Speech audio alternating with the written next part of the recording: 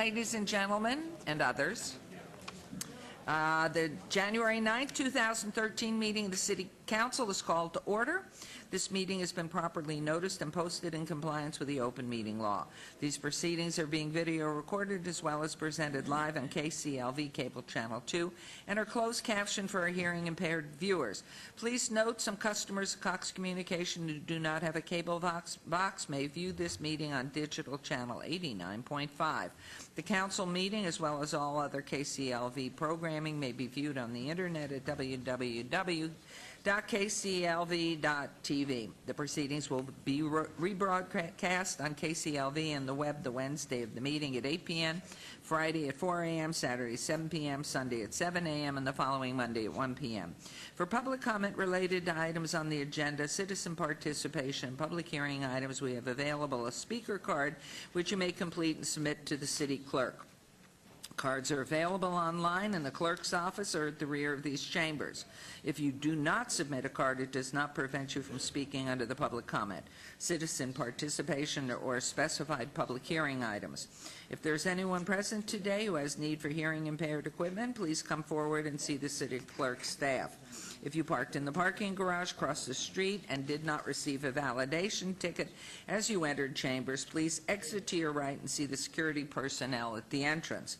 Before we proceed with the agenda, would everyone please rise for the invocation given this morning by Pastor Krosho Alihi, I hope I didn't kill that, Evangelical Friends Church, and remain standing for the pledge. And good morning and Happy New Year. Thank you.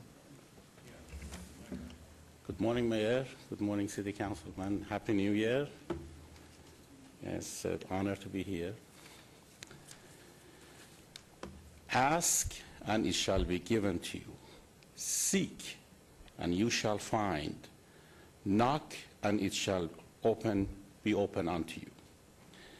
Heavenly Father, I ask that you open new doors of opportunity in 2013 for the residents of the city of Las Vegas. As the psalmist says, 71:14, as for me, I will always have hope. I will praise you more and more. And Isaiah 42 says, behold, the former things are come to pass, and new things do I declare. Before they spring forth, I tell you of them. Sing unto the Lord a new song, and his praise from the end of the earth. Heavenly Father, you are awesome. You always give us a new beginning. I ask today that you give your heavenly wisdom to our mayor and the leaders in this city to lead us according to your will.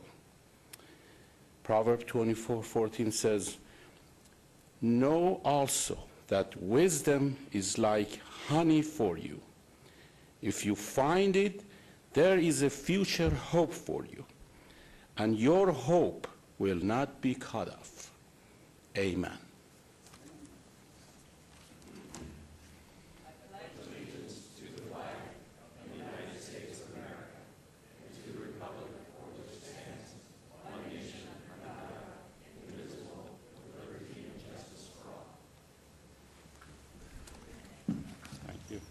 Thank you. That was lovely. We will proceed on now with the ceremonial portion of the agenda.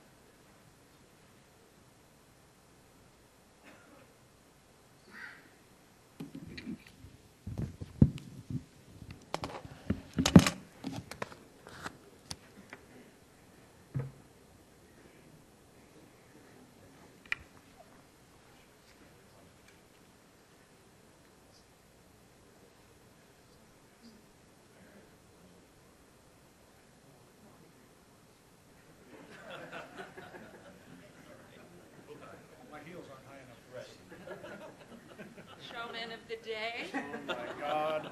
Oh, my Lord. Oh, my God. Are we playing? She's a city mother. Don't let that go far. Okay, this is really, not that every other city council isn't exciting and wonderful as the city grows and does everything it's doing. But for our first item today, I have the great honor of recognizing the first citizen of the month. Where are you? For 2013. And I think it's a good year. When I was thinking about whom I would choose for this recognition, I was surprised to find out that our recipient for this month had never been so recognized before, because he truly is one of the most fantastic people in our community, and he is someone who has made such an incredible mark for the destination for visitors all over the world. And so I would like to invite President and CEO of the Las Vegas Convention and Visitors Authority, Rossi Rollencotter, to join us at the podium to be recognized as Citizen of the Month. So would you please come up?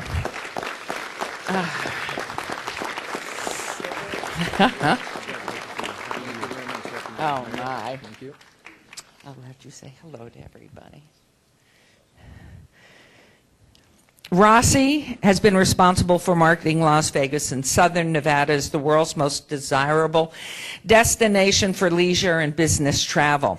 Under his leadership, the LVCVA successfully launched Vegas Stories, the most successful branding campaign in tourism history. The campaign is best known for its oft-repeated tagline, "What happens here stays here." Oops, I'm sorry.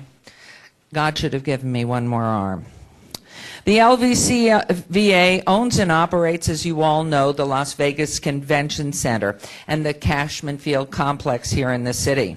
With Rossi's oversight, Las Vegas remains the World Trade Show capital, hosting 60 of the largest 250 trade shows. Rossi began his career at the LVCVA, he's so young, 40 years ago as a research analyst. Prior to becoming the president and CEO in 2004, he was the authority's executive vice president and senior vice president of marketing. Before joining the LVCVA, Rossi worked for a local telephone company and served in the United States Air Force. He's been a resident of Southern Nevada for more than 60 years. Doesn't look it. I know we have our members here that are Nevadans. As president and CEO of the LVCVA, Rossi has embarked on a new 3-year vision plan to lead our destination through unprecedented, tough economic times. The plan includes global sales and marketing strategies designed to market aggressively Las Vegas while also ensuring efficiency and flexibility. Rossi is the chair of the board of directors for the U.S. Travel Association and recently completed his term as chairman of the Travel and Tourism Advisory Board for the United States Department of Commerce. Additionally, he has served as delegate to the White House Conference on Tourism. I have to say that while our president in his past term was calling for international pursuit of bringing businesses and bookings of conventions to our country, Rossi Rollencotter has been doing that for well over 20 years, which is why we're seeing such huge growth and stability as this continuing to remain the #1 market. It is so exciting. There are 2 other people who'd like to thank Rossi for his hard work, but they couldn't be here today. So, of course, with the magic of technology, we have some comments from them on video. We may roll that for you now. Rossi, if you look behind us at the monitors, Hi, please Rossi. take a gander. This is a big deal. We value the Citizen of the Month as being a very important occasion for the City Council and for the City of Las Vegas. I can't think of anybody more deserving than yourself because you are the equivalent of, let's say, Tommy Lasorda, who bled Dodger Blue. You bleed Las Vegas tourism, putting heads in beds. You're the very, very best. Congratulations. Carolyn, you got it right. When you picked Rossi, you made the best choice you could possibly make. He's a jock, he's a gentleman, he's a cowboy, he's a genius. You know, he's made us #1 in this community for a lot of years at the Convention Authority. He's been the best president we've ever had there. He's fabulous. And Rossi, congratulations. You should be the man of the year. You know, you should be in the paper at the end of the year and beginning of the year as right up there with Wayne Newton and Frank Sinatra as being the guy that made Vegas. Congratulations, Rossi. Isn't that gorgeous? Wow. Of course. And so tactful, would never say anything about anything that's controversial, either of those two guys, I can assure you. Of course, that was the LVCVA chairman and Clark County Commissioner, Tom Collins, and of course, my shy and retiring husband, who, as you know, is a dear, dear friend of Rossi's, as well as former mayor. But I want to tell you a little bit more. And before I give you my closing, I thought it was really fascinating and you need to know, and we're making a record so we can see it 5 times on TV.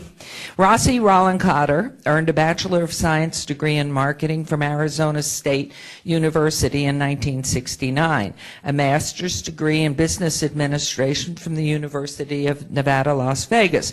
He was honored with the UNLV Distinguished Nevadan Award in 2009, UNLV Alumni of the Year in 2008.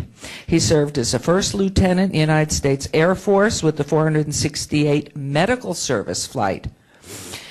He is a member of the Las Vegas Ad Club, which inducted him into the Las Vegas Advertising Hall of Fame for lifetime marketing achievements.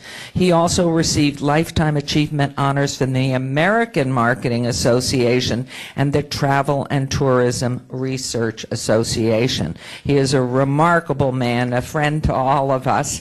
And I want to present you with this beautiful certificate. And I also want to bring up your family, because how can we do anything without a fabulous family beside us and behind us and in front of us? And so can you bring up your family? Okay. My wife, Mary Jo, daughter Robin, daughter Kathy, her husband, John Keating, with us today. And if I may, so I'm going to read this. Citizen of the Month, January 2013, Rossi Rollencotter, signed by every member of our wonderful City Council. I know how devoted we are because it makes our job so much easier when we have people here to serve. And so when the convention's coming in and everything that you do, you are the most remarkable man. And the fact that you're a native Nevadan is magnificent. That is even better for us. So on behalf of the city, I want to thank you again for all of your work and present you with this certificate. In addition, for the next month, your name will be on the street sign outside of City Hall on Main Street. And we have that sign here, right there to your left. And that so you can drive back and forth, back and forth. Come in from the county, come into the city, back and forth, back and forth, back and forth, and you will come back and forth and back and forth. So anyway, I know you have a few words. He is most eloquent and just such a dear friend. We're so proud to have this time in 2013, January Citizen of the Month. Mayor, I want to thank you very much and the City Council for this great honor. To be the Citizen of the Month for Las Vegas means an awful lot to me, having grown up here, and a couple of things. When I walked up and I shook Bob's hand, he said, "Go Gales," so I'd anticipated that, so I wore orange and blue today to recognize our Gorman Gales.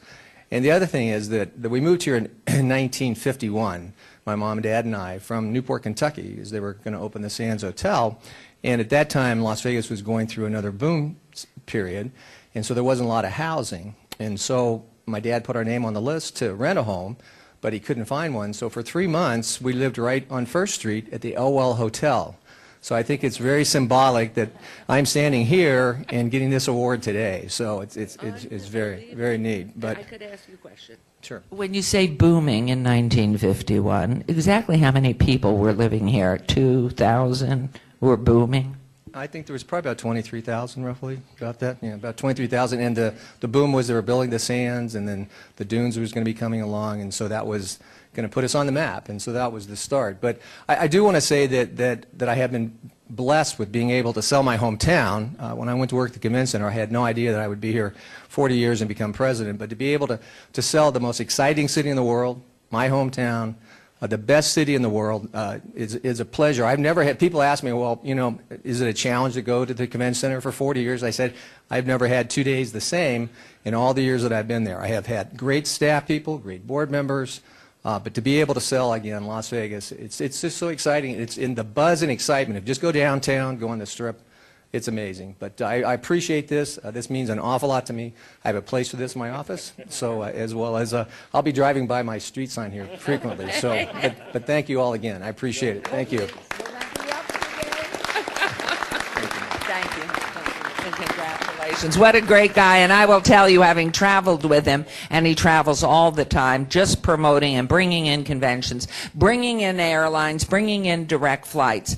But the amount, 15%, I guess, of all the rooms being filled is convention-based. Convention-based. So it's so important to all of us in Las Vegas, because that's what drives our engine down here as well as the rest of the county. You're a miracle man. So would you like to have a photo opportunity? I know the council would like to do it with you. Pardon us for 1 second.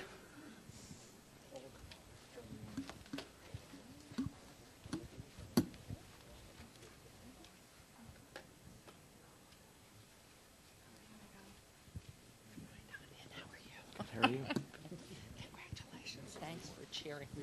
I'm going to slip Oh, good. Okay. All right.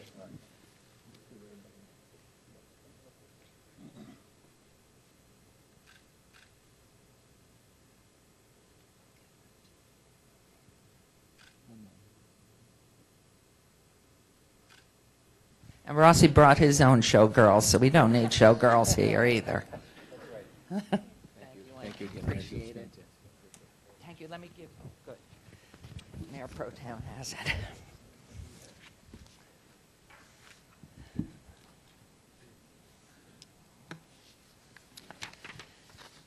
For our next item, I'd like to invite Special Agent in charge of the Las Vegas Division of the FBI, Kevin Favreau, and his family to join us up here at the podium, please. Special Agent Favreau took charge of the Las Vegas Division on December 4th, 2009, so we've been lucky to have him for 3 years. Now he's heading off, boy, that's too early, into retirement after 30 years with the FBI. As you all know, Las Vegas is a dynamic city, and public safety is always our #1 concern. Our city marshals and public safety chief Karen Coyne, work very closely with law enforcement partners, and they have nothing but glowing reports to say about Special Agent Favreau.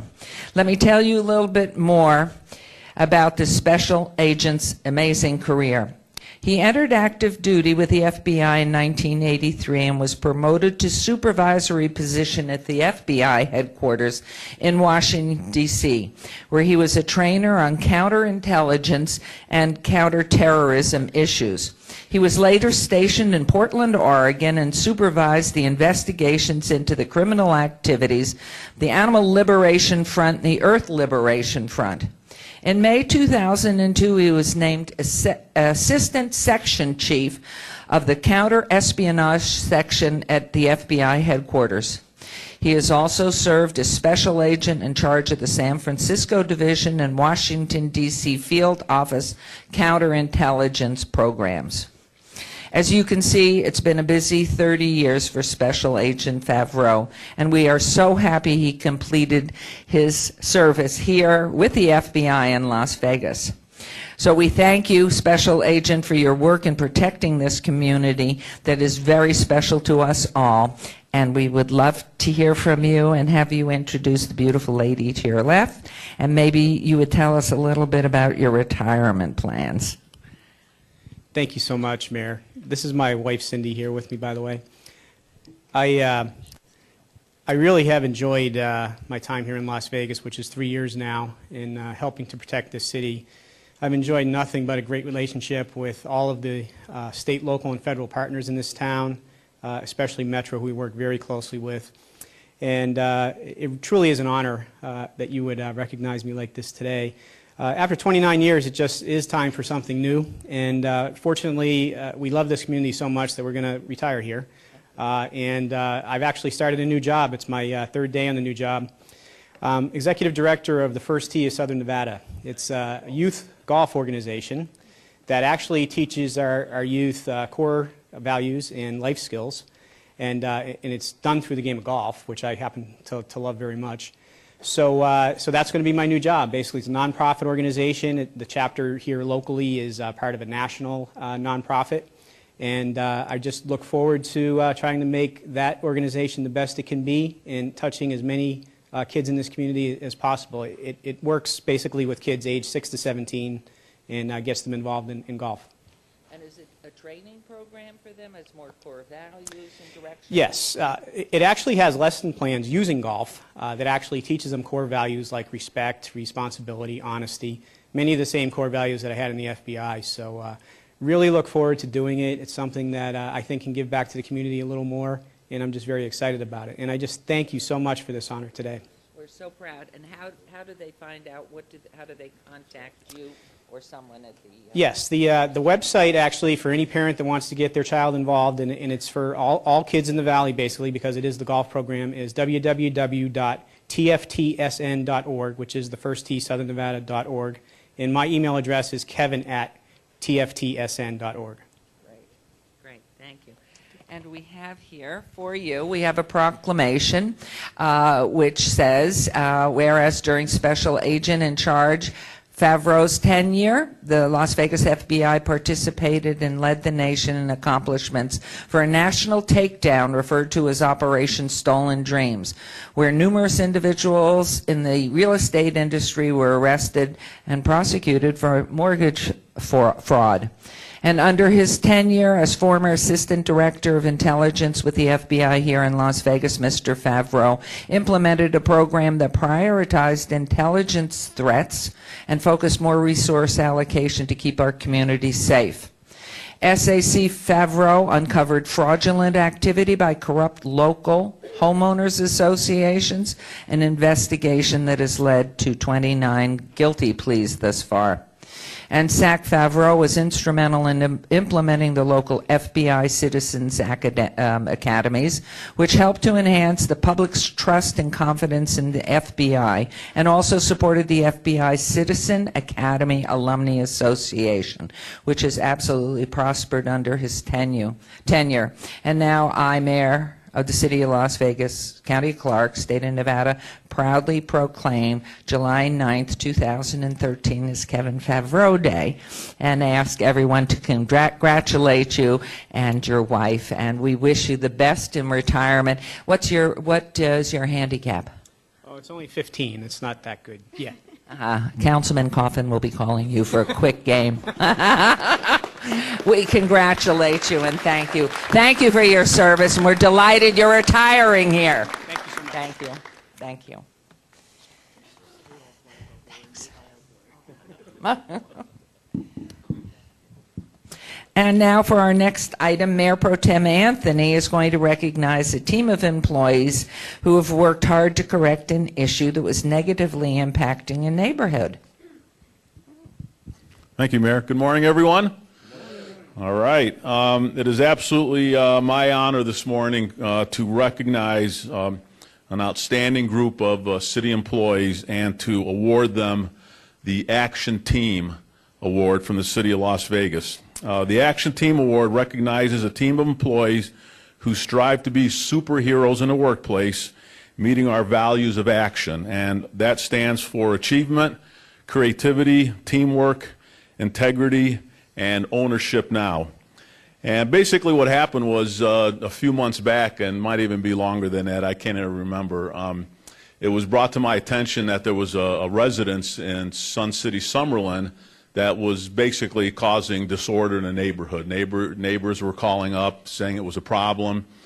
It was some type of a hoarding situation, and I don't know anything about hoarding. I've never seen the television show Hoarding. But I did go out there and visit the residents myself, and I talked to the owner, and I could tell there was a problem there. But I really couldn't tell how big the problem was, what the magnitude of the problem was. But I knew this gentleman needed some type of help. So I decided from my law enforcement experience to kind of take a task force approach and try to get as many people involved in this particular situation. So I had a meeting, and I brought in some of the directors from the city attorney's office, communications, building and safety, code enforcement, neighborhood services, and detention and enforcement. And we talked about this particular situation, and what I basically told them is we need to get this house in compliance so it's not causing disorder in the neighborhood, but we need to show a little compassion for the individual because he was probably obviously having some kind of a problem, and he needed some help with it. So this group went into action, brought in their particular folks that work for them, put a plan together, and this is what we ended up finding out was happening at the house. There were a total of 55 cats in the home.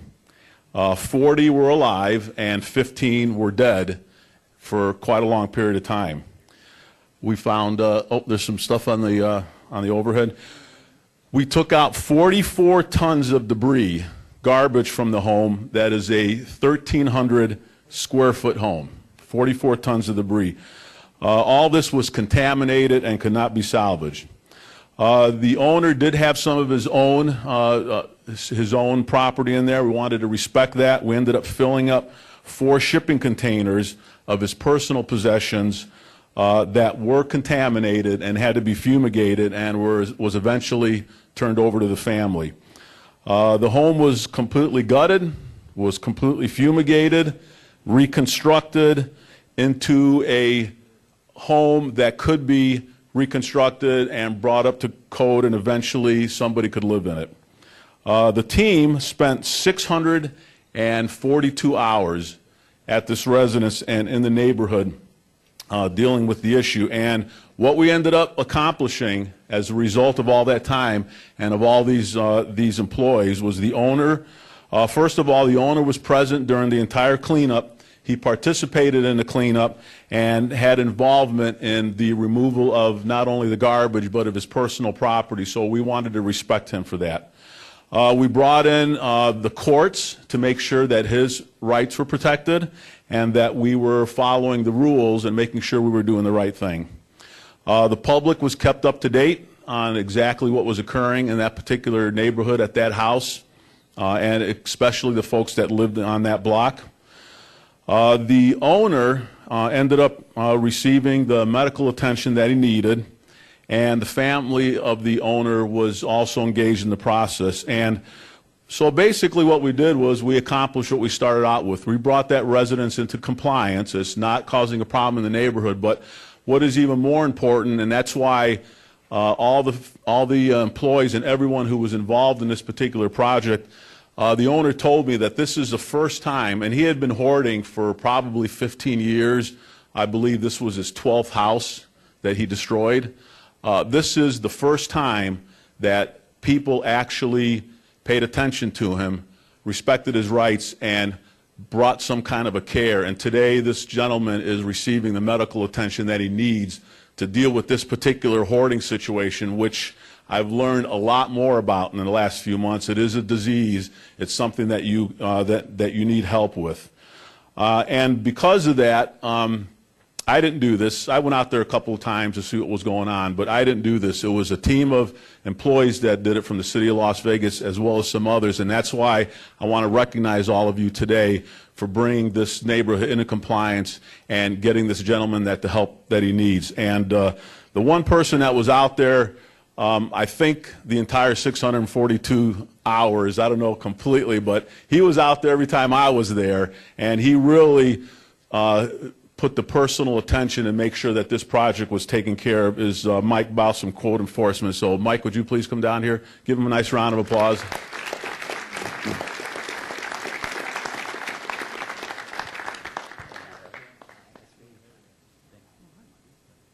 And before I recognize everyone, Mike, would you please say a couple things, because you were on ground zero there. And just one other thing, The interesting thing is, what we ended up finding out is this was probably the worst hoarding situation that's ever happened in the city of Las Vegas. It was that big a deal. So, Mike. Thank you. The councilman was out there. His liaison was out there every day. And one of the things I remember was I was in the house, suited up with the mask and the boots on and the latex gloves, removing debris. And someone said, Mayor Pro Tem Anthony's outside, wants to speak to you. So I went outside, saw Mayor Pro Tem, walked up to him and started giving him a summary of what was going on and all the activity. And I spoke to him for about a minute, and he looked at me and he said, who am I talking to? And I realized I had my mask on, everything else. This project really was a challenge, and it was really an unusual case for the city of Las Vegas, and I think for the region. I don't think any jurisdiction has seen a problem of this magnitude. And fortunately, Mayor Pro Tem Anthony, with his law enforcement experience, saw the need to convene a task force. And when we talk about task force, we're talking about 3 outside agencies, 2 private sector firms, and 9 different city departments that ultimately worked on this project. But what was very helpful to us is to get this policy direction from Mayor Pro Tem in terms of what his expectations were. And he wanted, first of all, the health and safety issues addressed, but he also wanted it addressed in a compassionate manner. And so Mayor Pro Tem, that permeated every decision that we made out in the field, and we thank you for that direction.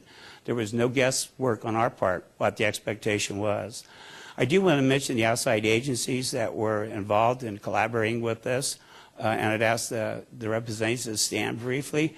Oh, you're going to do that? Okay, great. So in summary, we learned a lot from this. We thought we were prepared for anything that might surface, and we found that we weren't prepared for this. But Vivek Raman with the Southern Nevada Health District has convened a group to talk about hoarding issues, to maybe establish some regional protocols and list the resources that we can use in the future if their problem occurs, and any other jurisdiction in the valley who has a similar problem can use. And so, Vivek, we're committed to continue to work with you to develop those protocols. But Vice Mayor Pro Tem and Mayor and City Council, on behalf of the entire team, we sincerely thank you for this recognition. Thank you. Thank you, Mark. Don't go anywhere. Okay. Okay, now it is my honor to recognize the Action Team Award and the recipients who were out there doing a great job in solving this problem. What I'd like to do is when I announce your name, would you please don't, we'll hold, everyone needs their own applause, but let's hold the applause until the end. If I announce your name, would you please come down here? We have a certificate, an Action Award certificate. Once everybody's down here, we'll give them a nice round of applause. So let's start with Detention and Enforcement Animal Control Officers Maria Stenico, Angie Padilla, and Mark Zacharia.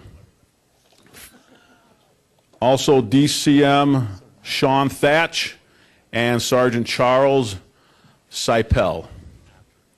Code Enforcement, obviously Mike Baus, Vicky Ozuno, Eric McCoy, Lynn Neapoli, Jonah Prieta, Lori Hagman, Scott Slovis, Harry Lujan, and Todd Freeli. From Neighborhood Services, Harry Williams. Come on, Harry. From Operations and Maintenance, David Schitzler, Rapid Response Supervisor. From Communications, Diana Paul, Jace Radke. Fire and Rescue, Fire Inspectors Tim Stickler, Zach Collins, and Steve Talby.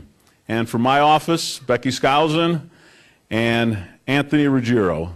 This is the Team Award, Action Team Award for the City of Las Vegas. Please give them a nice round of applause.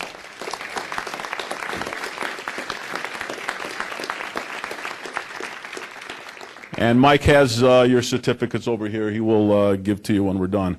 But also, as Mike mentioned, we could not have done this without individuals and organizations from outside the city of Las Vegas, and I want to recognize those folks also. Ray Burney from Metro, 32 years, retired 2 weeks ago. Come on down, Ray. Tom Delaney. Is that you, Tom? Okay, come on down here, Tom. He is he's the franchise partner for 1-800-GOT-JUNK. He was the guy that was transporting the stuff out there, and he told me his business has been booming since that particular event. So I'm glad to see we helped you a little bit in your business. From the Southern Nevada Health District, we have Vivek Raman. From Vector Control, Donna Houston, Ignacio Lasegui, Andy Cheney, Michelle Clark, and Bruno Stefani from the Southern Nevada Health District.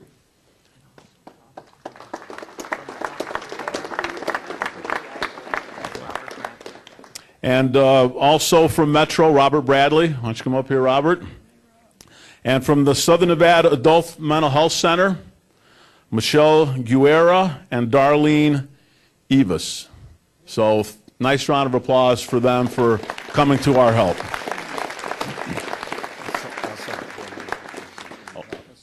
And Ben Little from the City Attorney's Office. Come on down here, Ben. Anybody else? I think we got everyone. Okay. Thank you very much, all of you. You did a fantastic job for a problem that we had, and that neighborhood is in great shape, and that gentleman is getting the help that he needs. So thank you very much for everything that you've done, and have a great New Year.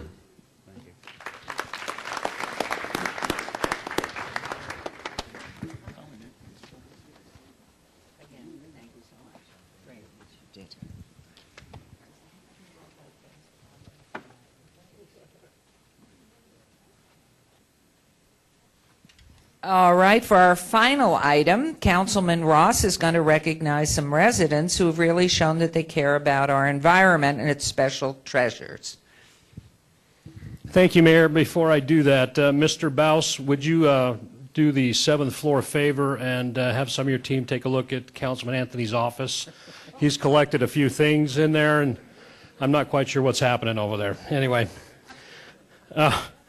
To assist me with this next presentation, I would love to introduce to you Gail Mars-Smith. Gail, would you come down here and join me, please? Gail is the Assistant Field Manager, the Assistant Field Manager of the local office of the Bureau of Land Management. Thank you for joining me today for this presentation. I'm going to hand the mic to you in a minute, okay? I'm sure many of you had read in recent newspaper stories about UNLV research team that unearthed fossil remains from the extinct wolf species in the upper Las Vegas Wash, revealing the first evidence that the Ice Age mammal once lived right here in the Las Vegas Valley. A few weeks prior to that discovery, researchers from the San Bernardino County Museum discovered in the same area the fossil remains of a saber-toothed cat. This discovery site is near the proposed Tule Springs Fossil Beds National Monument that we've all worked very hard on and hopefully we'll get. A fossil-rich area known for its diversity and abundance of Ice Age animal remains. Scientists estimate the fossil to be 10 to 15,000 years old. They believe there are still many important discoveries to be made. 50 years ago, scientists conducted a big dig at the Tule Springs, revealing a site to be rich with Ice Age fossils. I recently attended an event celebrating that 50th anniversary of the big dig, and I learned something very important. Literally millions of priceless artifacts reside on public lands managed by the Bureau of Land Management. This vast outdoor museum tells the story of the West over tens of thousands of years. There's a small but growing group of volunteer citizens working quietly behind the scenes to help the BLM archaeologists document and protect these very important resources. They are part of the Bureau of Land Management's Site Stewardship Program, and these volunteers all share one thing: a determination to stop vandalism and theft and to create a record of what exists on the land. Two of the volunteers spoke at the event I attended. And imagine to my surprise when two teenage girls approached the microphone They happened to be Ward 6 students, and they spoke with such a commitment and enthusiasm about protecting the history of Nevada. I was so impressed, I just had to introduce them to the City of Las Vegas, the City Council, and the citizens of Nevada. I have often said that newspapers too often only print stories that are bad about our children. I think that is wrong. We need to recognize and publicize our great kids every opportunity we get. And then the two young ladies I'm going to introduce to you are just those great kids. I call them the Fossil Girls. Would Jennifer Dukes and Sabrina Pinero come on down here, please, and join Gail Mar-Smith and myself. Give them a round of applause. These girls are incredible. Not to mention very pretty. Gail, would you tell us about these young ladies before I hand the microphone over to them? Well, these two remarkable young women are part of our Paleo Site Stewardship Program that BLM has worked with the San Bernardino County Museum to monitor fossils, to identify fossils, and instill in these stewards an environmental ethic to manage this area and to educate other people on how to treat fossils and how to treat our public lands. And they formed a mother-daughter team. Their mothers are here today to celebrate this occasion as well. And they worked really hard. They had, in addition to their schoolwork and all of their homework, they had to take a 12-hour training course to identify fossils, to understand the laws and regulations managing fossils, and then they had an all-day field trip to do an excavation and then to monitor their sites. They have been monitoring their sites quarterly and reporting vandalism and the condition of the area back to the San Bernardino County Museum as well as the BLM. They are remarkable. They are our future leaders. Yes, they are, aren't they? Ladies, you are remarkable. Thank you very much. And moms, thank you very much, too, for digging around in the dirt. Now, who's going to go first? You go first. And I'll get up. You can stand right here. Thank you. Hi, I'm Jennifer Dukes. First of all, I would like to thank Councilman Ross for inviting us and giving me the opportunity to come and speak before the council. I would also like to thank Gail Mar-Smith at the Bureau of Land Management for protecting the land in that these fossils are in. Also for creating the Site Stewardship Program along with coordinator Sally Underwood, State of Nevada, and the San Bernardino County Museum.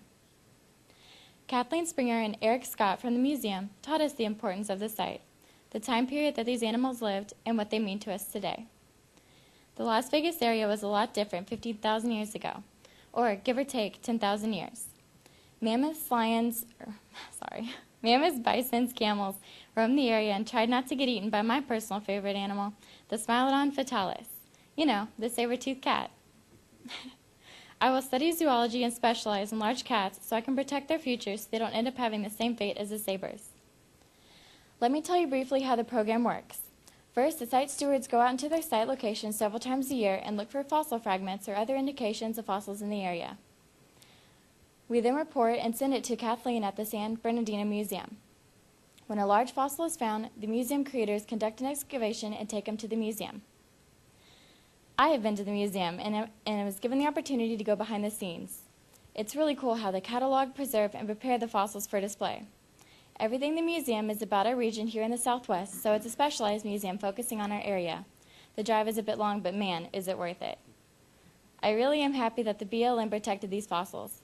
Being a site steward gives me the opportunity to get involved in a program that really makes a difference in our community.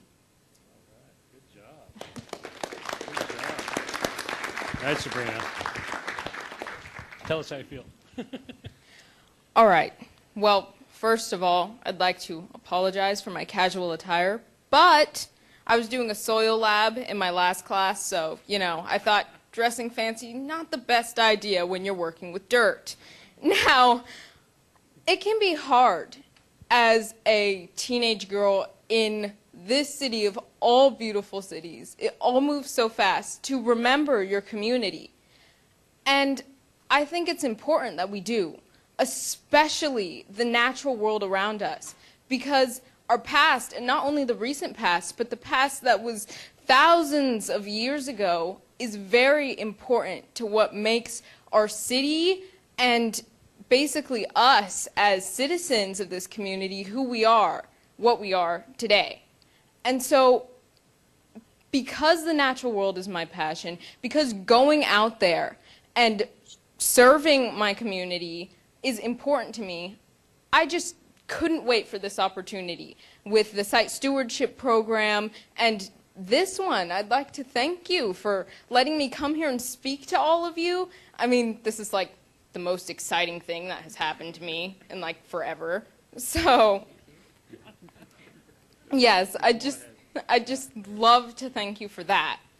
But in all honesty, because going out and serving the public, and especially the natural world, as I said before, is my passion, I just had to go out.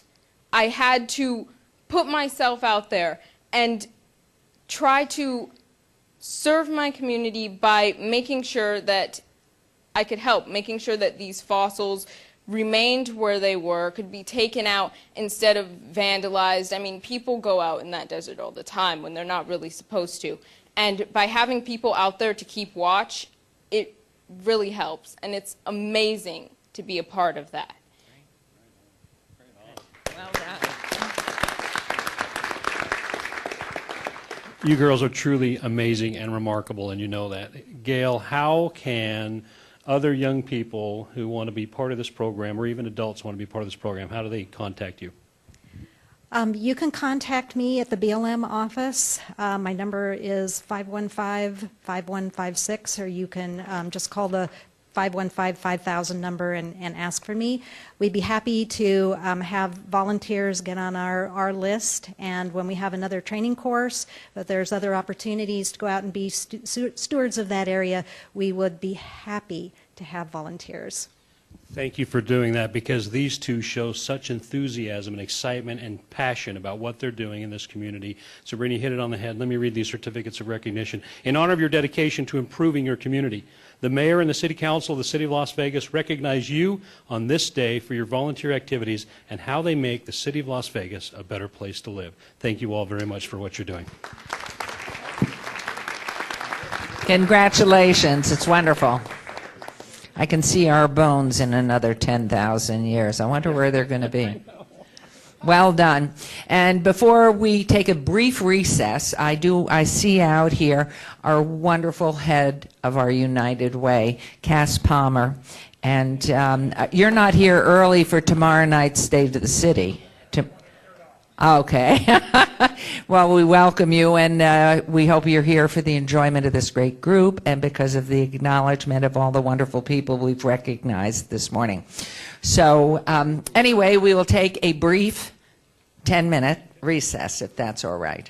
Thank you. Thank you.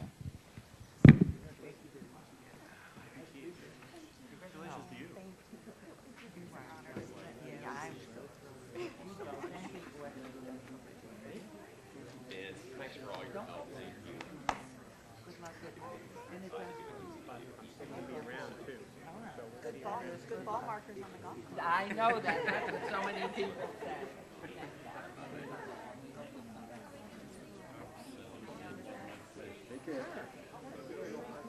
Number 13. I just wanted to say number 13. Yeah, right. And you know what? You're 13 right up on the yeah, she's number 13. It's a superstition, but I love it. Really? 3 of the best jobs. That's it? 3 of the best jobs ever had. I got hired on the 13th. There you go. I worked at nuclear power plant in San Onofre for 8 years, and was hired on the 13th of October. Give me a break. I mean, that 13 thing's overrated. Well, it's, you know, it is very exciting. Yeah. Very exciting. Let's see that thing can't happen. This is Michelle Freeman. So nice to meet you. Very nice to meet you. It's very cool. It's very exciting. It really is. Hi, Kathy. Hi, Kathy. How are you? How many years? It's a big deal. It's a big deal. And you went very well. You're a great leader and an inspiration to all of us. She went to our academy this year. I did. Ashes Academy. A new graduate. Hi there. How are you doing? She gets up attention and enforcement. I did. You know, and it's so funny. I mean,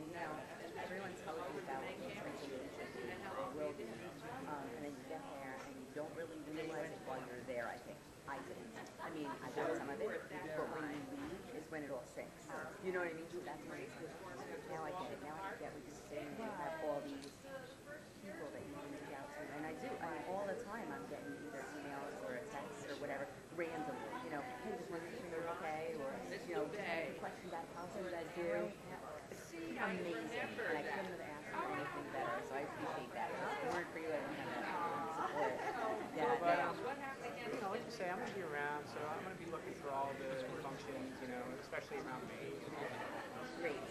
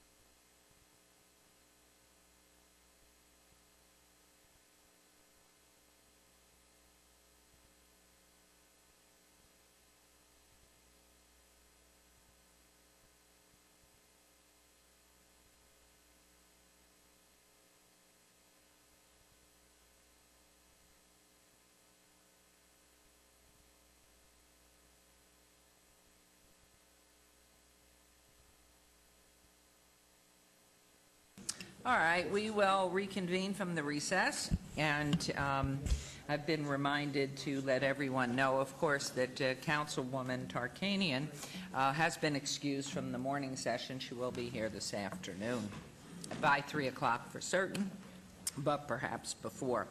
Also this morning, as we proceed, I've been notified by Councilman Ross that he has to leave at 11:45 for a meeting again off campus, and but he will return as soon as he delivers whatever he's delivering. Okay, our message. So we are now on to agenda item 10. Public comment during this portion of the agenda must be limited to matters on the agenda for action. The amount of time any single speaker is allowed may be limited. All comments made will be cross-referenced to those specific items. If anyone submitted a speaker card who wishes to speak under this portion of the agenda, please come to the podium, state your name for the record. We will set the time at 1 minute.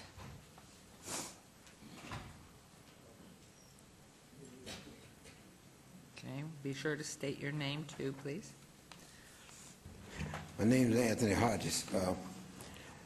Today, I guess at the end of the meeting, it's very special because in 1963 was a very great year for some people, but it was also the most tragic year we had in our country because we assassinated a young president. And it did happen in November, but it still was in, 50 years ago on this year. 63 to 13, 50 years. But anyway, I just want to remind us all that this is a special year, and it'll be the 50th anniversary come November. Thank you. Thank you. Anyone else wishing to be heard, please come forward, state your name. Good morning, Mayor and Councilman. Cass Palmer, President and CEO of United Way of Southern Nevada. Just want to express my support for our partnership. Excuse me, Cass Palmer, President and CEO of United Way. Just wanted to verbally express my excitement about our partnership for a volunteer program for downtown redevelopment.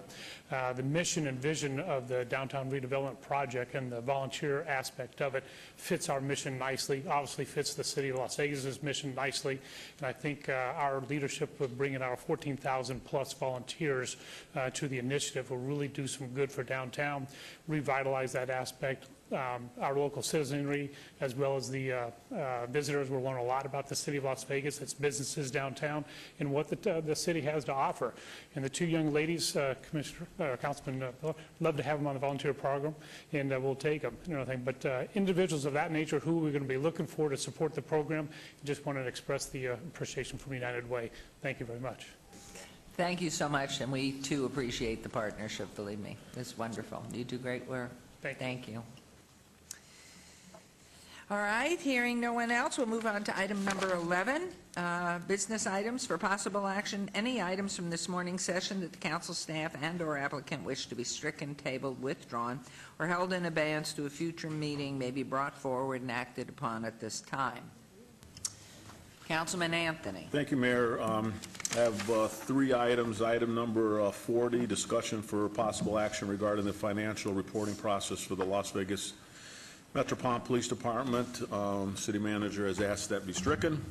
Item number 47, City of Las Vegas Citizen Advisory Committee to the Las Vegas Redevelopment Agency, Michael Cornthwaite, requested by Councilman Barlow. This be held in abeyance till January 23rd, 2013. And item number 51, Bill 2012-58. Staff has requested this be held in abeyance till January 23rd, 2013, and that is my motion. Thank you very much. There's a motion. Please vote. And please post.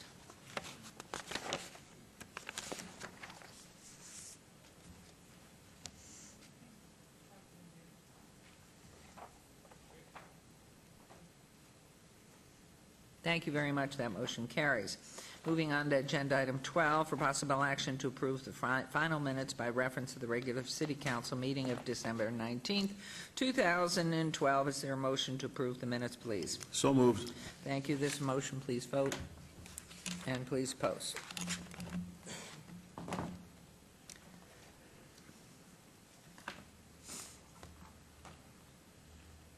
Motion carries. Thank you very much. We now move on to agenda item 13. Items number 13 through 37 on the consent agenda are considered to be routine or recommended for approval by the departments and may be enacted in one motion. Are there any items the council wishes to bring forward? Okay, hearing none, I would entertain a motion to approve items 13 through 37. Motion to approve items 13 through 37 on the consent agenda. Thank you very much. This motion, please vote. And please post.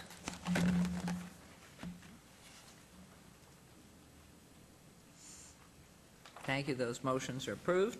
And now we move on to item number 38. Item 38 will not be heard before 3 p.m., so we will move on to item number 39. Item 39 reports on the status of the Department of Informational Technologies and the Office of Administrative Services. This reflects all wards. Mr. Marsalis, there you are. It's okay. Happy New Year. Welcome back.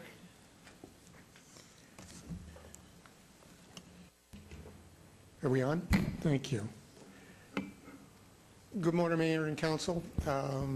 Today is actually a good hair day, so I'm happy to be here, happy to be able to present the IT organization to you.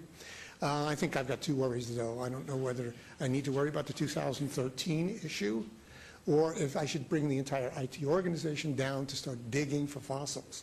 I think both are a lot more interesting.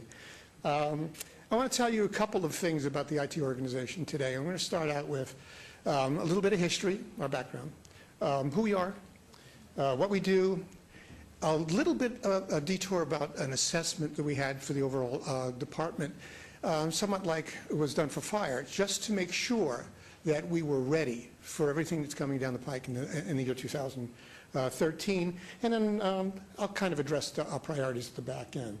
I want to talk about some history for the IT organization. And by the way, does anybody on the council recognize that device?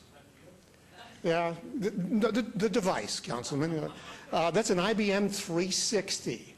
They were minted in 1962. I think there's two concerns I have. One, there's about 4 in museums today, and there are about 7 in service. Does anybody have any idea whether they are in service? They're a modified device, the old mainframe, the FAA. Let me tell you about some history. Virtual Las Vegas Technology Interlook project was something that had begun, coined when I got here.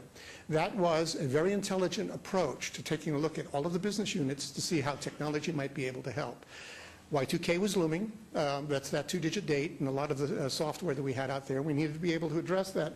And we had one city, a vision of one city, one set of services. And I was pleased to come on board at that particular time with that kind of vision. That's where we were. Here's where we're going.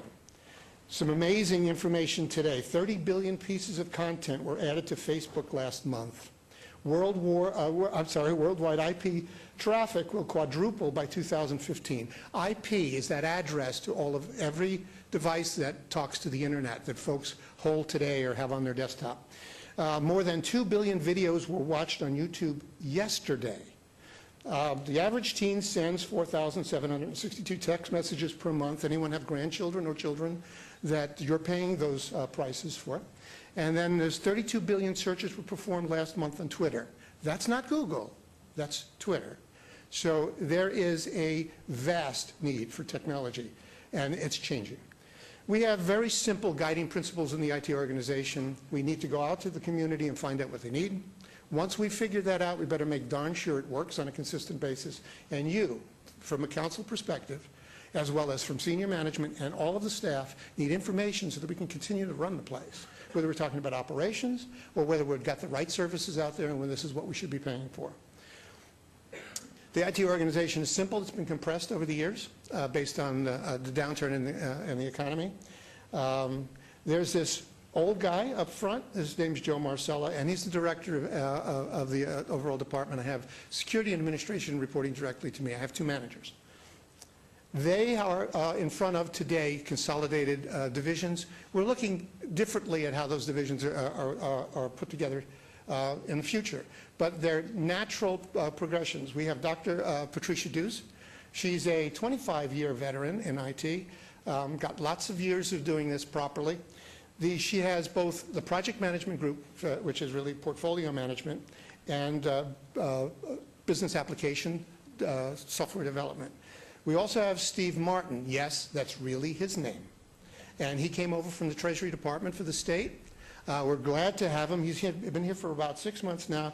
He's got the computing infrastructure as well as communications. We even gave him the mailroom. I'm not sure he's happy about that. However, he also has the print shop. So he's the man to argue with when it's needed to. We have a very simple mission statement. We try to enable the business of government through technology. And we do that with these applications. All of the business applications are managed or, in fact, supported by the IT organization, from human resources to financials, right on through to land development, planning, business licensing, public safety, geographic information systems become a core, parks and neighborhood services, water pollution control facility, and public works. And there's more. We also deliver services through alternate channels, and I'm going to talk a little bit more about that later on. We deliver the intranet and the internet as well. And by the way, we were the #1 government website in 2008. Now, we were the #4 government website in 2006, went to the 3rd government website in 2007, and the former Mayor Goodman told me, #1 or you're looking for a job. So we made it in 2008. Now, the question would be, is where are we today in the rankings? And we're not. That means that we've got some work to do in 2013, but with our new web center and the direction that we're going, we've got 2014 targeted. So you can hold me to that. We also maintain computers, so everything that you've got in front of you or your handhold actually works on a consistent basis, from communications to the device itself. Business intelligence, as I mentioned in an earlier slide, is extremely important for decision support and executive information systems. And these systems that we manage mine all of the other systems that are out there so we can make decisions across business applications. And that's the purpose. We manage technology projects and ensure quality. That's Dr. Dews. And we keep our information and identity secure. That's part of the reason that the security folks report directly to me. Our strategic focus of meeting today's city priorities. I talked earlier about the alternative service deliveries. I thought it would be interesting to talk about what they are. That's the web. That's the interactive voice response units. That's a fancy way of saying telephones. Self-service, so that internally as well as externally, folks can literally talk to the city without physically being here and get some things done. Social media is becoming a mainstay within government. It's necessary and important to be able to carry on a conversation with a citizen, and that's how that's used today. And I think we've already got some projects. It's called crowdsourcing with David Riggleman's group that makes sense. And it's a good beginning. Citizen engagement, 50% deployment by 2012. We've hit that target, and 80% deployment by 2013. What citizen engagement means is we have an inventory of things that can be done outside of City Hall on all of those alternative devices and all of those alternative channels. There are 165 of them identified. Out of that, 50% are actually automated today. By next year, 80% is what we've targeted. I'm targeting 100. The mobile workforce extends the city's reach. The candidates that use that are the business safety, building safety, rapid response, code enforcement, D&E, and others. That means that they don't physically have to be at a desk to actually perform work out there in the community. We connect with the citizens, and this is being announced very soon, downtown municipal Wi-Fi. That's free to the citizens. It also showcases a lot of the City of Las Vegas information. We have a Code for America fellows, a group of 3 that will be with us in February. Code for America will write apps for the City of Las Vegas after investigating what those needs are in not only the community but locally. And then those apps that you heard tell about will then be developed, and by the end of the year, we'll have things that might work for parking, might work for First Friday, and anything else that we discover that there's a real need for citizens. And we actually have our own app for customer relationship management, you know, potholes and things, graffiti and things that have gone wrong in the community. That app is now at Apple, it's been approved, and we think within the next 3 weeks will be published. By the way, when you want to go look for that, it's called City Las Vegas Mobile. Okay, Councilman Beers is on its way to go. The development services process, what we've done as a group, and almost the entire city is involved, is taken 3 departments and a division, let's call it 3 weddings and a funeral, and tried to combine them in a way that there's a one-stop shop at the DSC where the development community can come and start the process electronically and from cradle to grave get those things done as expeditiously as possible and as economically as possible, so that when the building starts to pick up again, we're going to be ready. Automation, it's very important to business practice re-engineer as the world starts to change and the economy is different, so every one of the departments are looking at different ways they can do that. And the way we facilitate it, we build. Sometimes we write software. Buy, that means we purchase software. You see it come across the agenda. We rent. That's that cloud you've heard tell about. Not necessarily, we don't necessarily have to do it all. Someone else can do it for us. And share. The multi-jurisdictional business license that everybody's aware of and has been such a success, that's sharing software development and services to the citizens through multiple jurisdictions cooperating. Talked about an over-his-shoulder assessment.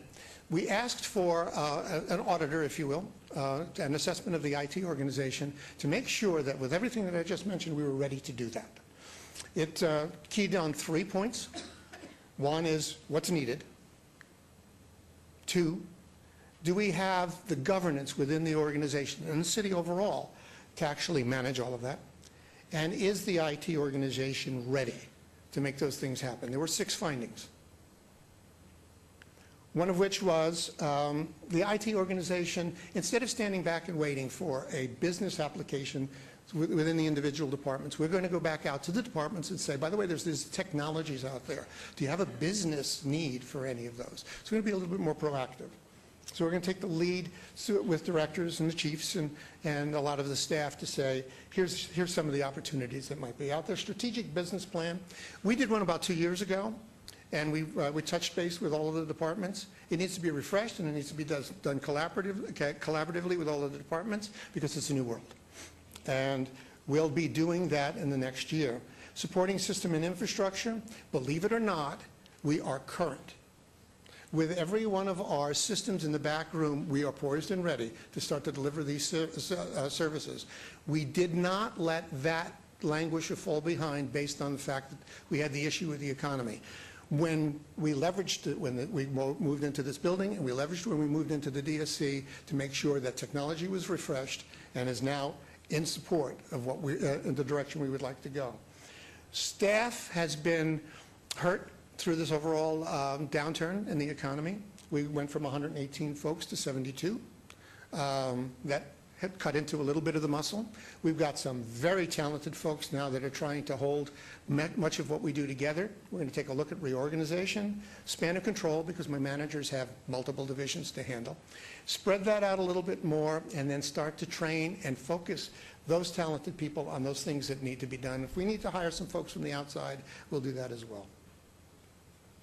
Internal Service Fund, we have to pay for all of this. We've actually found out a way to do that within our funds without an appreciable impact to the overall organization. Governance, we believe that the city manager's office and the new structure that Betsy has established will help because it's by communities of interest. We understand that there needs to be users out in the community, departments we serve, that literally are poised and ready to assist us and then bring that information back so that we can do something intelligent with that according to a priority basis to deliver those services. That was the findings. Next year, or this year, alternative service delivery is paramount. I said it was an 80% adoption. I'm really going to look for 100%. Projects are delivered when they are needed. Not necessarily according to prioritization, but when there's a business need out there, we focus our systems according to that need. We'll prioritize in the back room to make sure that we meet the date. staff and citizen engagement, we believe that the citizens are part of our workforce. We honestly believe we need to be engaged with them, as well as we need to be engaged with the individual departments. Appropriate customer service. When you need us, we need to be there, and it needs to be effective, and our staff needs to be able to cure the issue. And then we hire and retain quality staff. IT is always in transition, and I think it's a work in progress. Open for any questions? Nicely done. Can you come tomorrow night and give that? But you have to do it in 3 minutes. Thank you. Yes, I will. I've got a couple of pieces of it, but this is, and you know, it's really a work in forward.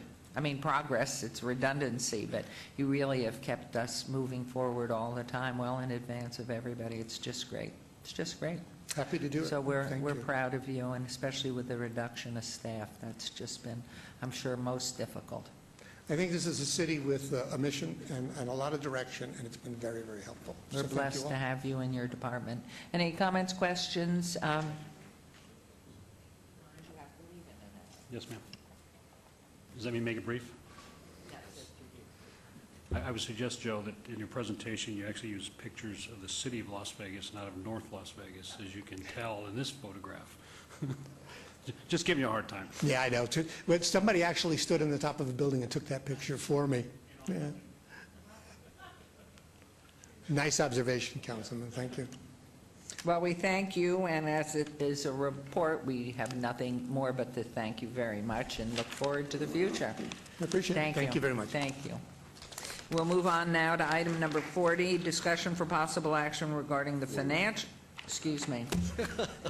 40 Not was yet. stricken. Sorry, we struck it first. Yeah, we did. We struck it. Past tense. is Again? Strike. This is the second You're back. time. Here we are. Right. Now we're at number 41.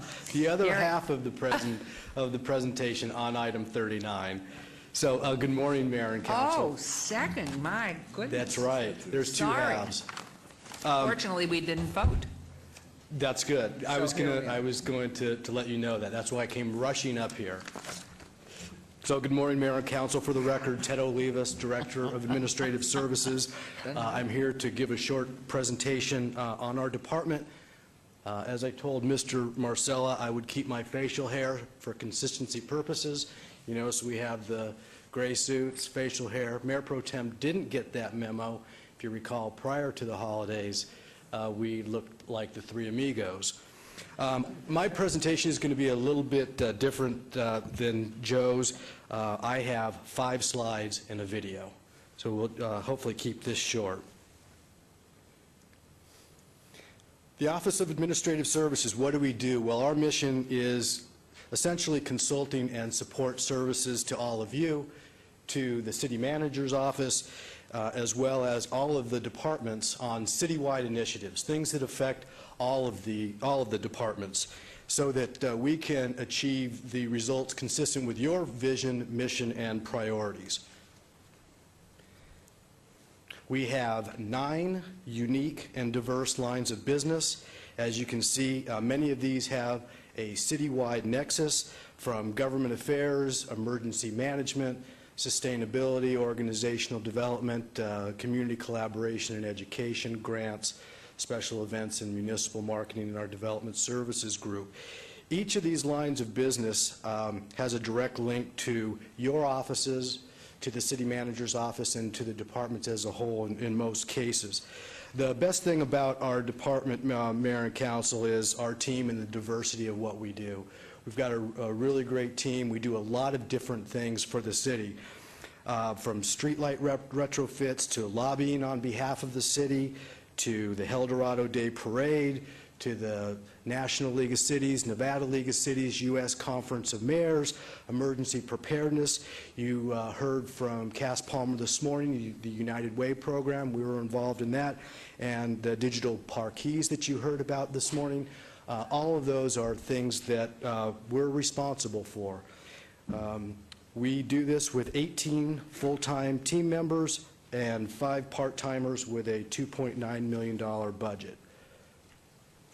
As you can see by this next chart, we're kind of robust. We're short and wide, and that's why we're very well aware of our wellness initiative. And we try to keep that in mind because of our department. Now, what you'll notice on those 9 lines of business, on the far right, you see development services. That's something that's a little bit unique that most people aren't aware of. This team, that group, includes David Bratcher and Tom Burkhart, who are helping expedite projects over at the DSC, and they kind of report to Scott. They weren't sure where to put them, so they gave them to me. Why are we important? Well, we're the catch-all department for the city. I'm kind of like Mikey, you know. Nowhere else to go, give it to Ted. You can call me Teddy. Okay, so I'm like the Mikey of the organization, and that's good for us. We're a department that was meant to adapt and change as your priorities change. So what we do differs on a year-to-year basis. The more we change, the more we stay the same. This is really about citywide initiatives and what your priorities are at that time. Now I'd like to share a short video to give you a staff perspective of what we do and why we do it. Maybe.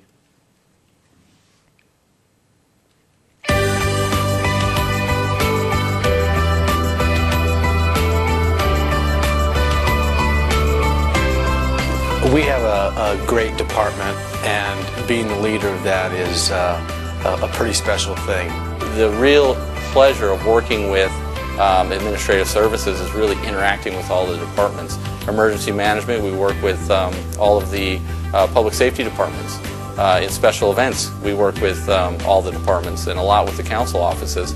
And in organizational development, we work with all the departments. I love what I do, and I love the political process, but what's great is doing a job that I love for an organization that I like being a part of. I work with really nice people. My favorite part of my job is that I get to spend time out in the community talking to other organizations to find out what their interests and needs are.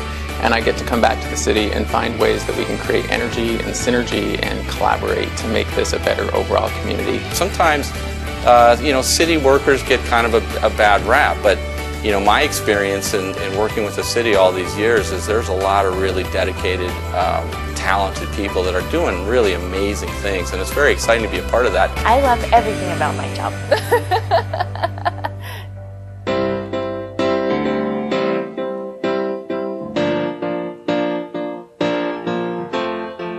Saving money is a big part of my job. For the utilities that program that I manage, we've saved the taxpayer upwards of $1.9 million.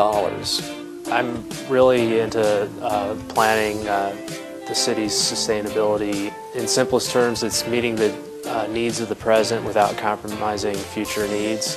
So that's accounting for all the economic, environmental, and social needs of the community and the city now and for the future. Our recycling program actually started about 6-7 years ago, and the city's been recycling quite a few materials. We recycle over 50 different items amongst all the different business lines that are here at the city.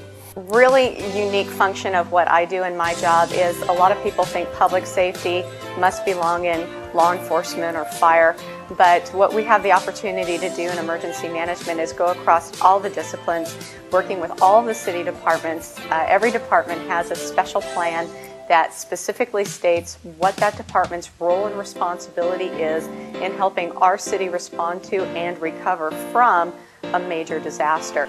We coordinate in an emergency all of the city departments and their response efforts and the resources of the city, bringing those to bear on the mitigation of the consequences of whatever that disaster happens to be. And we project what happens, because if we project what happens, then we can plan and prepare and ensure that we are able to respond to those incidents that might happen. For over 10 years, the City of Las Vegas has coordinated the Community Emergency Response Team program. This program is not limited just to the City of Las Vegas. We conduct these training programs throughout the valley, throughout Clark County. And the really neat thing about this program is it trains people to be self-sufficient, to be better prepared for taking care of themselves in an emergency. One of my biggest projects that I work on is the El Dorado Rodeo and the parade. And it started back in 1930, and people don't realize what a small community we still are. So when we do the parade and the rodeo, it truly is our community event. It's a great way for people to get out to see what's going on and to meet their neighbors. There's just all kinds of really wonderful things that happen when you have a community event. Organizational development is kind of the fancy title for the program that supports all the people no matter what level they're at. And basically develop an organization by developing people one person at a time, one unit at a time, one department at a time. People ask me, what do you do? I always say whatever they tell me to, because it can be a variety of projects.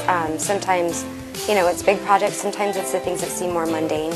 But I think in the analyst position, you get to support all of the people that make some of the bigger things happen, not only for our employees, but, you know, citizens of the community. I manage some federal grants, and I write manuals for volunteer program and assist with the internship program. And actually the federal grant dollars help support nonprofits here locally that otherwise would find difficulty existing. For the City of Las Vegas, the City Council adopted a priority related to improving the outcomes of our students, primarily high school graduation and third grade literacy. I think you need the community to do that, so I focus on creating relationships with community organizations that can help me further the goals of third grade literacy and high school graduation. Also, the other realm is increasing the opportunities for people to volunteer. Right now, the downtown core needs the most attention, and there's the most energy going on in the downtown, so I focus on inner city schools, making sure that every single child that lives in the city of Las Vegas has the same access to quality education.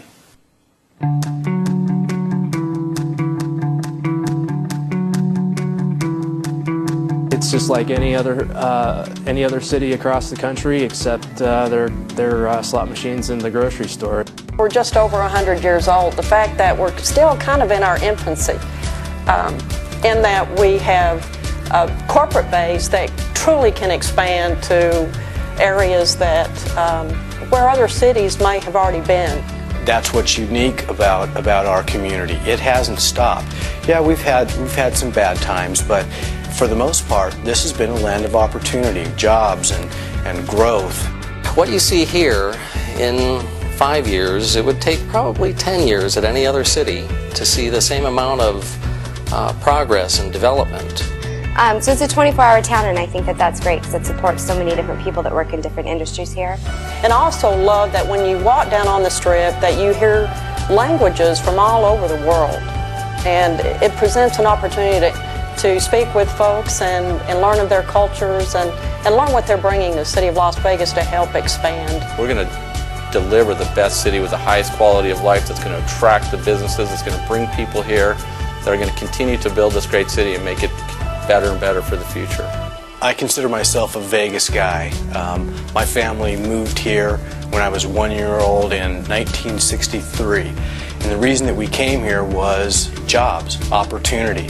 And I think we see today what we saw 49 years ago. And that is, this is the land of opportunity. There's great things that local government can do for this community. We are the backbone. We're the foundation for a great community. And working together with the business community and private industry and our other local governments is what this is all about. And I think that's what makes a great community. And I think that's why the city of Las Vegas is special to me. I've been here a long time.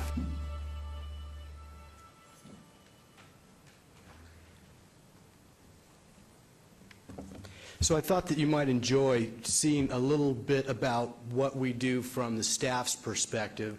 And I think you saw a wide variety of things that we do, which is kind of reflective of that wide, robust department that we call Administrative Services. So with that, I'll conclude the presentation. Thank you so much. It is amazing what we do here and how well we do it. So that's why we're on the mark, and good luck. Thank you so much for the report. Beautifully done. Yes, Councilman Coffin. Hello, Your Honor. My experience with Ted started long before I came on the council. I think Councilman Beers also had that same experience because Ted came up as lobbyist for the city, and what we saw is a really interesting way to operate. They had staff up there and staff here, and it almost seemed as if they were continuously in contact, literally almost on an open line, as they did research for legislators who represented the city, or any legislator from anywhere who had a question about the city, or they were very heavily involved and always available. I would wake up in the morning, maybe 7 o'clock, and get a cup of coffee and try to get downstairs or somewhere to find my way around. Ted and his crew would already be finished with their morning jog. I mean, everybody on the team had to be out there exercising before dawn because he's a severe taskmaster on the people, and he believes if, you know, a sound mind, sound body, you know, right? So anyway, they have always been a great reference, or a great resource for legislators on many subjects, anything relating to local government, not just the city of Las Vegas. So they always had a good reputation up there, and I'm sorry to say, it was almost like a sentence to go back up to Carson City for the winter, but I know Ted's going to be doing that, and we will be very capably represented. That's the one side of administration that I saw before I came on the council and learned about the, you know, the many, many things that they do. I would add to that, too, and knowing how hard everybody works, that anybody that's a director in management is only as good as the team with whom he or she works, and we have the best teams every single area and every single department, and it's truly a joy. And I know those who are all the time with us here on the microphones, I know they know that they're as good as they are, not only because they've done so many of the jobs before they've had this assignment as a director, but they just really have the best team. So we are really, really fortunate here as council people and mayor to know that we can rely on for truth and a really strong effort. So congratulations to the full team. It's outstanding. And thank you for those comments, Councilman. Okay, and at this point, then we will move on to item 41.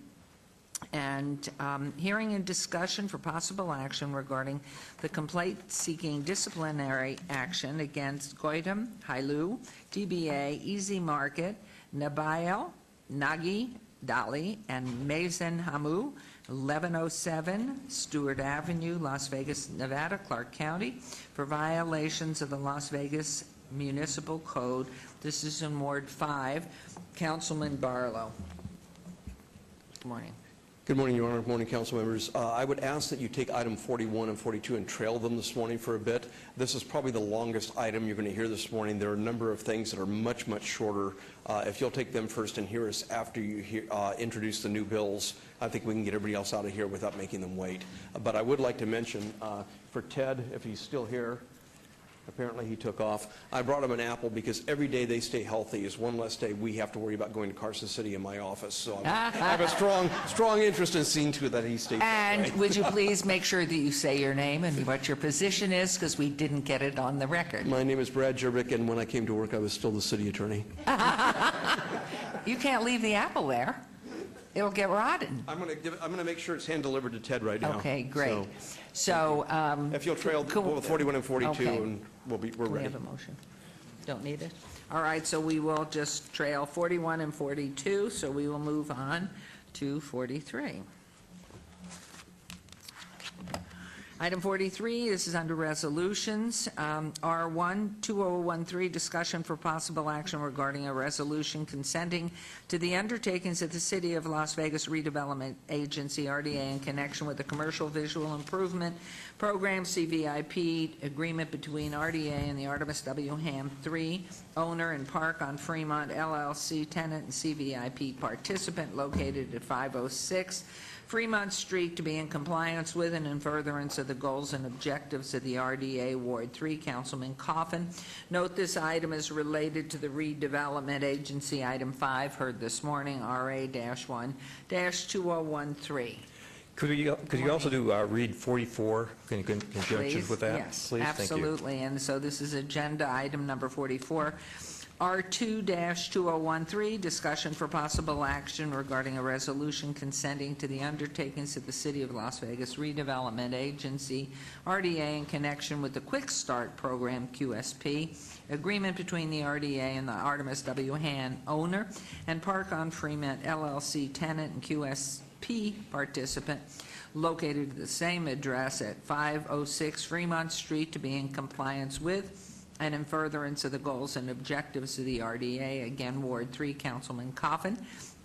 This item is related to this morning's redevelopment agency, item 6, RA22013. Thank you. Romeo Betty for Economic and Urban Development. This item was heard by the redevelopment agency this morning, and would like to incorporate those remarks for this meeting.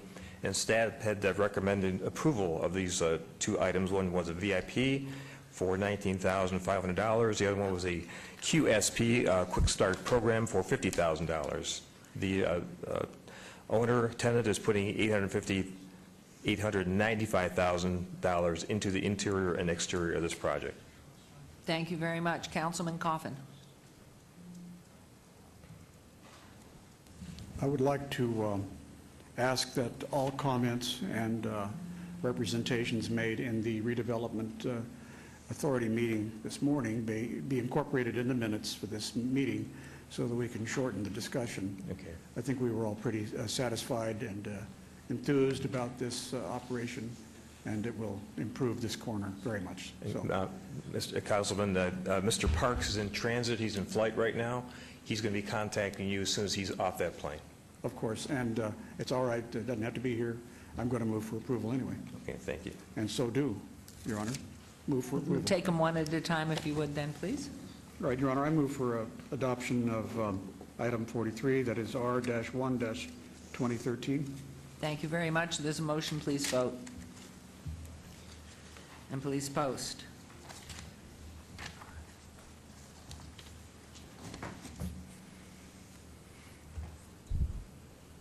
The motion carries. And on item number 44, please, Councilman. Your Honor, same comments regarding incorporation of the comments and exhibits from the RDA meeting to be associated with this agenda item, number 44. And I move for approval of item 44, which is R-2-2013. Thank you. There's a motion. Please vote. And please post.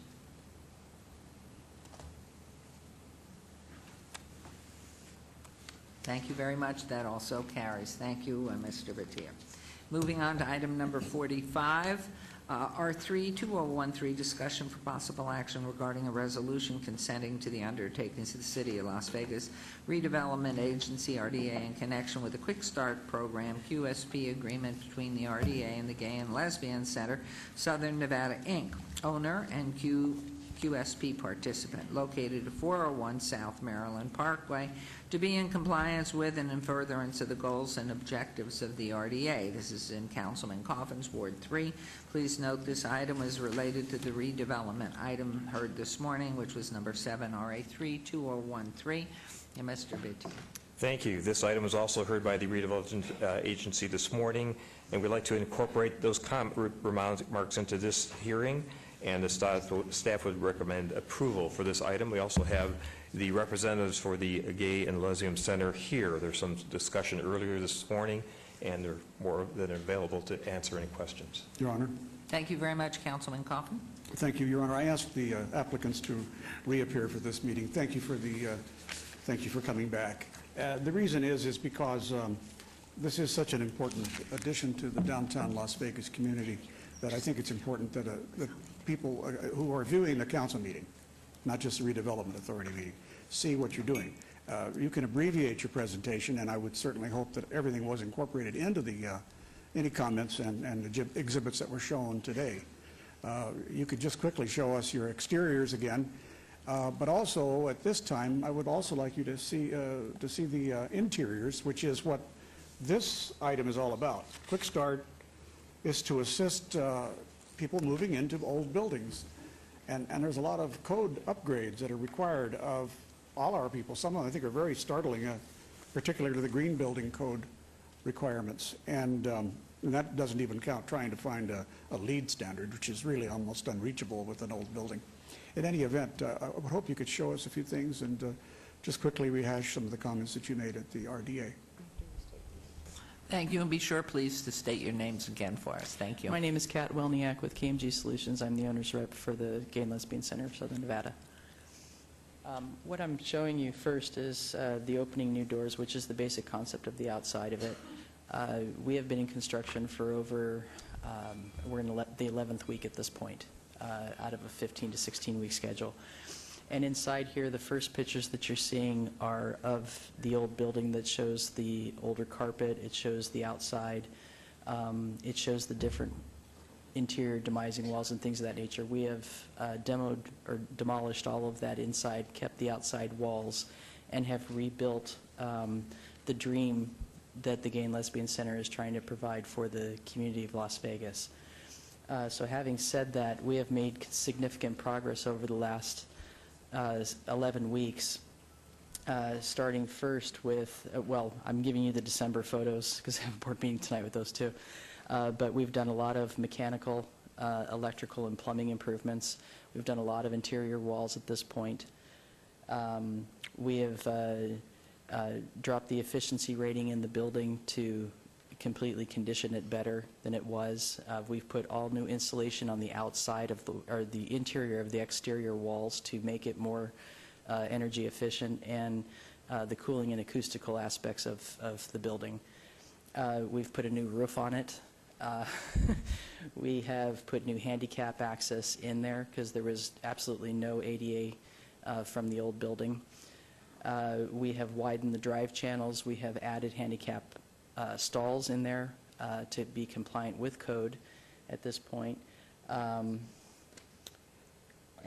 This is part, actually this right here is part of the medical center, or the health and wellness center that's going in there, sorry, the health and wellness center that's going in there. And the services that they're going to provide has been completely expanded for the city. So clearly we're contributing in the capital campaign a considerable amount of money to get this done, and the floor plan overall is basic, and I'm going to have Candace go through this because she's so well versed in this part of it. So. Well, with the floor plan, as you can see, we mentioned, I'm sorry, Candace Nichols, Executive Director of the Gay and Lesbian Community Center of Southern Nevada. This first 4,000 square feet that you see here is the garden that we referred to earlier that has a sports court and seating, and then you enter into the building where we have the library, cyber center. To the left in the blue, you see our event hall. Adjacent to the library is the Youth and Empowerment Center. Excuse me, a question from Councilman Beers. Would you point on the table? Okay, you point. All right. Yeah, there we go. So follow my lead. First you have the entry, okay. entrance is right here. Right. Walking into the building. So you would walk into the building through the garden area into our reception gallery and the library and cyber center that she's pointing to now, and the cafe is located right there where people will be able to come in, get lunch, breakfast, coffee, whatever, and take it out into the garden area. The youth, right, the Youth and Empowerment Center. Excuse me, can I ask you, I see the seating area, is there a kitchen affiliated there, or are you bringing in from outside? The kitchen is down next to the event hall so that it can cater events there too. As well. And also be utilized by the cafe.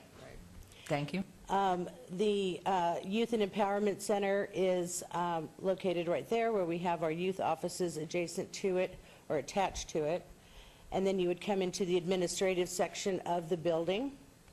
And then as you move down that hallway to the Health and Wellness Center, which would have its own access from the side parking lot, so they don't have to wait in the interior lobby as they do now in our existing space. They would have their own entrance, their own lobby and reception area, and private assessment rooms for counseling. So right now we have a partnership with the Health District that comes in 2 days a week, and after our testing, they test for 10 hours a week right now.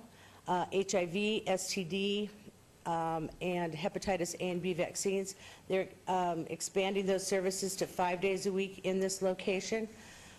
Just to give you an example, in that short amount of time that we identified 66 new HIV positive cases through the testing that they did in our location last year. So we know that that will expand, and what that means is we get people into services sooner, which helps curb this epidemic in our community. That space can also be utilized in the evenings after the health district has gone for the evening for legal services, pro bono legal services that we can provide, or dental services that we can provide, so that can be multi-use of that health and wellness facility. Is the building open 24/7? It will be open 10 to 10, Monday through Friday, and 10 to 3 on Saturday. Thank you. And then I'm proud to say we have, I think, one of the first, if not the first, gender-neutral bathrooms, which are located for the public use there. So they are complete stalls that go all the way down, but they're not designated for any particular gender to use any of the stalls. And then the event center, or the event hall, as I said, is this large area that can be divided up with operable walls into 6 different meeting rooms during the use during the day and in the evening from groups and organizations that utilize the space, or those operable walls can go away and we have a large event hall. Could you orient us to the layout, because I know the parcel where you're located is unusual, what streets are where, and if you'd point where, how does the layout fit here? So your entry, there's the parcel, which is an unusual piece. So how does the building sit on that? Yeah, I want to. So when you say you're coming in the entry between the garden area, Yeah, I'm trying to see if I what do we mean? get it. Yeah, maybe that one. will work fine. So, Can you push it up? Okay. So we'll have 2 entries into the parking lot, one on Maryland Parkway, where the new driveway, you would be coming from Fremont, so that is heading south. Yes, thank you. South, and you can come into the parking lot, and then you have the main entrance right there. There's another driveway on Route 13 right there that you can come into and access. If you go straight back, you would be entering the Health and Wellness Center from this parking lot there. Or you can come around to Lewis Street and make a left on Lewis Street, and there's a driveway into there that brings you into the parking lot. Facing east. That's an east entry, correct? That's an east entry, yes. Okay. And then the exterior, planting anything around the exterior of the building there? Or was that shown on that other slide? I'm sorry. So, yeah, and we're very proud that this kind of is the mid-century modern look of the existing neighborhood around that area. So we're really proud that we've kind of restored this into that architectural concept. As you can see on the Maryland side, there is a decorative wall that also blocks those windows. The only existing windows are along that wall and in the front of the building right there. And so that kind of protects it from the street, but gives it a decorative view. And then the garden area with the new facade that comes across, and I can never say that word, what is this thing? Porte-cochere. Porte-cochere that comes out and goes into the building. Very nice. Councilman Coffin. I think we see a remarkable addition to downtown, but it's not just a structure, and it's not just a community center, it's a cultural thing we have here. It's critical to have this in this valley. It's a service for not just residents of Las Vegas, but for anybody who needs help anywhere, because as we recognize what's going on in our culture, we find open acceptance now of people who are different from what we would say had been previously considered to be the so-called mainstream of life. I remember my brother, who died at age 34 in 1982. I didn't know until the day after he died that he was gay. And I think back on how long he must have stayed in the closet. My goodness, what a terrible burden on him. And the thing is that he would have had a more full life if he'd have been able to talk to people who could counsel him and help him understand as a teenager why he was the way he was, because it wasn't his preference, it wasn't a choice, it was the way he was. And that's where I think modern life now is finally understanding, and we've reached the turning point. The tipping point was passed, and now it's total acceptance and integration into society. Bob Forbes was a very good friend of mine, and he was also a very close friend of my brother's. So, you know, it gives me a real treat, more than just being a custodian of Ward 3 and of downtown and a person who's lived here a long time, but as someone who sees this as something that's long overdue. And I know that you still have to raise some money, and so anybody who's watching this program, if they would make reference to the website that you have, and I want you to repeat that website name slowly and clearly in order that people might write it down so that they can get in touch with you to help contribute money to help you finish this wonderful cause. Well, thank you, Councilman Coffin. I appreciate that. And anyone interested in contributing to the capital campaign for this building can access information on our website, which is www.thecenterlv.com, TheCenterLV.com. Okay. Thank you. Councilman. All right, thank you, Your Honor. If there are no other comments, I will now move for approval of these items one at a time. It will be item 44. I'm sorry, item 45.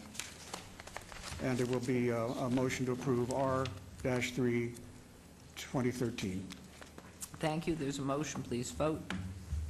That's it. That's the only one. It's only one. And please post.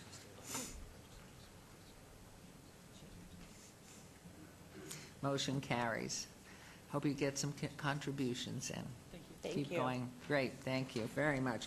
We will now move on to item number 46, R4 2013, discussion for possible action regarding a resolution consenting to the undertaking the City of Las Vegas Redevelopment Agency, RDA, in connection with the Commercial Visual Improvement Program, CVIP agreement between the RDA and ProView LLC, owner, located at 813 East Ogden Avenue, APN 13934-612-048, to be in compliance with and in furtherance of the goals and objectives of the RDA. This is in Councilman Barlow's Ward 5. Note this item is related to the Redevelopment Agency. Item 8, heard this morning, RA4 2013. And Mr. Batia. Heard by the Redevelopment Agency this morning. I'd like to incorporate those remarks, and staff would recommend approval of this item on Ogden Street. Councilman Barlow. Yes, move to follow staff's recommendation for approval. Thank you very much. There's a motion. Please vote. Please post. Thank you very much. Motion carries. Thank you. And item number 47 has been obeyed to January 23rd, as requested by Councilman Barlow. We have that on City Clerk, obeyed to the 23rd. And now we'll move on to item number 48, for possible action, Audit Oversight Committee. Councilwoman Lois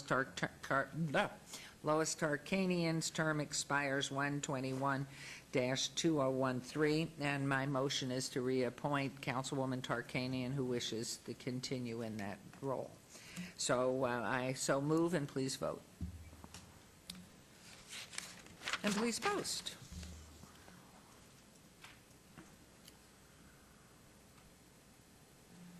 The motion carries, and congratulations, Councilwoman Tarkanian.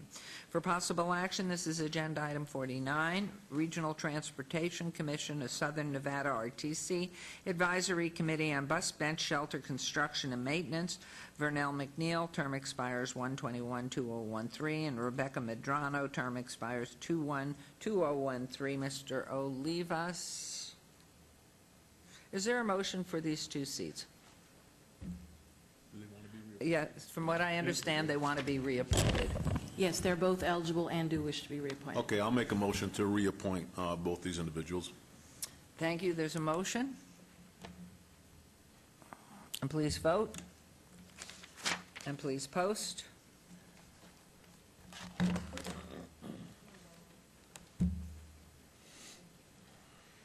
Okay, we'll continue right along. I'm keeping my eye on you, Mr. Jervik. That motion carries. Thank you very much. We are moving on to agenda item number 51, recommending committee bill eligible for adoption at this meeting. Bill number 2012-56. Councilman Barlow, do you wish to have the bill read? Yes, Mayor. For the record, is item 50. Sorry, item 50. Yes, please. Bill number 2012-56, an ordinance to extend the boundaries of the city, to particularly describe the land to be annexed, to make its inhabitants subject to the laws, obligations, and benefits of the city, and to provide for other related matters. Move to follow. Move for approval, subject to all conditions. There's a motion. Please vote. And please post.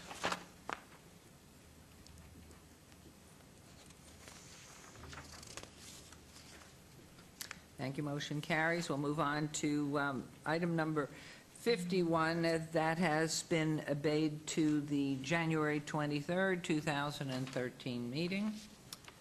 And so we will move on to item number 52. Item 52, Bill 2012-59, is eligible for adoption in a later meeting, and so we'll move on to new bills.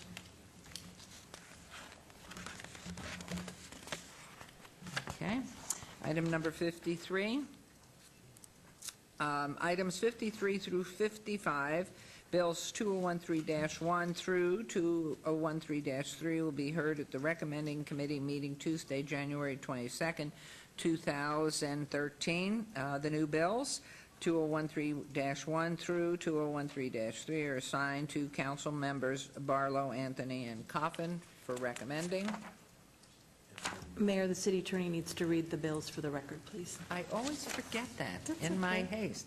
Would you please do that? Thank you. Yes, thank you. Bill number 2013-1, an ordinance to amend the Unified Development Code to revise the provisions governing master sign plans as they apply to certain gaming and downtown properties and to provide for other related matters. Bill number 2013-2, an ordinance to authorize the deferral of sewer connection fees for property located within a redevelopment area under specified circumstances and to provide for other related matters. And Bill number 2013-3, an ordinance to authorize one or more pilot programs by which mobile food vendors may occupy parking spaces on designated public streets for the purpose of vending and to provide for other related matters. Thank you very much, Mr. Steed. So those go on. And now we are ready, and I see Mr. Jervik at the podium there. And we are going back to item number 41. Is that correct? Okay. That's correct, Your Honor. If we could call 41 and 42 together, and while you're reading those into the record, I'll distribute the materials to the council that they will need to follow the presentation today. Okay, thank you very much. This is agenda item number 41, hearing and discussion for possible action regarding the complaint seeking disciplinary action against Goydam H. Hailu, DBA Easy Market, Nabail, Nagi Dali, and Mason Hamu, 1109 Stewart Avenue, Las Vegas, Clark County, Nevada, for violations Las Vegas Municipal Code. This is in Ward 5, Councilman Barlow. I will read also agenda item number 42.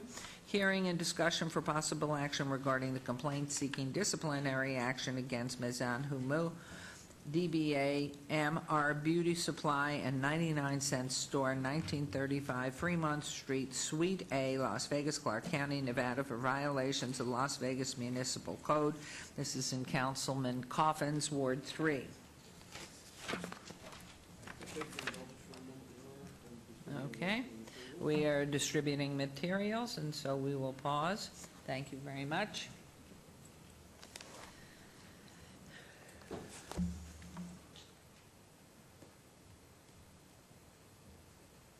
Thank you, Your Honor. Brad Jervik on behalf of the City Attorney's Office, presenting both items 41 and 42 for you today. I have at the dais Phil Burns from my office. Phil will be acting as board counsel. He's not here to advocate on behalf of anybody, but to advise you as to the law, keep me straight here behind the podium and the like. For several of you, this is the first time you have sat and heard a disciplinary committee or disciplinary hearing before the City Council. If I could for a moment just detail for you how this goes so that everybody will know the procedure. Typically in the past, the City Attorney's Office has prepared a complaint, has caused it to be served upon the individuals named in the complaint. The complaint lists the charges against them and seeks a variety of disciplinary action, everything from revocation to suspension to additional conditions that can be placed upon the license to a fine which can be up to $1,000 per day for every day they're in violation of our code, or any combination of those four things. I'll be making a recommendation at the end of today's hearing. Typically, in the past, the city attorney or representative of our office will present witnesses. This is not a court of law. This is not the kind of hearing that you would expect in a courtroom. Hearsay is admissible. You're going to hear a lot of hearsay. You're going to hear a lot of summary. That is typical of an administrative hearing. These hearings are here to give due process to an individual accused of violation of our code. It's not a jury trial. So I urge you, as we go through this, as you listen to the evidence, you may think to yourself, this may look different than it would in a court of law. That's absolutely correct. In a court of law, if these were criminal charges, there would be a defense attorney, there would be cross-examination, there would be no hearsay, there would be all those rules of evidence. Those do not apply at this hearing. This is a civil hearing. This is not a criminal matter. So there's no right to invoke your Fifth Amendment right against self-incrimination. With that said, the way I plan to proceed today is to call witnesses, introduce the complaint. I have presented to the council two books. One is for item 41, one is for item 42. Since these are inextricably intertwined, you're going to hear the presentation at both at the same time with your permission, Your Honor. What I plan to do is examine the witnesses, have the individuals who are charged come forward at this time. If Mr. Hailu, Dali, and Hamu, if you're present, if you'll please come to the podium and stand to my right. After I ask questions of the witnesses, they will have an opportunity to ask questions of the witnesses as well. I believe these individuals speak Arabic in addition to English. As a result, in the back room is Mr. Taha, who is an interpreter, who has also interpreted for them in the past, I believe, in court. If I can ask Mr. Taha to leave the back room and come out to the podium. He is here today in case we need a licensed interpreter to interpret during today's hearings. So if I can beg your indulgence for a moment while he gets here.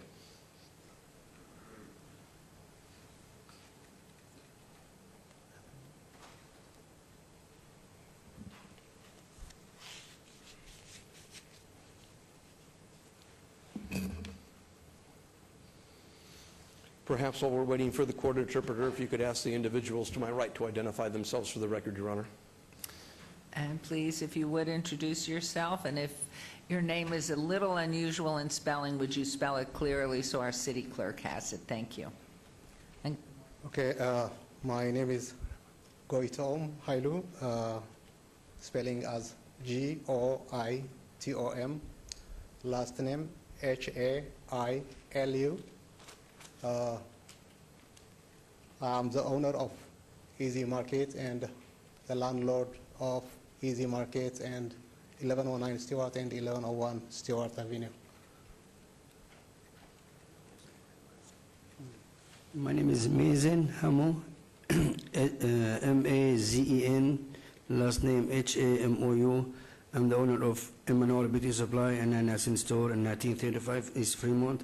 And I'm having lease with Mr. Halu with 1109 for his store in Easy Market. thank you. My name is Nabil Dali, N-A-B-I-A-I-L, last name Dali, D-H-A-L-A-I. Thank you. Thank you. And if I, Mr. Taha, please also approach the microphone, identify yourself for the record. And my name is Muhammad Taha. I'm a court interpreter for 15 years, and I've been in all kind of courts, and with the defendant previously in court too. Thank you very much. if I Thank could, you just for to coming. preserve the record on this, Mr. Taha, you say you are a licensed court interpreter with the courts here in Southern Nevada. You're also wearing a badge at this time from our Las Vegas Municipal Court. District and federal and municipal and in and out of town. Right. And just by luck of the draw, you are also familiar with the individuals to your right and left that are accused in today's disciplinary complaint? The gentleman on the left the first time, the gentleman on the right I've been with before. Very good. In court and with the attorney. And if I could ask Mr. Hamu, Mr. Hailu, and Mr. Dali, Do you require the services of our interpreter here today for today's hearing?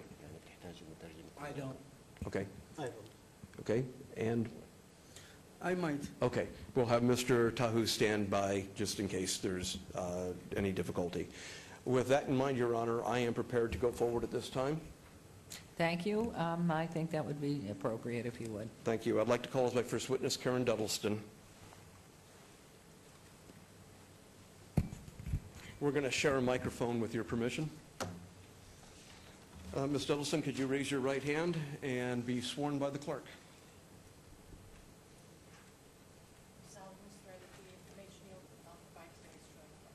I do. Thank you. Could you please state your full name for the record? Karen Duddleston, Business Licensing Manager for the City of Las Vegas. How long have you been business licensing manager, Ms. Duddleston? About a year and a half. In this particular matter today, items 41 and 42, that is the disciplinary complaints against Easy Market, Hilo Gotham, and the disciplinary complaint against Mazu Haimu and Mr. Dolly. Are you familiar with those complaints? Yes, I am. Have you read those complaints? Yes, I have. Did you get the reports from the police department or from the Office of Business Licensing regarding those complaints? Yes, I did. Do you believe everything in those complaints to be true and correct to the best of your knowledge? I do. Thank you. With respect to the complaint under item number 41, if everybody at the dais can turn to your white book, we're going to turn to tab 1. This is the book that goes with item number 41. Ms. Duddleston, could you take a look at that item number under tab 1? Yes. Is that the complaint against Easy Mart located at 1109 Stewart Avenue? Yes, it is. Are you familiar with the business licenses associated with Easy Mart at that location? I am. What business licenses does Easy Mart have at that location? They hold a convenience store license, a tobacco license, a restricted gaming license, and a beer wine cooler off-sale license. Which of those licenses are privileged licenses under our code? Restricted gaming and beer wine cooler off-sale. And the other licenses would be general licenses then? Correct. Who are the licensees on those 4 business licenses? There is only one sole owner, and it is, get the name right, just a second.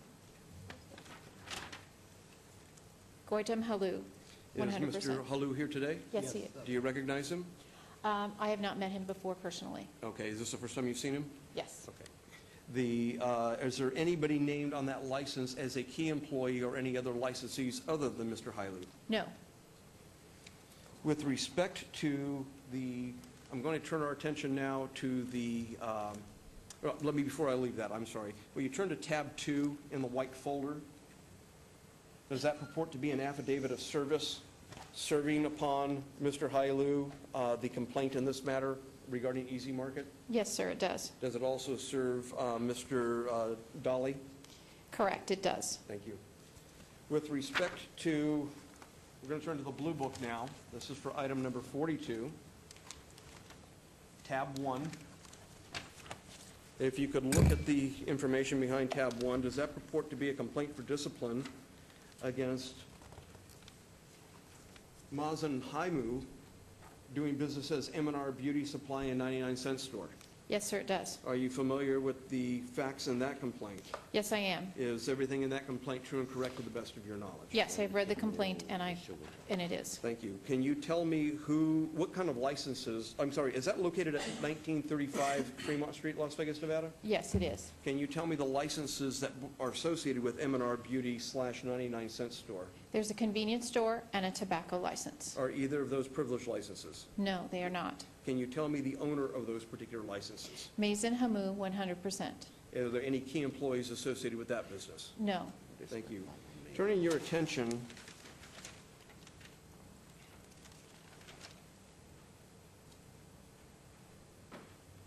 indulge us for one moment. To your knowledge, did there come a time when an individual by the name of Mazen Hamu came to the Office of Business Licensing with respect to changing names on a business license? On March 21st, the owner of Easy Market, who was Goitam Halu, Is that correct? Goidam Halu. I'm sorry, I misspoke. Goidam Halu came to your office on what date? March 21st, 2012. Okay, were you present during this meeting? I was not. Who was? Bridget Babington, who's one of our business licensing technicians. Did Ms. Babington report to you the purposes of Mr. Hailu's visit to the Office of Business Licensing? Yes, she did. And what did she tell you? She told me that Mr. Hailu approached her counter to ask that his address be changed on his business licenses because he had not received his bills. He told her that he had been leasing the store for several months, about 3 months. My technician told him, advised him that you are not allowed under city code to lease a liquor license, so this business could not be leased. She stated that Mr. Hailu immediately recanted his statements and said no, he wanted to ask for this person to be a key employee, and he would be bringing him forward as a key employee. Very good. Just for background, individuals that have privileged licenses require a background check, is that correct? Correct. And that is the reason you do not allow a lease to occur without prior permission of business licensing? Correct. That privilege can only be granted by the city council. After Mr. Hailu was informed that the lease was inappropriate, what did he do? He returned to his business, so we sent out an investigative officer from our Business Licensing Enforcement Office to see who was indeed running that store. Lon Grasmick, our enforcement officer, reported to me that he encountered a gentleman by the name of Nabil Dali, who was running that store, and that Mr. Dali stated to him that he had been there since October 11th, and he was leasing that store. Very good. If everybody could turn to your white book and to your blue book, we're going to go to tab 4. Ms. Duddleston, if you could look at what the document that is behind tab 4, does that purport to be a commercial lease agreement? It is. If you could examine that document, go to the last page, can you tell me who that lease agreement appears to be by and between? Goita Malu as the landlord, and the tenant is Nabil Dali, and the tenant is Mazen Hamu. Do you know Mr. Dali or Mr. Hamu? Only by their licenses. You have not met them in person either? No, I have not. Thank you very much. Can you tell me the date that that lease appears to be entered into? It says September 26, 2011. Okay. You'll find the same document in the blue book as well. I'll make that representation for the record. I don't have any further questions of Ms. Duddleston. I'll be glad to have the individuals who are named in the disciplinary complaint ask any questions they have, and then turn it to the council for your questions. Gentlemen, do you have any questions of Ms. Duddleston? I guess No.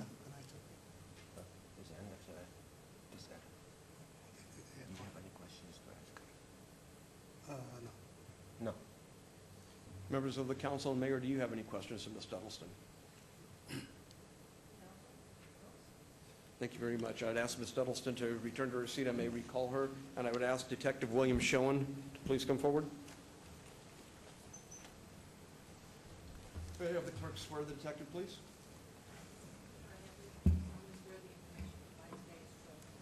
I do.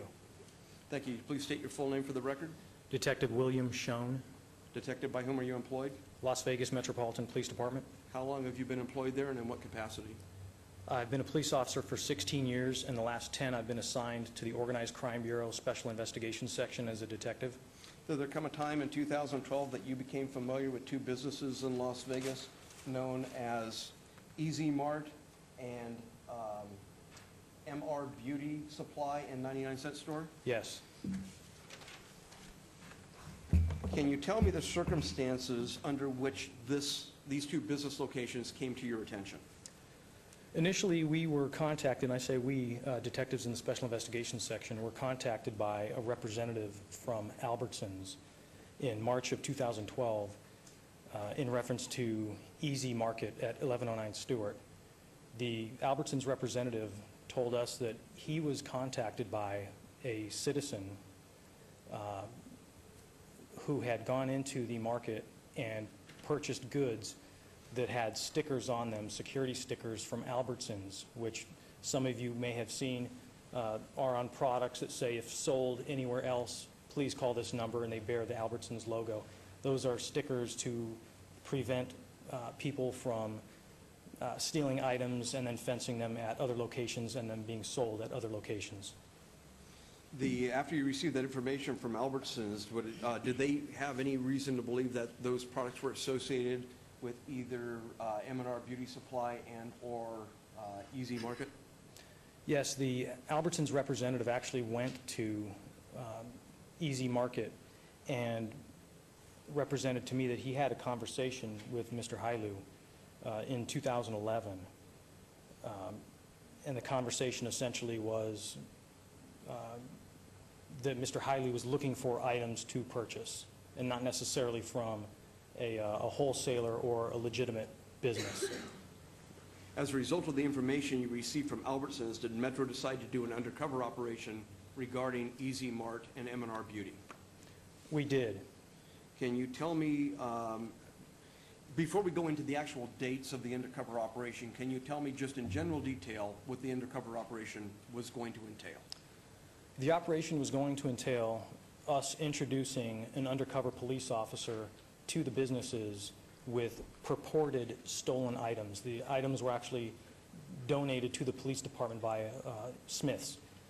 And the officer was going to see if the individuals were predisposed to purchase these items, and if so, actually sell the items to the individuals, purporting that they were in fact stolen. Very good. And for the record, you were not the undercover officer that posed as the individual selling stolen items? I am not. Turning your attention to March 27, 2012, was that the first day the undercover officer went undercover to Easy Mart in this particular case? Yes, it was. And can you tell us the circumstances under which he went to Easy Mart, who he met, and what occurred?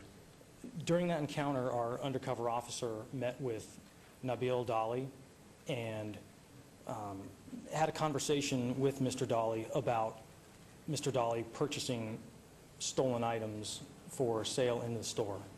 And, I'm sorry, Mr. Dali was receptive to that idea. Is Mr. Dali here today? He is. Can you please identify him for the record? He's the gentleman in the tan polo shirt. The record reflect identification of Mr. Dali, Your Honor. Thank you. Before we go any further, too, do you know an individual by the name of Mazem Haimu? I do. Is Mr. Haimu here today? He is. Could you please identify him for the record? He's the gentleman in the long-sleeved gray and black checkered shirt. Let the record reflect identification of Mr. Haimu, Your Honor. And finally, are you familiar with an individual by the name of Mr. Gautam Hailu? I am. Is he here today? He is. Could you please identify him for the record? He's the gentleman standing next to me in the blue suit. Let the record reflect identification of Mr. Hailu as well, Your Honor.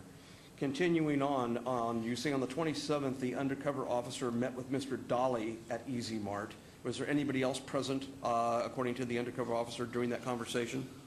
No. So the conversation was exclusively between a Metro undercover and Mr. Dali at Easy Mart on the 27th, and only involved the possibility that Mr. Dali would buy stolen property. Correct. Turning your attention to the 4th of April 2012, did the undercover officer have occasion to return to Easy Mart? He did. Did he again meet with Mr. Dali? He did. Was anybody else present? No. Can you tell us the subject of that conversation? Our undercover officer met again with Mr. Dali to solidify the prior conversation about selling stolen items to him. Mr. Dali was again receptive to the idea. Our undercover officer asked Mr. Dali if there were any items specifically that he was interested in. Mr. Dali indicated that he was interested in purchasing cigarettes from him. Thank you.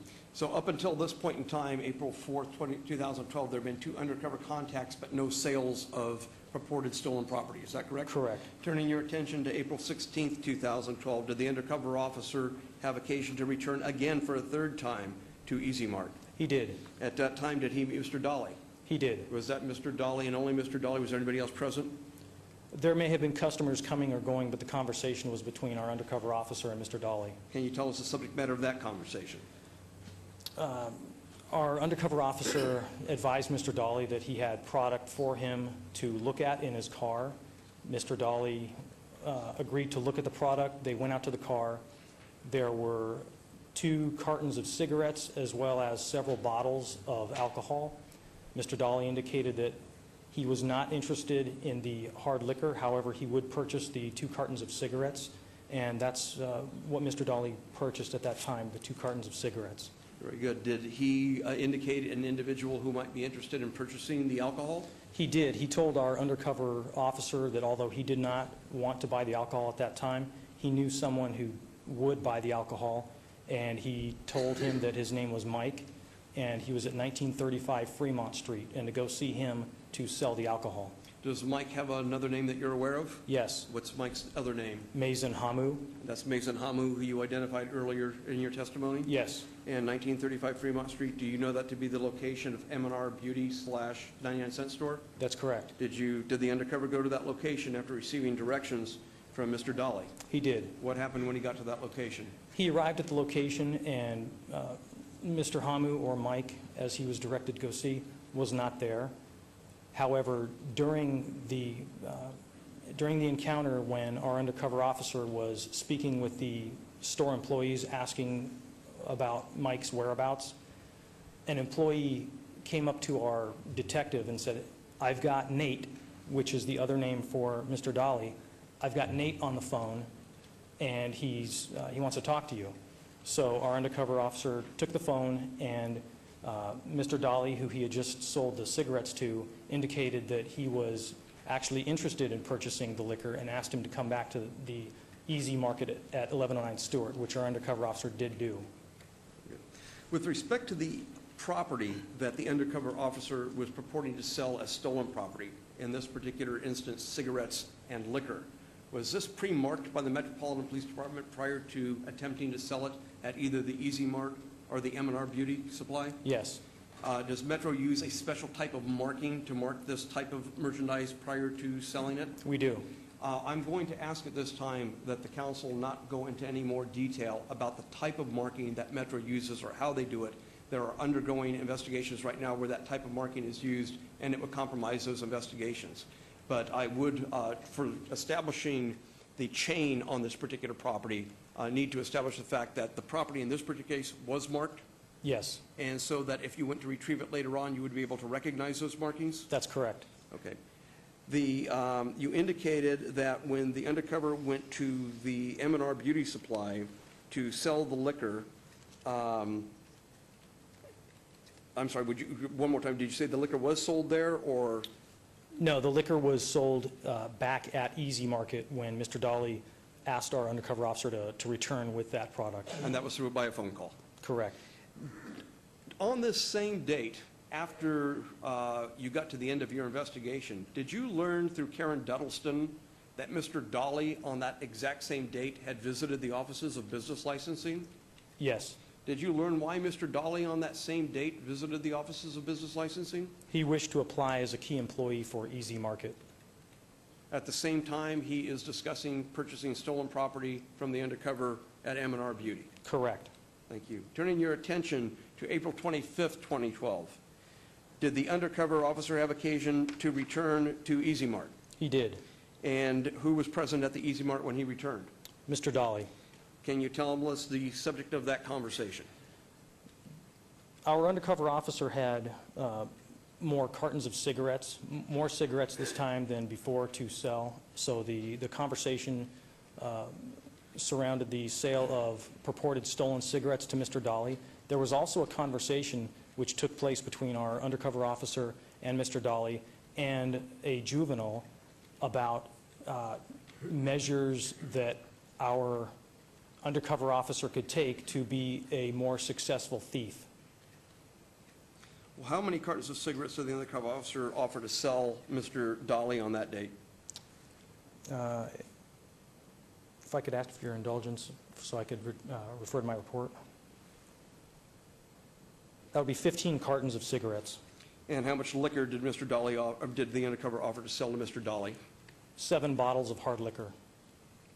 And did he sell those? He did. And were those pre-marked? They were. So to recap, on the 16th of April 2012, the undercover officer sold to Mr. Dolly cigarettes, went to M&R Beauty, tried to sell liquor, and was sent back to Mr. Dolly to sell the liquor, and then came back for a second sale on the 25th where he sold 15 cartons of cigarettes and 7 bottles of liquor? Correct. Turning your attention to the 3rd of May 2012, Did the undercover officer have occasion again to go to Easy Mart? He did.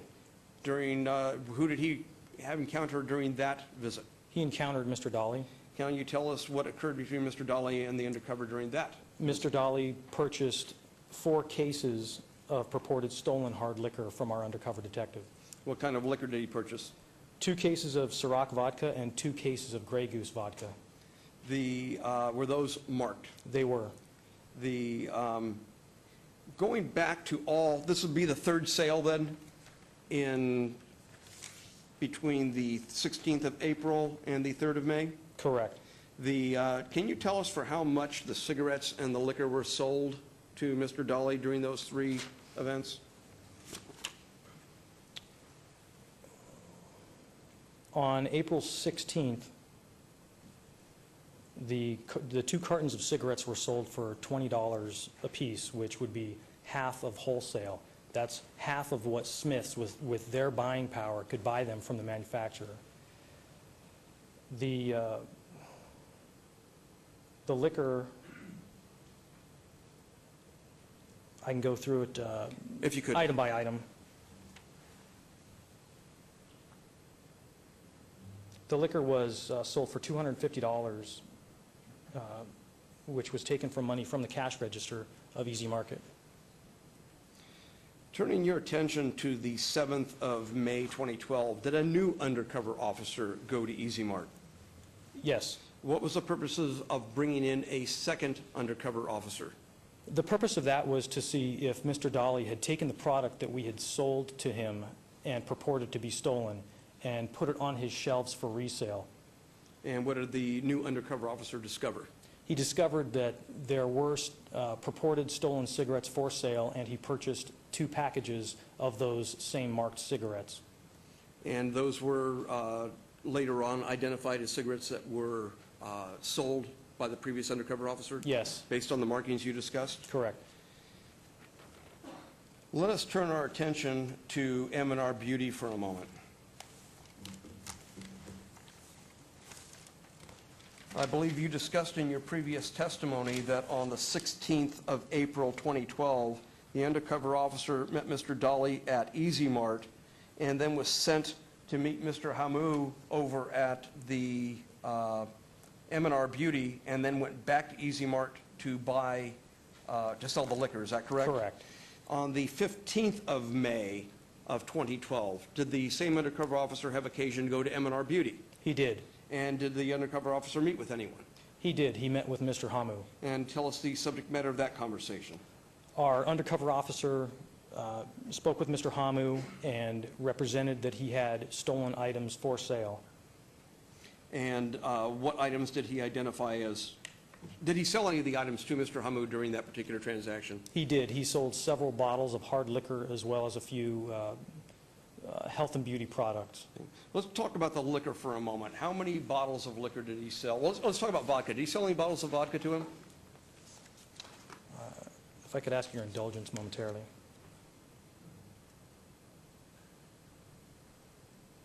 He did. How many bottles? He sold 11 bottles of Grey Goose vodka. Did any of those bottles have anti-theft caps on them? They did, 2 of them. What's an anti-theft cap? An anti-theft cap is it's a black cylindrical, or they could be any color, but the ones we used were black. They're cylindrical in shape, and they're placed on the neck of a bottle so that it would deter thieves from going into a supermarket and stealing those and exiting with those bottles. The caps have a proprietary key, which theoretically only a checker has, and at the time of purchase, the checker removes the cap, keeps the cap, and hands the bottle to the customer, and the customer leaves the store with only the bottle. The cap is kept by the store for reuse. So if you and I were to walk into a grocery store here in town that used an anti-theft cap, we would bring the bottle to the checker with the cap on, and we would not get out of the store until they removed the cap. Is that correct? That's correct. And these 2 bottles of Grey Goose had those caps on them? They did. Thank you. What other liquor was sold to Mr. Hamu on that particular date? 3 bottles of Ciroc vodka, 3 bottles of Hennessy cognac. Was there any Kai or chai sold on that date? Correct. There were 2 bottles of chai keratin mist and and they're like a health and beauty product. Okay.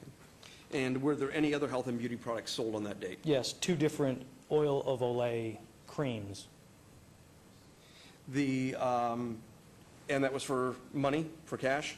Yes. Do you know how much? $90. What other conversation occurred between the undercover officer and Mr. Hamu after he sold that merchandise to him? The officer asked Mr. Hamu if he was interested in any specific items that he would like, and Mr. Hamu indicated that he was interested in a tequila, a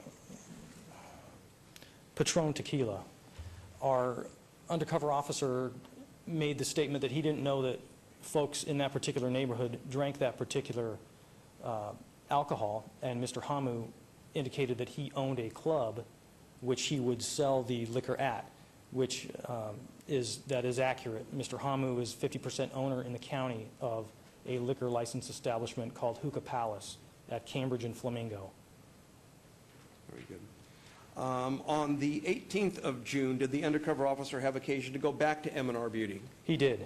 And who did he meet with on this occasion? He initially went to the MR Beauty Supply on Fremont Street and spoke with a clerk. He asked for Mr. Hamu or Mike and was told that he wasn't there. However, the employee got Mike on the phone and handed the phone to our undercover officer. And who did the undercover officer speak with? Mr. Hamu. And do you know the nature of that conversation? Yes. Can you tell us about the conversation? Mr. Hamu, or I'm sorry, the undercover officer advised him that he had more product for him to sell. Mr. Hamu said that he was working at Easy Market at 1109 Stewart, covering for Mr. Dali, who was in Yemen, and asked our undercover officer if he would care to meet him at the Stewart location, Easy Market. And did he go to the Easy Market? He did. Who did he meet with when he went to the Easy Market? He met with Mr. Hamu. And what happened when he met with Mr. Hamu? Mr. Hamu purchased a case of Patron tequila from our undercover officer. And what did Mr. Hamu do with it? He placed it in his trunk of his car, which was parked right out front. Did the undercover officer receive anything from Mr. Hamu? He did. He received a pack of cigarettes. Were those cigarettes marked cigarettes that had been sold to him during a previous transaction? They were marked cigarettes which were sold to Mr. Dali at the Easy Market. So these are cigarettes sold to Mr. Dali, who we have been informed is now in Yemen. Mr. Hamu is at the store, and he is selling the marked cigarettes to the undercover. That is correct. Thank you. Turning your attention to the 19th of June, 2012, did the undercover officer again have any contact with Mr. Hamu? He did. This time at 1935 Fremont, he sold him the more Patron tequila. Do you know how much? 1 case. Did he sell anything else? He sold some vodka.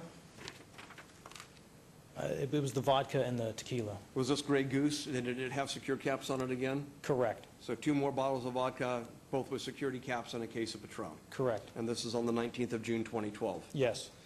As a result of this undercover operation, did you have occasion to secure a search warrant for M&R Beauty, 99-cent store, and Easy Market on the 21st of June, 2012?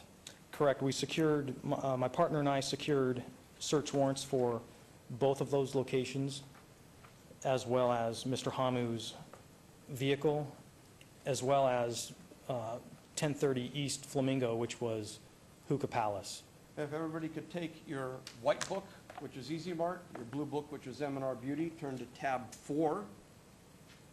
And if Detective Schoen will examine the documents behind tab 4 in each of those books, does that purport to be the search warrant that you received and executed on the 21st of June, 2012? Correct. Are you the affiant in that search warrant? I'm the affiant for the search warrant at 1109 Stewart, and my partner, Detective Noggle, is the affiant for the search warrant at 1935 Fremont Street. And who is your partner?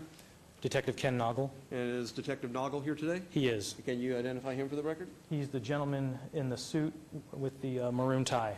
Did each of you execute a search warrant at a different location? We did. Again, what location did you execute? I executed the search warrant at 1935 Fremont, and Detective Noggle executed the search warrant at 1109 Stewart. Are you familiar with the inventory that Detective Noggle collected at the location of his search? I am. Is he familiar with the items that were collected at the location of your search? Yes. Let's start with the Easy Mart. Can you, and we'll Mr. turn to Gerbic? I'm sorry? For the record, the tabs you're referring to are tab 3, not tab 4. I'm sorry, tab 3, my mistake. If the record will show that correction, the search warrants in both the blue book and the white book are behind tab 3. During the course of the search warrant, I'm going to turn your attention to tab 4 at this point in time. Does that purport to be a copy of a Nevada commercial lease agreement? Yes. Was that seized during the execution of these search warrants? Yes. Can you tell us what location that was seized at? Detective Noggle seized that in the safe of 1109 Stewart, Easy Market. For the record, Your Honor, that is the same document identified by Ms. Duddleston, or at least believed by Ms. Duddleston to be a lease between Mr. Hailu, Mr. Dolly, and Mr. Hamu, executed on the September 26, 2011. Let's talk about the Easy Mart still. Can you tell us what was retrieved as a result of your search of the Easy Mart on the 21st of June, 2012? We retrieved several bottles of marked liquor which were sold to Mr. Dolly by our undercover officer, as well as, I believe we recovered a few packs of cigarettes. Now, if I could turn your attention now over to your white book, tab 5. And I turn your attention to the first photograph behind that tab. Do you recognize what is depicted in that photograph? I do. What is depicted in that photograph? 6 bottles of Grey Goose vodka. And how do you recognize those bottles? These bottles were, I can't recognize them in the picture, but at the time of the evidence impound, I recognized them from the markings we placed on them. So these 6 bottles that are depicted in the first photograph behind tab 5 were later looked at by Metro and found to contain the undercover marks that you placed on them prior to selling them as purported stolen property at the Easy Mart. Is that correct? That's correct, yes. Turning your attention to the next photograph, which is a little blurry, can you tell us what that depicts? Those are more bottles of alcohol. Were those also bottles sold by Metro in your undercover capacity? Or can you tell? I don't believe that these were bottles sold by us, but I think that they might have security stickers from other businesses, which would indicate that they came from another business. Looking at the next photograph, can you tell us what is depicted in those photographs? Yes, there are some cans of mixed vegetables from Kroger. There are also some Tylenol PM boxes. The Tylenol PM boxes, as you can see, have stickers, security stickers, bearing the logo and name of Albertsons. They're the same stickers that the citizen who initiated this investigation saw inside Easy Market on another product. And the mixed vegetables above are Kroger cans, is that correct? That's correct. Kroger is the owner of Smith's Food King here in town? That's correct. And those would be products that would be associated with that particular grocery store? Correct. Turning your attention to the next photograph. This would be 2 photographs on the next page behind tab 5 in your white book. Can you tell us what those photographs depict? These photographs depict a sore throat, cough syrup, and some razors, both of those products from CVS. And they say so on the packaging? Correct. Turning your attention to the next couple of photographs. What do those photographs depict? Those depict boxes of macaroni and cheese and also cream of broccoli from Kroger. And finally, we'll turn our attention to the last photograph, and what does that depict? Cans of chicken noodle soup from Kroger. Thank you. In addition to the items depicted in the photograph, did you find any other items that you were sold by the undercover officer in his undercover capacity to Easy Mart during your sting operation between the April of 2012 and the execution of the warrant in June of 2012? We found the liquor and cigarettes. And did you later test those to see if they had the secret markings that had been placed on them prior to putting them into your undercover operation? Yes. And did they contain those markings? They did. Thank you. Turning your attention now to the blue book. This is the book associated with M&R Beauty 99-cent store. Are you familiar with the execution of the search warrants at that location on the 21st? Yes, And you were present during those? I was present during that. Thank you. If I could turn your attention to the first photograph behind tab 5 in the Blue Book. Can you tell us what is depicted in that photograph? These are canisters of what we later determined to be illegal Schedule I narcotics, commonly referred to as being spice. Can you identify the next photograph behind tab 5? These are those same aforementioned canisters containing the spice, except they're in a wooden bin actually displayed in the glass counter up front. Thank you. Turning your attention to the next photograph behind tab 5. These are bottles of hard liquor which bear the security stickers from Albertsons. And those are visible in the photograph, the security stickers? Yes. Turning your attention to the next photograph. Can you tell us what is depicted in that photograph? Several bottles of vodka. These are bottles which our undercover officer sold to Mr. Hamu. And when you retrieve them, they bear the undercover markings of your unit? Yes, And does one of those bottles in that particular case contain a security cap? it does. That's the security cap that you described earlier in your testimony? Correct. Thank you. Turning your attention to the next photograph. Does that appear to be the same carton, open a little bit more to see the inside a little better? Correct, and it also reveals one of the health and beauty products that our undercover officer sold to Mr. Hamu. And those, again, bore the markings, the undercover markings of the Metropolitan Police Department? Correct. Turning your attention to the next photograph behind tab 5. Can you tell us what that depicts? This depicts several bottles of hard liquor, and they can be classified in a few different ways. There are the bottles of vodka that our undercover officer sold to Mr. Hamu. There are bottles of Bombay Sapphire, which the three of them, they had a stamp from Vons, which the stamp serves the same purpose as the security stickers. There are also bottles of alcohol from different stores that we don't know where they're from, but they do contain similar security caps, which would indicate that they were stolen and not purchased. Thank you. Turning your attention to the next photograph behind tab 5. Can you tell us what that depicts? Those are bottles of Ciroc vodka, which our undercover officer sold to Mr. Hamu. And those also, after the search warrant, bore the undercover markings of the Metropolitan Police Department? Yes. Thank you. Can you turn your attention to the next photograph behind tab 5? Can you tell us what that depicts? That's another picture of the alcohol that we recovered from the storage room inside 1935 Fremont MR Beauty Supply. Thank you. Since there are only two more photos, I'll just have you identify those as well. The second to last photo again, Detective. Those are bottles of alcohol that we could not determine where they came from. However, they did contain the security caps, which would indicate that they were stolen. Thank you. And the last photograph? The same goes for the last photograph as well.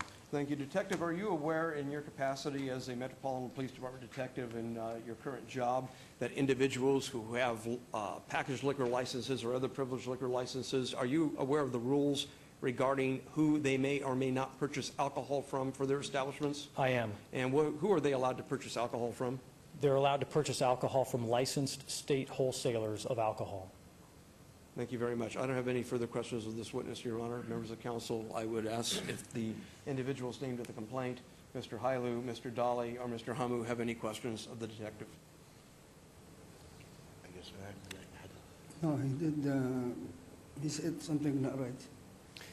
I just feel there is something not right. And the cops, I don't buy no one. I don't know from where they bring it and they get pictures. Because they put me in jail for parking ticket, and I already be, can I get some water maybe? We'll get you some.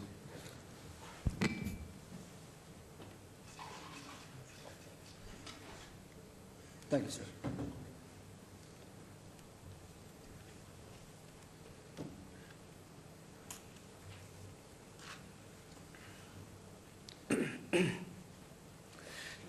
Because I have parking ticket and I already paid the city, and they said they don't pay, you have warrant to take you jail, to search the store.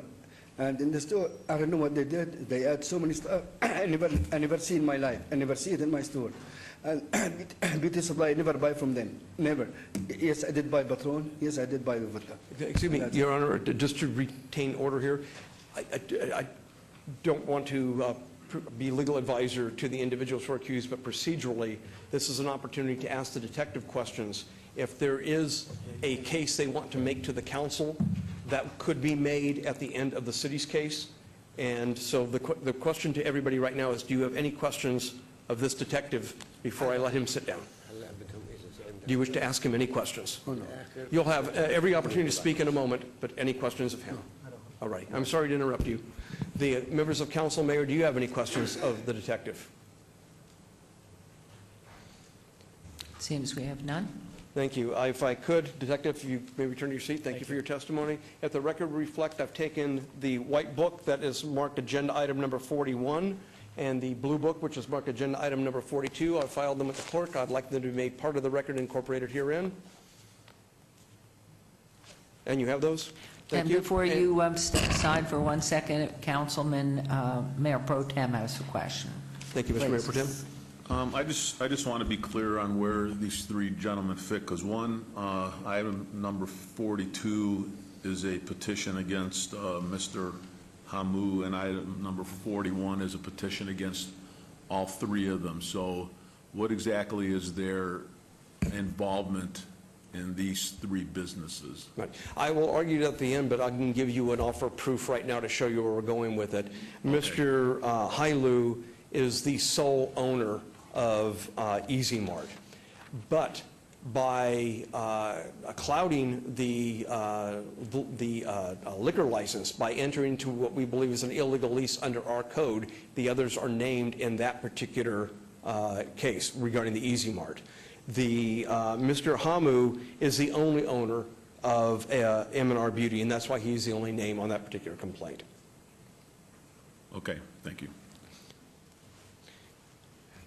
If there are no questions, having made that record, the city has no further witnesses to present, and we rest our case at this time, Your Honor. And at this point, I will turn it over to Mr. Hamu, Mr. Hailu, and Mr. Adali.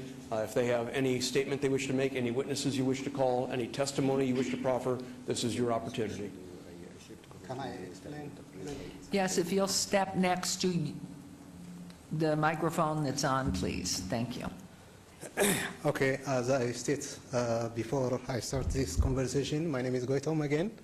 I am the landlord of Easy Market, 1109 Stewart and 1101 Stewart, and I'm the owner of the Easy Market license since 1997.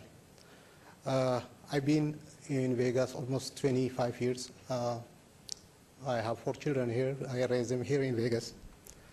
What happens in this situation is I never ever try to make a business with illegal against the city, against the law, or against anything. That's why I was trying to get away for somebody who could make that business so I could do something else, which is I was driving a taxi.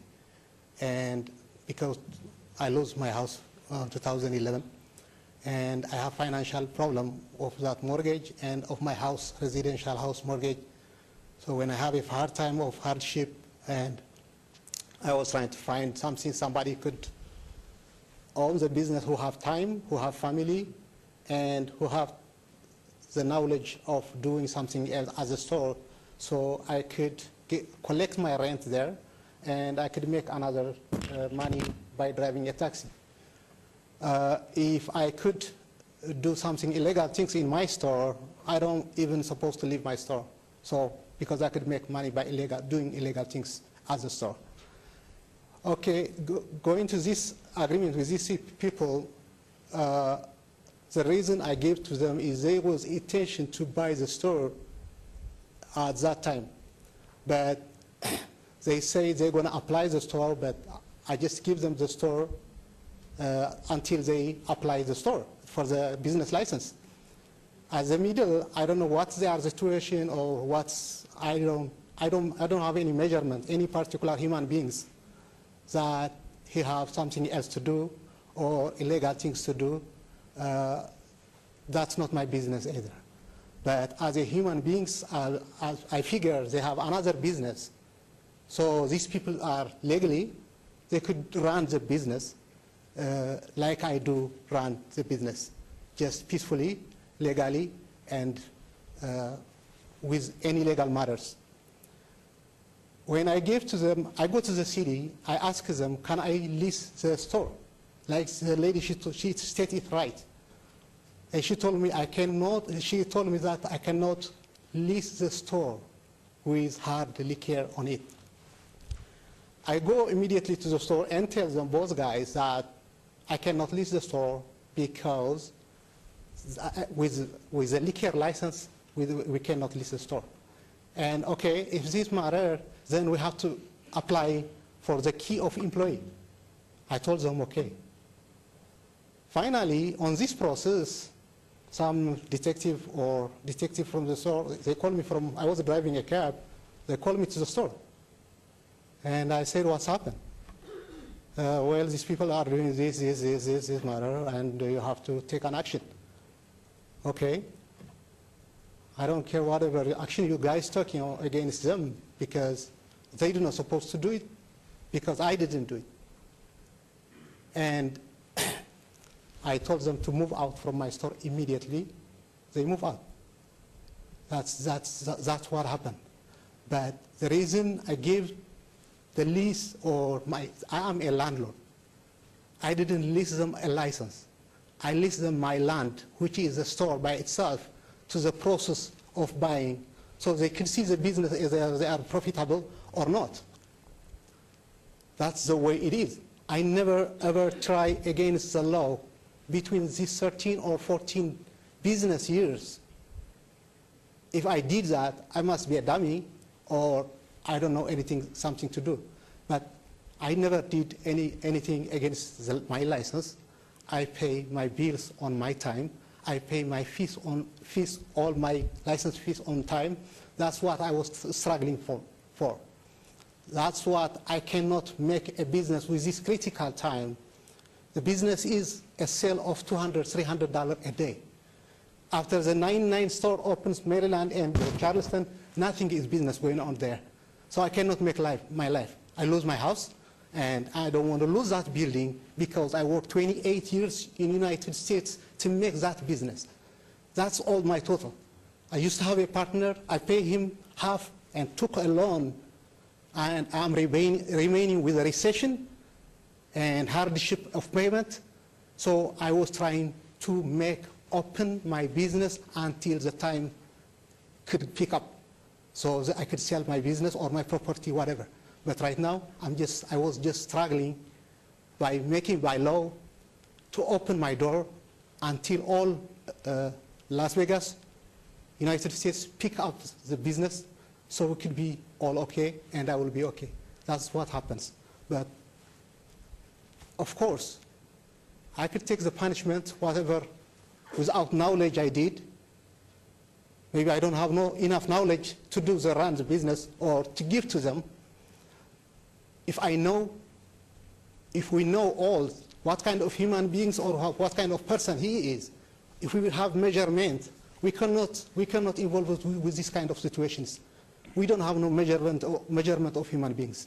That's what I list them. That's why I list them the land, my store, which is the building. Then that's what I was trying to survive. And thank you for listening to me. Thank you. We just may, is there anyone else that wanted to make any statements? Did you have anyone else, or particularly at this moment you have on this point? Yes. Please, Councilman Coffin. This is a question of Mr. Hailu, who just spoke. You say you sold the business, but it appears that you are leasing the business to them. My question is this: do you have a document that says you sold the business, and when did you sell the business? I didn't sell the business. I was intention to sell the business, but they told me that they're going to see the business first, then they could buy the business. That's what happened. So a sale never took place? There was no sale? Selling never took place. No. Okay, because I'm looking at your letter and from here that you sent on the, which was received January 3rd, and I guess I thought that the sale had happened in some way. No. So there was no money paid, no transaction? No. Okay. When did you first try to sell the business?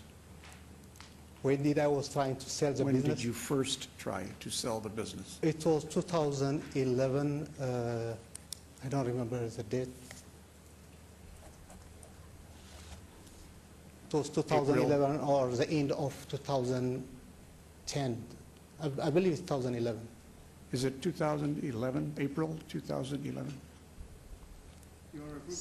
Sorry, if we're going to continue this, I didn't mean to interrupt the councilman. Can we have these individuals sworn, just like the other witnesses, before they continue their testimony? Well, I think I finished with my question. I think he tried to answer truthfully, but I think they should be sworn. You're absolutely right. Thank you, and I'm going to have some questions after they're sworn. And I have a question of you, please. So let's go ahead, if you would, let's be sworn. Because we have to have your name. Please raise your right hand, please. You all solemnly swear that the information you provide today is true and correct. Yes, ma'am. Thank you. Thank you. Yes. You want to ask me your question first? Yes. The ownership of a piece of property, what is the responsibility legally of that individual or group to vet out what is ongoing on that property, or are they in fact, as the owner, the respondeat superior to everything that's going on in their property, even if they don't live in the town? Well, I'm going to, some of that is my closing, and I would rather Okay. preserve that for closing. I'll cite the code sections that address this. In short, the owner is responsible for the property, particularly as a privileged license holder. Okay. But with that, I would like to ask a couple of questions of Mr. Hailu. Mr. Hailu, my name is Brad Jurbick. I'm at the City Attorney's Office. Did you hear the testimony earlier today by Ms. Duddleston and by Detective Schoner of the Las Vegas Metropolitan Police Department? Yes. Did you have occasion... Excuse me, Mr. Jurbick, Mr. Coffin, Councilman Coffin has asked that you speak slowly because there is language here. I'm sorry, I Thank will you. slow down. Thank you. I tend to be a bit of a jackrabbit when you get me before a microphone, but I'll slow down. If I could approach Mr. Hailu, I'm going to show you a document that is titled Nevada Commercial Lease Agreement. Do you recognize that agreement? Yes. Does that agreement purport to be a lease between you and Mr. Dolly and Mr. Hamu? Yes. And that was dated November 1st, 2011? Yes, that's also. As I turn through that document, we get to a page that appears to be in handwriting. Is that correct? Yes. Do you recognize that page? Yes. We're at tab 4, the last page of that document. Is that dated the 25th of September, 2011? Yes. Does that, and I'm going to read it, does that say, I, Gotham Hailu, received $2,000 deposit from Nabu Dali and Mazen Hamu for business Easy Market, 1109 Stewart Avenue, Las Vegas, Nevada, 89101. Total sale price of business, $16,200 minus $2,000 cash? No, Is that what it says? That's not a sale price. That's inventory. Is that what it says? Yes. That's Does it- inventory. I don't know what that says. I cannot sell my store by 16,000. Okay, That's I'll not- accept your explanation for what it means, but does it say 16,200 minus 2,000 cash? Yes, it does. Does it say balance 14,200? Yes. Did you receive $2,000 in cash? Yes. So your testimony earlier that you received no money for the business is not correct. Is that accurate? I didn't say any. I didn't receive any money for the business. I intention to sell them. Then I try to list this agreement. I go to the city. I ask them when they reject me, and I go back to them to do something else. Mr. Hailu, does the bottom of this document contain 3 names, your name, Mr. Dolly, and Mr. Hamu? That's my name. That's my signature. And your signature is below your name and the date? I didn't write this one. I didn't write the statement, but this is my signature. That is your signature on Yes, that sir. document? Yes, sir. Thank you very much. I don't have any further questions. Councilman, Mayor Pro Tem. Brad, 2 questions, and it goes to just history. Do you have any information on previous criminal history with these individuals? And I don't even know if you can answer that. And Right. number 2, It's inappropriate at this hearing. All I can tell you is if any facts that are subject to the disciplinary complaint have to be in the complaint, and they are the only facts that can be discussed at the council. If there are other facts, and to answer your question, I'm not aware of any, so just presume no history. That's what you have to presume. It keeps the record cleaner. If we go into things that aren't alleged, we haven't put them on notice that they have to defend against them, and therefore we can't talk about them today. And in your closing, you are going to address the responsibilities of the landowner for those who lease or buy, well, they won't buy it, it's not the landowner anymore, that lease from that landowner, the responsibility of that person for what's going on that property. Okay, thank you. Are there any other questions? Opportunity for the questions. individuals to And- testify or call witnesses. Okay, but are any more questions? Do you want to bring up other individuals to speak on your behalf or lend any information to what is before us right now? I don't have nothing to say because I am not involved with all this, the whole thing that we've been today. So even to the lawyer... All right, could you repeat that statement very clearly into your microphone that's in front of you there? I don't think I just want to to hire a lawyer because the reason I am just my fault. I'm telling you in front of the city. I didn't involve with any this situation that it's been reading with the investigators or with anybody. Something must be happened to my store. I was not there when I was not there. I'm the license owner, but whatever it happened, whatever the investigate find, I was not there. So I cannot bring any witnesses that if they tell me that I was at the store, I am the license holder, I do supposed to take a responsibility, I do supposed to reject the hard liquor, then I could hire a lawyer to do something. But if I hire a lawyer, I don't have nothing to say to tell him. Whatever it is on the paper is between them and me, between the owner and the lessee, whatever they are taking the responsibility of the store. So I don't have nothing to say to hire any other people. I don't know how, financially, I cannot afford it either. That's why I just wrote a piece of paper of myself to doing something. Okay, thank you. Okay, and Mr. Jervik, then how do we go forward, please? Just for the record, I want to ask Mr. Dolly and Mr. Dolly, Mr. Hammoud, do you have anything you wish to state or witnesses you wish to call at this time? No, I don't.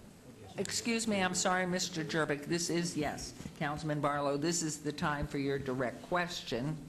That's correct. I just want to make I'm sure so that sorry. everything that the individuals who are named in the complaints is out. Counsel, if you have any questions of the Yes, individuals. please proceed. This is an opportunity to ask. Okay, because I have a number of questions, but you've also come back and stated that you're going to do a follow-up closing statement. So I'm just trying to figure out what's the best point for me to ask my questions as we go, or do I wait to hear everyone's comments?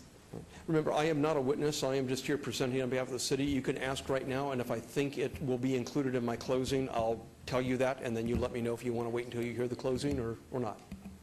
Okay. So please feel free to ask me, Councilman, if you'd like. Okay, because I also have questions as it relates to business license, Karen Duddleson, as it relates to the property owner. Perhaps I can give you just a bit of a preview. When I get into the closing, and like I say, I want to give you an opportunity to ask any questions of these individuals before I get there, I'm going to discuss the license, the responsibility of the license holder, the responsibilities under the code when it comes to leasing a premises or doing what they have done to this particular license and the consequences of it. Is there So I'll be glad to address all of that. Okay, is there any procedural prohibition to Councilman Barlow speaking after your closure? Not at all. In fact, after I get done speaking, it's going to be up to you to debate the presentation and make a decision as to what a punishment, if any, you think is appropriate. And so we'll have an opportunity to bring back up not only your witnesses, but speak to the applicant here before us, correct? Absolutely. Okay, then Okay. I'll wait. Good. I think that would probably be best, as long as we know that we are within the purview of doing the proper procedural. You are. Thank you. Any questions of the individuals? But I think that right is being reserved with permission by If I all could. of us after your closing. If I could, if you'll turn to the white book for a moment, you'll notice at the back of the complaint under tab 1, please go to page 9.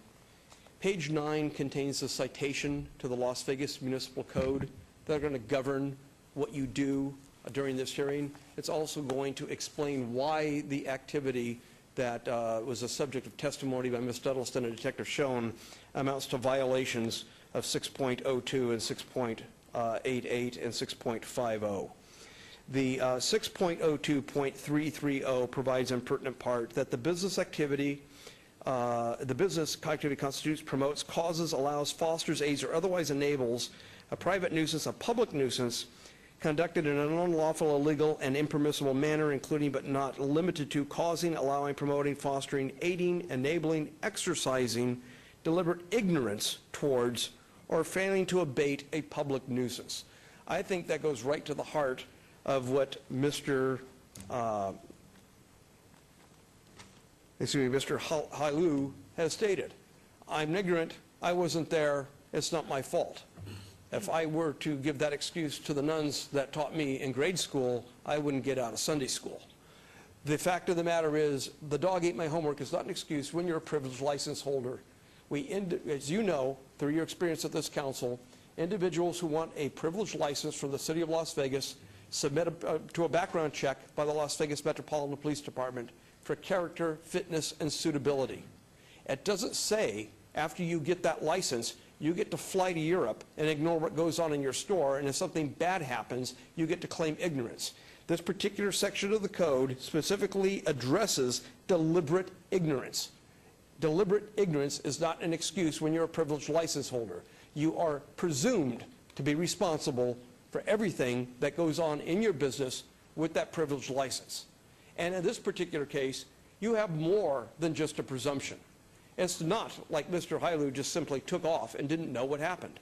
Mr. Hailu entered into a lease with these individuals. He has identified his signature on that lease. He received money for that lease. He turned the business over to these people, and then this illegal activity occurred. You can't even credibly argue you had no idea who was doing this or what might be going on. He knew these individuals, and ignorance is not going to be an excuse under the code. Under 6.02,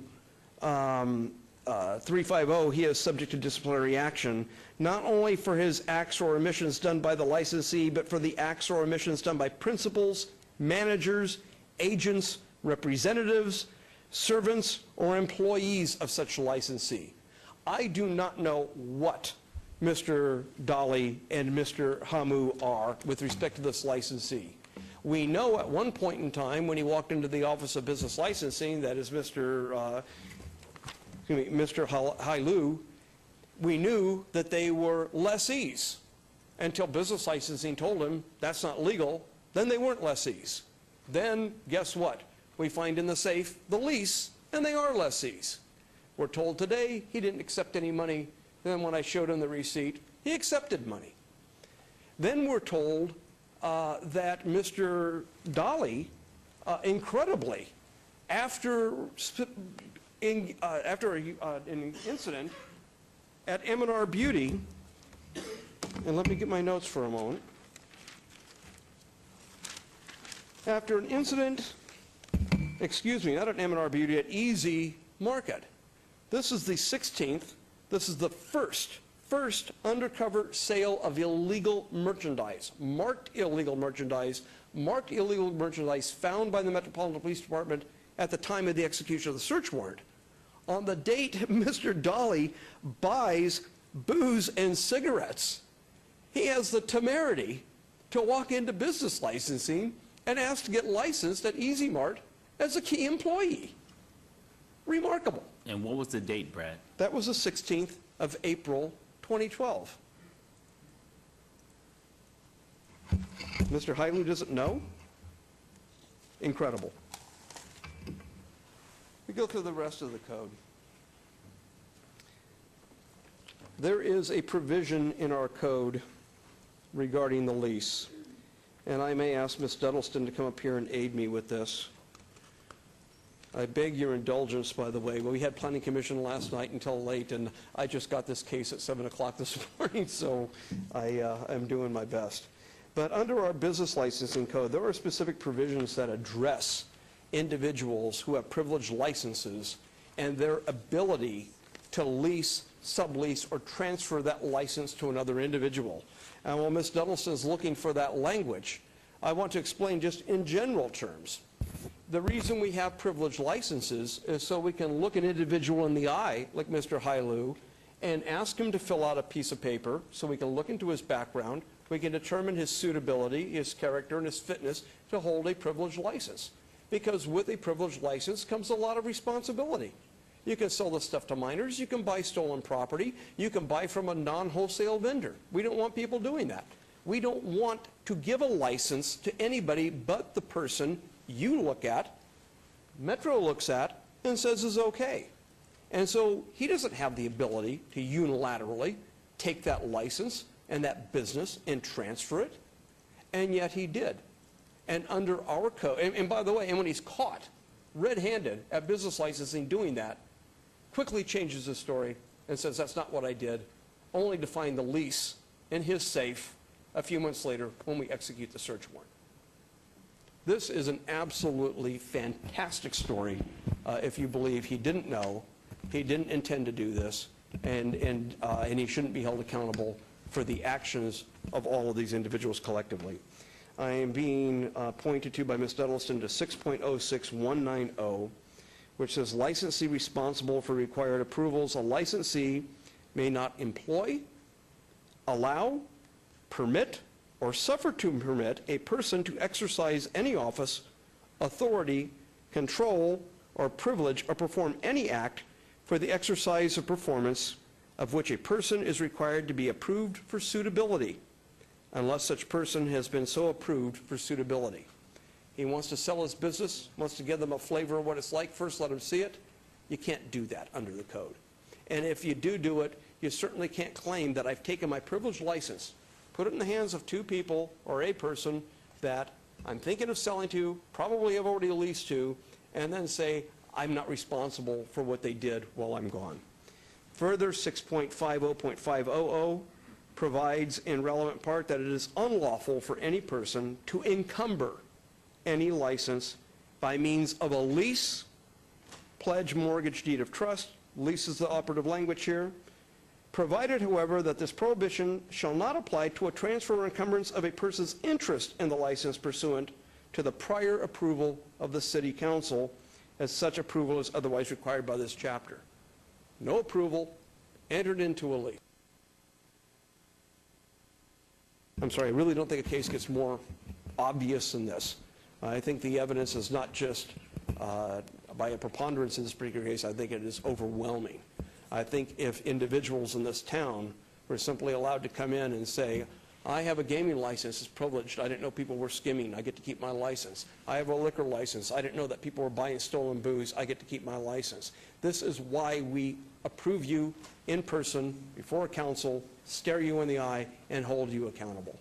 For that reason, I submit that these three individuals have been in violation of Title VI of the Las Vegas Municipal Code, and I would wait for your deliberation on that particular item. Let the individuals argue their case if they wish to at this point in time. At the end of your deliberation as to whether or not you feel that they're in violation, I will have a recommendation as to penalty if we get that far. Thank you very much. I think at this point we'll go ahead, and Councilman Barlow, if you would go ahead with your questions, please. Thank you, Mayor. Thank you, Mr. Jerbick, for your presentation. Just so that I have the names right, Mr. Dolly?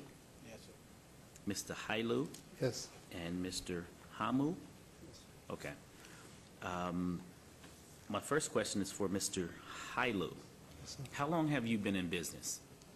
Since 1997. Since 1997? Yes. Okay.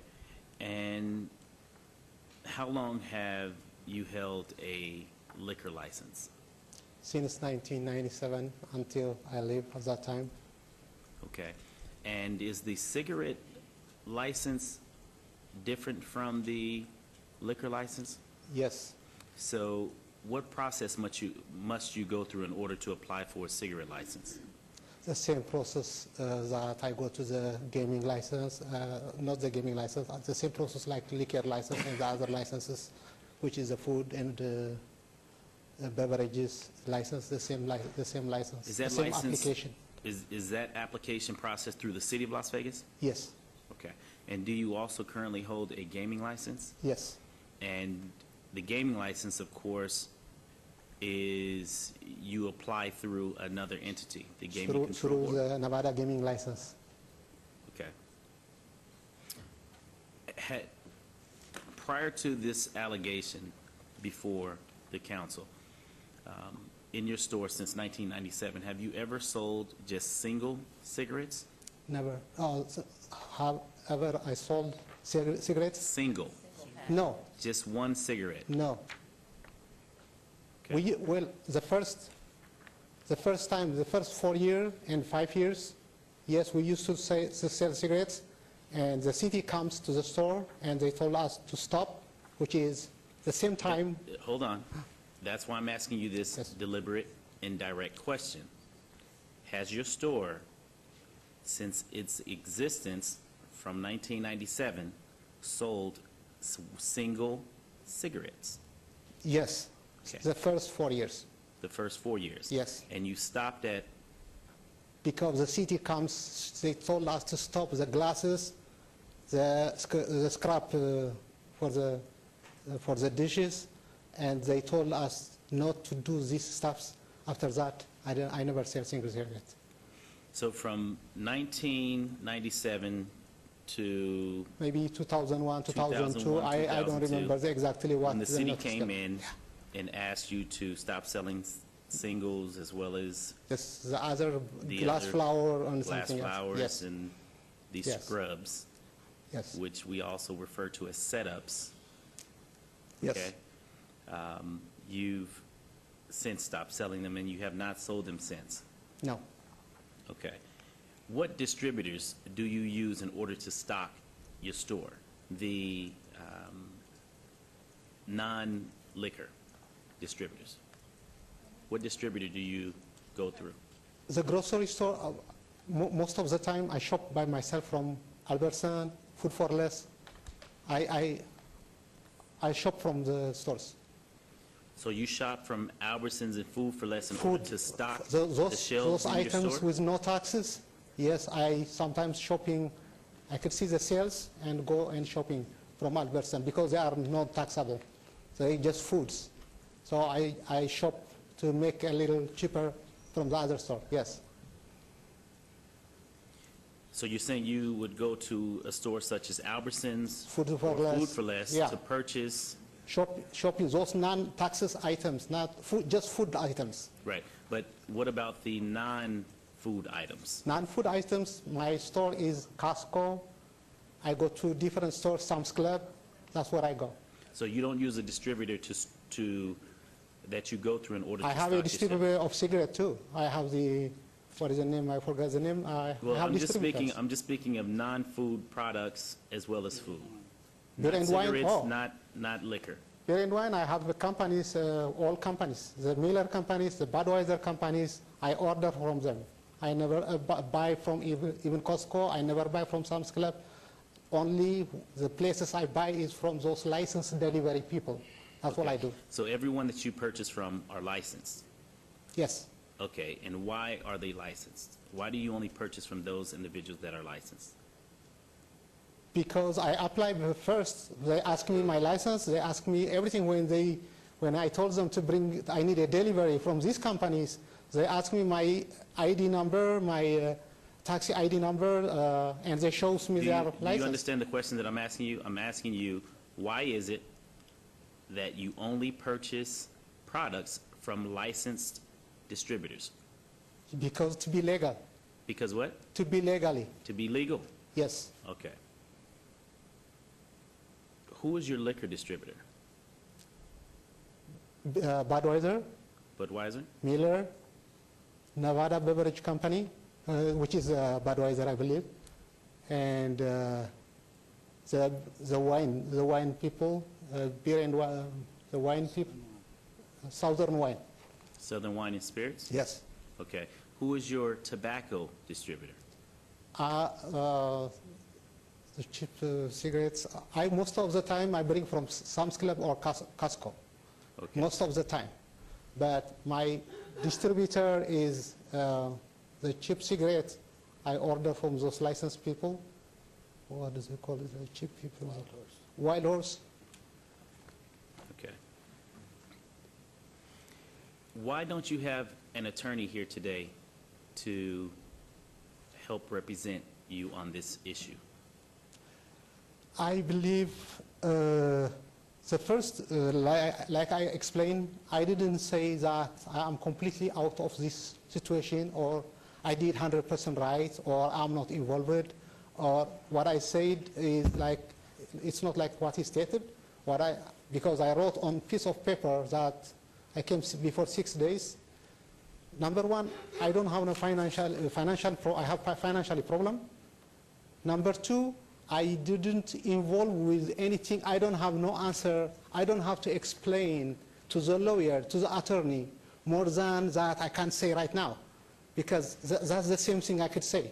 Okay, I was not at the store. I gave them to these people. These people, I trust them because they have... When you say these people, what these people are you referencing? Him and him. What are their names? His name is Because Mark. you're speaking as though you don't know who they are. Okay. His name is Mark. His name is Nabel.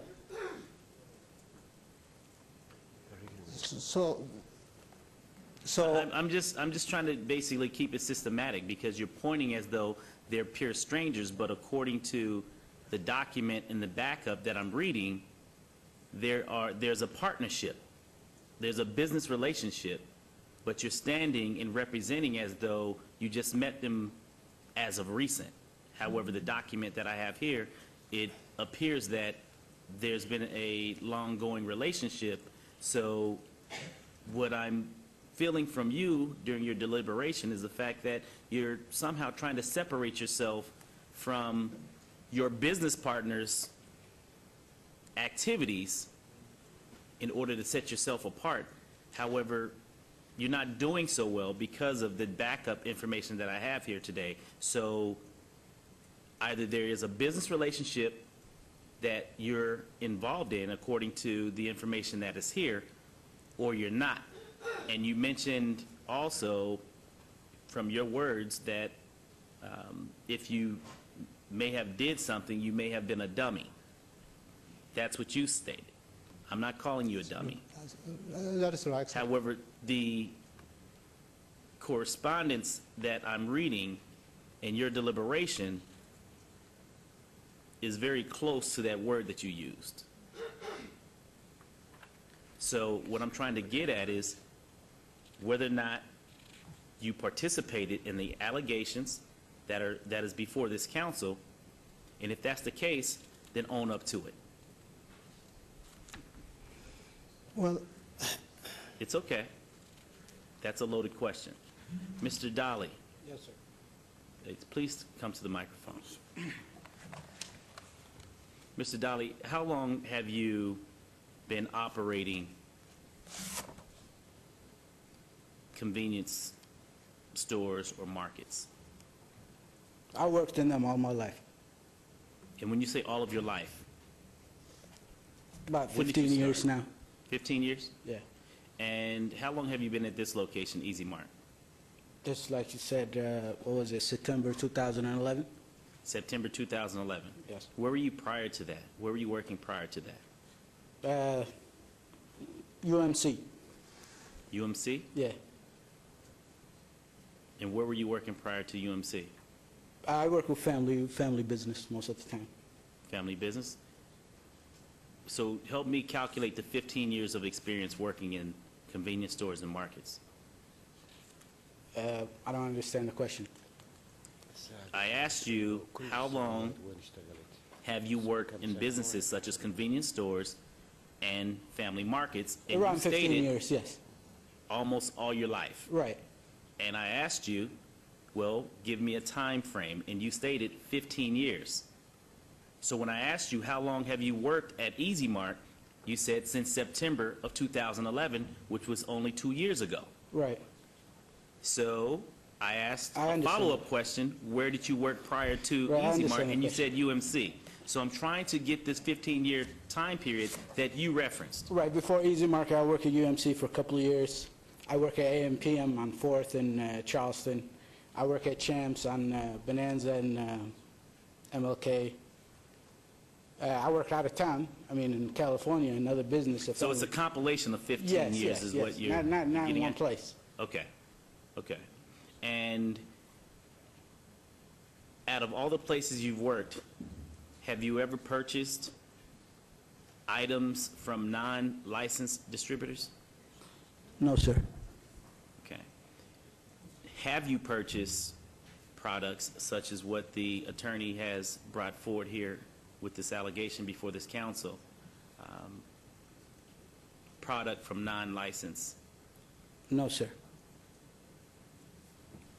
The documents that were shown from the detectives, as far as the liquor and the cigarettes, have you ever purchased any liquor or tobacco from anyone, non-licensed distributors, while working at Easy Mart? Yes, I did. And what products did you purchase? Like they said, liquor and cigarettes. I'm sorry? Liquor and cigarettes, tobacco. Liquor and cigarettes. Okay. And at any point did Mr. Hailu authorize you to make such purchases? No, sir. At any point was Mr. Hailu aware that you were making any purchases? No, sir. Explain to me in this council as to why you would make those purchases of the liquor and the cigarettes from the detectives. What was the reason behind the purchase? To be honest with you, it was a mistake. I did mistake. I did make a mistake. I was wrong. He did not know anything about it. He was never around. So why did you make the purchase? I don't know. It was a dumb move. What was the reason for the purchase? Were you going to use it personally? Well, yeah, Were you gonna use it I in the drink and store? smoke, yes. Were you going to use the product to place on the shelves in the store? No, sir. So when you made the purchase, where did you place the product? In my trunk of my car, in the back storage room. And what's kept in the back of the storage room? Nothing, mostly junk, extra shelving. You don't keep product in the back of the No, storeroom? no, sir. Okay, so all of your product is only on the shelves? On the front, yes. Okay. Okay. Is the detective, I'm sorry, I didn't get his name. Sir, would you please come back forward? I'm sorry, your name, please, for the, Detective Schauman? Detective Schoen? Schoen? Schoen. Schoen. Detective, question for you. As far as can you walk us back through the sale of the product? And I believe it was the liquor and tobacco? Correct. Okay. The first sale during initial contact on April 16th, our undercover detective contacted Mr. Dolly. It was the third contact that he had made. He offered to sell him purported stolen cigarettes and liquor. Mr. Dolly initially indicated he didn't want the liquor, he only wanted the cigarettes. He purchased the cigarettes, sent him to go see Mr. Hamu at 1935 Fremont. Mr. Hamu was not there, so that sale was not able to be transacted. An employee handed the phone to our undercover detective. Mr. Dolly was on the other end of that phone and advised him that he would be interested in purchasing the balance of our product, which was the liquor that he previously didn't want. Our detective went back to 1109 Stewart, which was Easy Market, and that transaction was done. Was it the liquor or the tobacco or both? Initially, it was the tobacco. During the first visit on that day, our officer went back and sold the liquor to Mr. Dolly. Okay. And as far as your investigation and subpoena, walk us back through whether or not the product that you sold or that the detective sold, Mr. Dolly at that time, if that product was confiscated inside of Easy Mart. It was confiscated from Easy Market during the service of the search warrant. Mr. Dolly is being half-truthful with the product. Well, and I hold on one second, because I want to systematically understand where we're going with this. The product that was discovered, confiscated, where was it confiscated? The liquor was confiscated from the storage room, as Mr. Dolly had indicated. The tobacco products were confiscated from the shelves. The shelves? For sale. Inside of where? Correct. Behind the counter of Easy Market. Okay, behind the counter of Easy Market. Okay. Thank you. Thank you. Mayor? I'm waiting for a response. I have asked Mayor Pro Tem to get me some information before we proceed any further. Any questions, Councilman Coffin, Councilman Beers? Any questions here? Okay. Yes, Councilman Coffin. If you were waiting for some information, I will ask Mike Hamou. Mike, have you read the charges that are before you? Do you Yes. Do you understand them? Yes. In the testimony of the police, do you say did they tell the truth? Did the police tell the truth?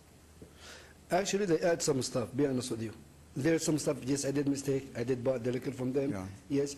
But the beauty supply, I never buy. Never, ever. And I don't know how they bring it in and they have picture. So I never buy this. So you I'm not are... interested. I have thousands of beauty supply, in the store. So I'm not interested. Okay, so you agree with some and disagree with Yes, sir. some? Yes, sir. Okay. Thank you very much. My pleasure. Okay, if I might, Mr. Hailu, and I only do this to make sure we have the information. You've been operating your property for 15 years? Yes. Or property in Las Vegas? Yes. Have you had that license through gaming for those 15 years? Yes. Have you had any problems prior to this past result of these past 11, 12 months?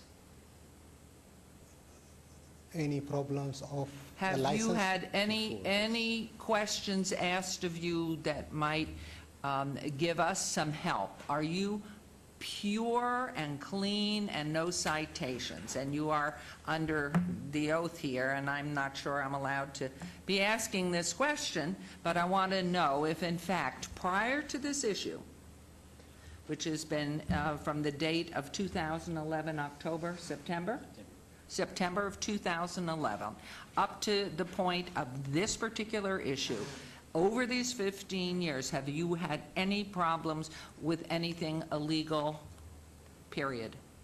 No. I don't have any illegal things. They took my food stamp, which is, they said the same thing I had regular employee. They said they sold that within 1 minute they sold 2 transactions and they took the license of food stamp. That's all I have. They have taken your license the before? Food stamp license, yes. Which license, I'm sorry? Food stamp license. Food stamp license? Yes. Okay. EBT. And that was, had you asked the question while I was in dialogue as to why that was taken? And may I ask you why that was taken? And what year that was, if you can recall? It was maybe 2007, if I don't, 2006 or 2007, I don't remember the date. The reason is the same thing. I had employee there, regular employee, because the business was okay at that time. And I left employee. They said, I go to Senator Harry to protect myself. That's I didn't do any illegal activity, but what they told us on the paper is there was 3-4 transactions at the same time with one person. That's what happens. That's why they took the license, the food stamp license. And for this reason, I go to San Francisco to protect myself. I go to Harry Reid, Senator Harry Reid office. I have a letter from him, and he was trying to help me, but he said it's too late. I'm supposed to come early before I go to San Francisco. So they said the reason is too late. Your Honor, if Okay, I I could. have a feeling, yes, you want to. I'm going to caution you, as I think Mr. Burns will, what the question I'm about to ask of Mr. Hailu go to his credibility, not to whether or not what I'm about to ask about should be held against him when determining his guilt. So with that in mind, please only consider it with respect to his credibility. Mr. Hailu, do you recognize Detective Schoen? No. Isn't it true you met him in 2005 for the first time? I don't recognize it. Isn't it true in 2005 he issued you 2 citations? No, I don't recognize him. You've never seen this detective before? Is that No. your sworn testimony? Well, I don't remember. I don't remember him. I don't recognize him. Do you remember receiving criminal citations from the Metropolitan Police Department in 2005? What kind of criminal? I'm asking you, do you remember receiving any kind of citation, a written citation for violation of the law from a member of the Metropolitan Police Department? I don't remember. And if it came from this detective, you wouldn't remember that either, is that I don't correct? remember. I could have any citation because I'm on the business, but I don't remember. Do you remember receiving a notice of violation on February 23rd, 2005 from Officer Jillian for failure to maintain available employee listings? Does that sound Yes, familiar? yes. You do remember that? Yes. So you did have an encounter with the Metropolitan Police Department on that date for failure Yes. to maintain a listing? Okay. Yes, I have to have the. Do you remember employee Detective list. Schoen was present for that? I don't remember him, to tell you the truth. I'm not saying that he was not there. What I'm saying is I don't remember him. Do you used to have a manager named Teklu Sagai. Sagai? Yes. Okay. Do you remember a violation notice issued to him for failure to post open container signage in your Yes. store? Yes. In 2006? Yes. Your indulgence, Your Honor, my eyes aren't what they should be. Do you remember also receiving citations for failure, much better, failure to have a person who is at least 21 years of age with AA certification and a work card at your business? I You never, remember that citation? I never had employee under 21. Do you remember 21 years old. receiving a failure to submit suitability for duties of managing for an individual at your location on that same date in 2006? Could you read it again? Do you remember receiving a citation for failure to complete an employee suitability for duties of managing? That is, you're required, if somebody manages your store, to have them certified as a manager. Do you require receiving a complaint against you for not doing that? I had one employee that's Sagai Taklu. He is over 21, and I don't remember any citation. How about failure to require a health card for an employee acting as a cashier? How about failure to have an alcohol awareness card for an employee selling alcohol? We all have awareness card, the TAM card. Isn't it a fact that you received several citations on October 24th, 2006 at your location for those violations and more? I remember the employee record. I remember that. They come behind my register and they told me, they asked me where is the employee register, and I told them I don't have it right now. Let's see And if your they said- memory is any better for December 15th, 2008. Do you remember receiving a citation on that date from Metro for failure again to maintain an employee listing in 2008? Remember that citation? Yes. Do you remember receiving a citation on that same date for operating a wire transfer service without a valid license? No.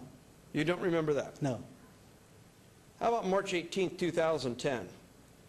A notice issued by Metro for violation of operating a business without a valid unexpired license due to delinquent license fees. Do you remember that? I never had expired license. Do you remember on April 10th, 2012? This would be the date before the first sale. For a notice of violation issued to you for failure to require suitability for Mr. Dolly? What is that again? I don't understand. On the 10th of April, you received a citation for failing to get a suitability check, submitting Mr. Dolly for suitability as your key employee. Do you remember getting that citation? No. I don't have any further questions, Your Honor. Thank you very Mayor. much. Yes. Just a couple follow-up. I reserve the right to recall the detective, though, if I could. Thank you. Thank you. Just a couple follow-up questions, if you and Karen don't mind sticking around. Karen, through our business license process, when applicants come forward and request a business license, specifically those that consist of special use permits, which the city holds near and dear to our brand, the City of Las Vegas logo, do we take those business owners through any type of training or a some level of detailed conversation as to the do's and the don'ts to the application that they're applying for? Or do we take their money, provide them the documents, and leave it up to them to determine what they can and cannot do under that special use? Councilman, we have a very extensive system. In order to get a privilege license, you have to make an appointment with business licensing. We actually reserve specific times so that we can meet with the applicant. We can go through all of the code that applies to their license, what the rules and regulations are. They're given a copy of that code. They are also given a summary of the specific rules that go with a particular license, like beer and wine off sale, how far your signs have to be, what you can do with this license, what you cannot do with this license. They have to sign an affidavit that they have reviewed that code, that they understand it, and that they've read all those disclosures, and they provide us that at the counter before we accept that application. But my question, I understand what you're saying, but I want you to answer my question. Let me rephrase my question. With the packet of information that the City of Las Vegas offers or renders to an applicant coming in to apply for a business license, is there a level of conversation outlining the do's and the don'ts as it relates to the specific application they're applying for? Yes. Okay. Go ahead, Mayor. Did you, Mr. Hailu, go through that process and have that opportunity? And therefore signed that he had been in, et cetera? Oh, you weren't here then? I do not have that signed copy before me, so I can't testify to that. But that is our procedure, and that procedure has been in place prior to my tenure here at the city. And you do recall having that conversation opportunity? Yes. Okay, thank you. Sorry, Mr. Councilman. Okay, not a problem. So that process is in place through your office, and it has been in place prior to your arrival as director? Correct. And whenever anyone comes in, for example, when this gentleman came in for his change of address, that discussion was gone through, again, the do's and don'ts on leasing a liquor license prior to these incidents. Now, when you say the gentleman came through, are you speaking of a specific individual, or are you speaking in general terms? Mr. Hailu Okay. came to my technician on April 16th to change his address, and that discussion on what you can and cannot do with a liquor license, and that you cannot lease a liquor license, was had at our front counter. That same day, after that was reported to management, we sent out a license officer, Mr. Grasmick. He was out on site. He had that conversation again with the person that he found running that store. And do you recall that, Mr. Hailu?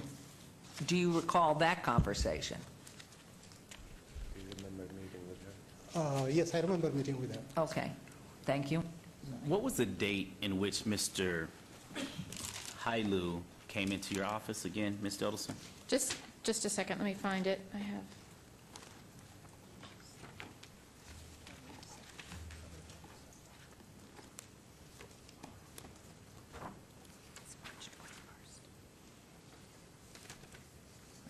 March 21st, here we go. March 21st, 2012. So March 21st, 2012, Mr. Hailu, you came into the city of Las Vegas for an address change, and there was a conversation that was had by city staff informing you as to the do's and the don'ts and whether or not you could or could not lease your business to a third party. Do you recall that conversation? You do? Your microphone isn't on. Yes. Okay. And so you understood March 21st, 2012, that you could not lease your business to anyone without coming through the city of Las Vegas? Yes. Okay. Having said that, going back to tab 4 in the white book, and Mr. Jerbick pointed this out, the Nevada commercial lease agreement that you went into negotiation with your business partners, Mr. Nabil Dali and Mr. Mazen Hamu, is dated November 1st, 2011, which is a lease agreement. And it's looks like an official lease agreement with specific terms as far as how much money will be paid up front, how much money will be paid monthly, and defaults, all of the technical terms that a business, real live business transaction should have in it. And at the end, under item number 18 of this lease agreement, it has Mr. Hailu, Mr. Dali, and Mr. Hamu as a partnership landlord-tenant agreement. And it was dated November 26, 2011, and it was notarized as well by Clark County Notary Gerardo Bajarano. Okay? And in addition to that, on the 25th of September of 2011, you received, according to your handwriting, it looks like a receipt possibly. That's not my handwriting. That's my signature. Okay, well, someone's handwriting. Yes. Okay? Is this your handwriting, Mr. Dali? Yes, sir. Okay, so come to the microphone, if you will, please. So this is your handwriting. So Yes, sir. what is this document, Mr. Dali? Can you explain That's this? the amount for the inventory. I'm sorry? That's the inventory, the cost of the inventory when we went. Okay, well, let me ask you this question specifically. What was the nature of this document that you submitted to Mr. Hailu? What was the nature of this? Why was this written? Was just a proof that we paid him some money. Okay, so it's proof. So you're protecting yourself Yes, because you signed a lease agreement with your landlord, yes. correct? Okay. Did Mr. Hailu at any point tell you that the lease agreement that you were signing was illegal? No, sir. Okay, so he never informed you that it was illegal? No. Okay. Anytime after March 21st, 2012, Correct. did Mr. Hailu inform you that the lease agreement that you and Mr. Hassim signed was illegal? No. I'm sorry, Hamu, Masin Hamu. Did No, he sir. inform you after March 21st, 2012, that the lease agreement was illegal? No. Okay. That will be the end of my comments for now. Mayor, thank you. And if I may just reiterate, on this Nevada commercial lease agreement, on page 1 of 7, it does in fact lay out everything that was, numbers may be a little different on that single signed sheet of September 25th, 11.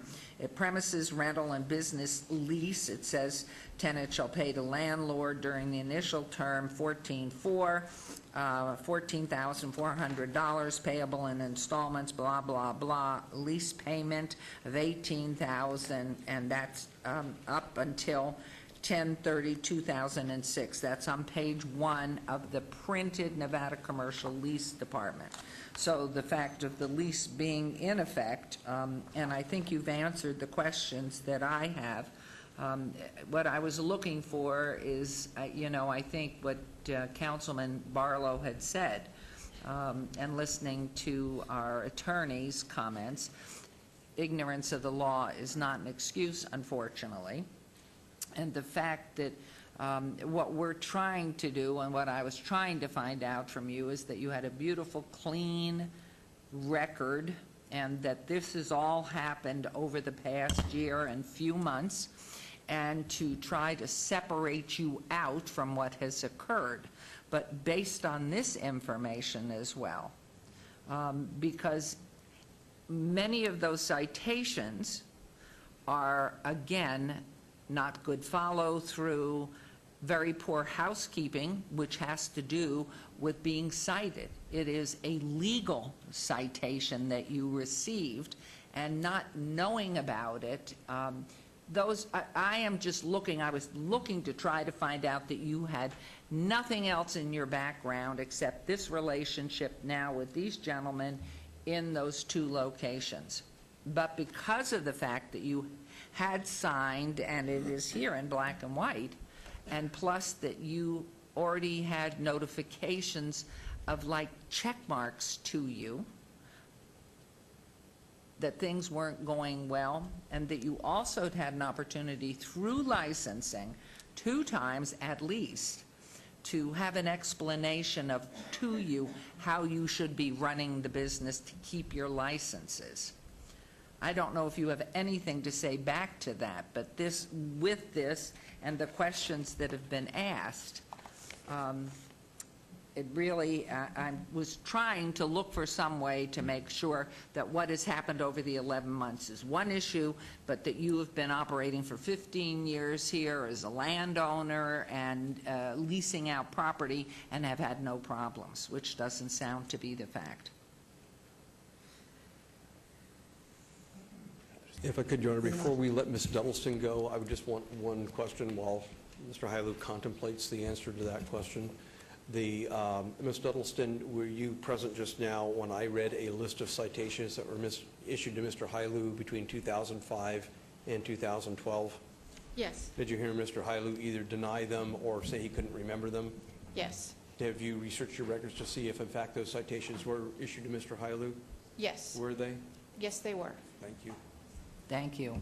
And so at this point, do we hear from you on your recommendations, or do we have a motion? I talked to the Mayor Pro Tem, and procedurally, here's what I would recommend. Unless you want further argument from me, which I could, I think you've got enough, I would ask you to take a vote at this point in time as to whether or not you think the 3 individuals are in violation of the Las Vegas Municipal Code for the reasons stated in the complaint before you today. If you believe that they are in violation after that vote, I will have a recommendation for you for disciplinary action. And of course, if there is a vote against there being a violation, there's no point in getting up to number 2. So at this point in time, I would ask you to make a motion as to whether or not Gotham Hailu, Mazen Hamu, and Nabil Dalai are in violation of the Las Vegas Municipal Code as alleged in the criminal complaint before you today. Mayor Pro Tem. Thank you, Mayor. Basically, what I heard today was that these 2 businesses are buying and selling stolen property. I mean, that's really what it comes down to. And I don't believe you should have a business license or a privileged license to buy and sell stolen property in a business. So, and based on what I've heard today, I believe all three gentlemen were somehow involved in it. So I'm going to make a motion. So you want to Focus help me on with item the number exact motion? 41. Their motion should be with respect to Mr. Hailu doing business as Easy Market and Mr. Delay. That will be my motion Or on Mr. agenda Delay. item number 41. And Mr. Haimu. I'm sorry, all three are named in that one along with the business. So your That- first motion would be, That will be my first motion, that all three are in violation of our code. right, as alleged in the criminal complaint before you today. Yes. I'm sorry, in the disciplinary complaint. I keep saying criminal complaint. It's a disciplinary complaint before you today. There's actually, it's two counts in item number 41, right? Okay, that's my motion. Wait. Oh.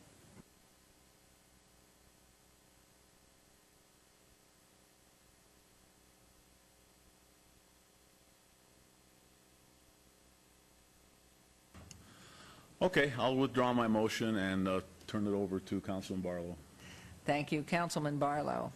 Thank you, Mayor Pro Tem. My comments will be identical to the Mayor Pro Tem motion. And I agree that with the information that has been brought before this council, that I truly believe through the facts that have been presented from the detectives, business license, and your comments here today, that neither of you gentlemen, Mr. Hailu, Mr. Dali, and Mr. Hamu, should be in a position to have such a privileged license. And so therefore, my motion will be to follow staff recommendation for the denial of your license. This would just simply be to find them in violation To find you in violation allegations in the complaint. of the City of Las Vegas business license and its codes. That would be my motion. Is that clear? We've got that, Claire? Fine, thank you. All right, if there's a motion, please vote. And please post. While we are still on item number 41, I have a recommendation for disciplinary action now that you have found a violation of the municipal code as contained in the disciplinary complaint, and that would be for revocation of the license of the Easy Market and the imposition of a fine of $1,000 per day for every day each of these three individuals have been in violation. You'll need to make a finding as to those number of days. I'll give you two options. You can, of course, pick a lesser number if you want. If you believe that this began on the 4th of April, which is the date, according to Detective Schoen's testimony, that Mr. Dali stated to the detective that he would be interested in purchasing stolen cigarettes, and if you believe that that continued from that date until the execution of the search warrants, we have 79 days, and I would ask for a $79,000 fine per individual. If you believe it started on the date of the first transaction, when the stolen property was first sold, that's a lesser number of days, that would be 65 days, and I would ask for a fine of $65,000 per individual. Because oddly enough, under our code, even if you revoke, these individuals can come back to the city and ask for another license in about a year. I would ask that if you impose the fine, that you order that before any license could be asked for in the future, if you revoke the license per my request, that that fine be paid first. So I'm asking for revocation and a fine of $79,000 or $65,000 per individual based on the proof we've offered today. Is there any variability to the fine amount that gives us? You can always pick a lesser number. You can't go beyond that because I have not proved beyond that. I do want to state for the record that the disciplinary complaint alleges that this all began on June 15th, 2011. I deliberately today avoided presenting any evidence that would suggest that this began on June 15th, 2011, I did not believe that the evidence rose to a level that I would be able to defend later on in court, so I didn't introduce it, and I don't want you to consider it. What I did introduce was evidence that said that on April 4th, so first day, Mr. Dolly said, I want to buy some stolen cigarettes. He didn't buy any then, but they came back with the cigarettes and the booze later, and it continued on to the 21st. That gives you 79 days of violation for a $79,000 fine. If you want to start the date, at the date the actual transaction occurred, where the first stolen cigarettes and stolen booze were sold, that's 65 days and a $65,000 fine. If you feel either of those amounts are too high, you can't go higher than those, and you want to impose something less, you can do that, or impose no fine at all. But that's what I'm recommending. It's a $79,000 fine based on that testimony and revocation of the license. Thank you very much, Mr. Jervik. Mr. Councilman Barlow. Yes, Mayor, and Mr. Jervik, thank you so very much for that explanation. My motion at this time would be to revoke the license and impose a fine of $5,000 each for each gentleman for their actions in this case. And if, in fact, this motion carries, I would like to also add as an addition that should they apply for a license in the future, that $5,000 be paid prior to the issuance of a business license in the city of Las Vegas. That would be my motion. There's a motion. Please vote. And please post.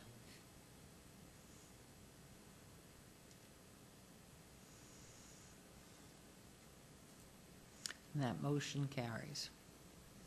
So I believe that concludes this. That's the end of 41. You're halfway there. Item number 42, we need a similar motion as to whether or not the city has satisfied the requirements of proving the allegations alleged in the disciplinary complaint on file under item number 42. If somebody will make that motion, I will have a recommendation, if it passes, as to what the fine and penalty should be. Your Honor, Councilman Coffin. I move that the city find that the defendants are, respondents are in violation of city code on the 4 counts listed in agenda item number 42. There's a motion, and please vote. And please post.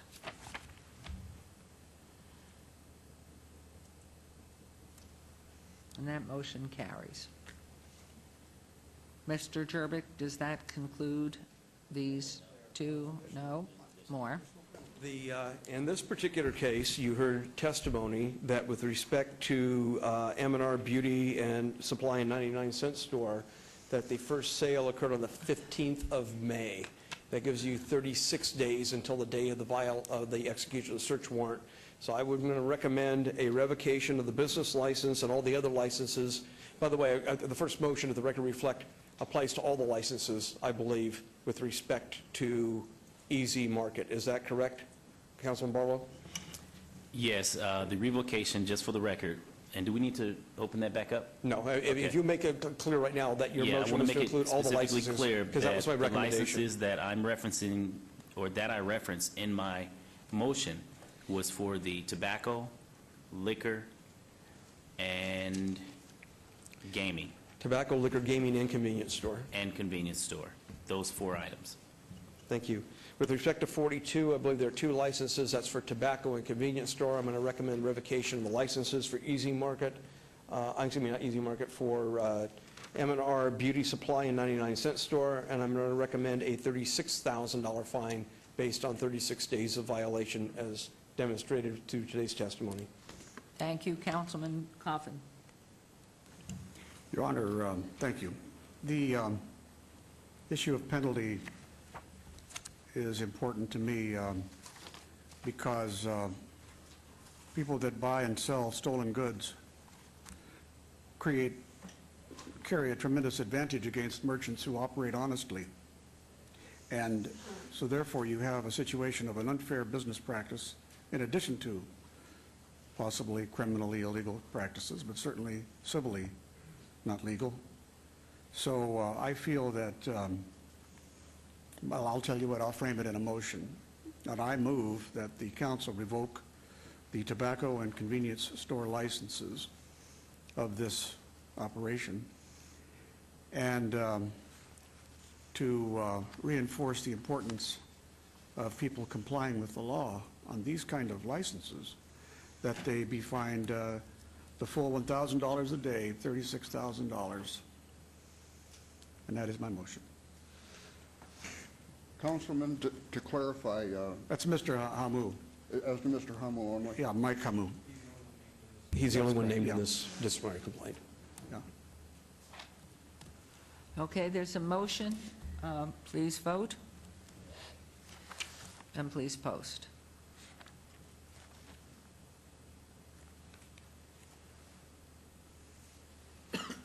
That motion carries. Thank you for your patience. Thank you. Sorry, gentlemen, I hope that everything going forward will be a clean slate, come anew, get the fines paid off, and Mr. Hailu, I wish you the best as you go forward with the process of owning business and property here. That's all right. That Anything's you better. will make sure that you understand, and I would highly recommend always you have someone else look over the paperwork so these issues never recur. So I'm sorry, gentlemen, but it is what it is and what's happened. And so thank you for coming today. And staff, thank you for doing such a thorough job for us. And so now we are going to recess, for closed session. For 30 minutes. For 30 minutes? We will be back here at 2 o'clock. Thank you.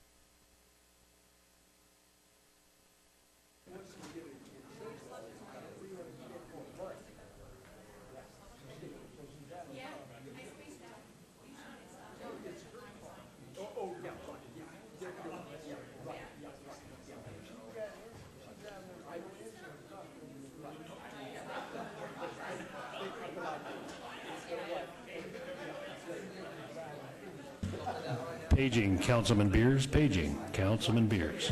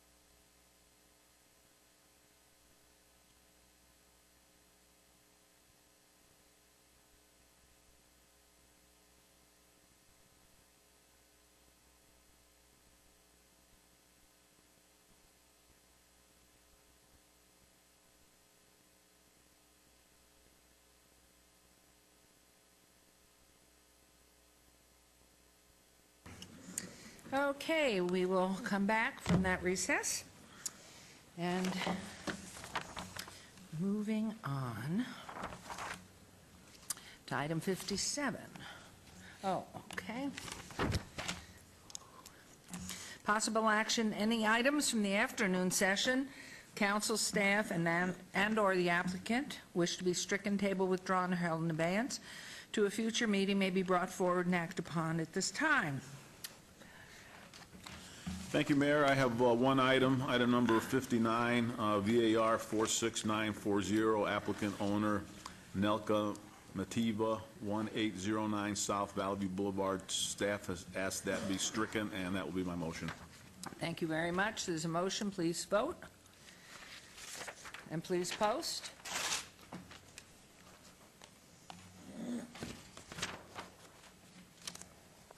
Thank you. Motion carries. We'll move on to item number 58. Public hearing for possible action to consider a request for a waiver and/or reduction of fees totaling $13,298.90 in out-of-pocket costs, $47,000 in daily civil penalties, for a total of $60,298.90 recorded against the property located at 620 Madison Avenue.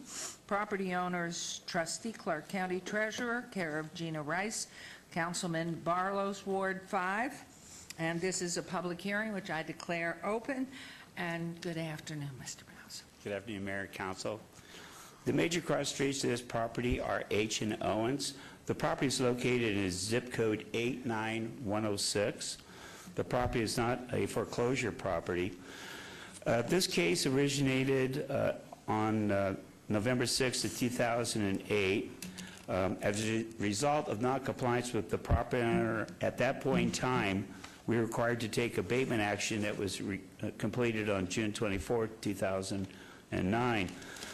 This property had a 3-unit apartment building on it, and the apartment building had sustained structural damage due to deterioration and a variety of reasons. The building actually met the definition of a dangerous building under the Uniform Code for the Abatement of Dangerous Building. And so the abatement action taken by the city was to demolish the structure.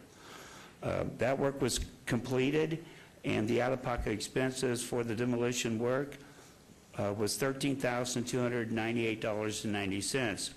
In addition, daily civil penalties in the amount of $47,000 were assessed against the property, for a total of out-of-pocket expenses and civil penalties of $60,298.90.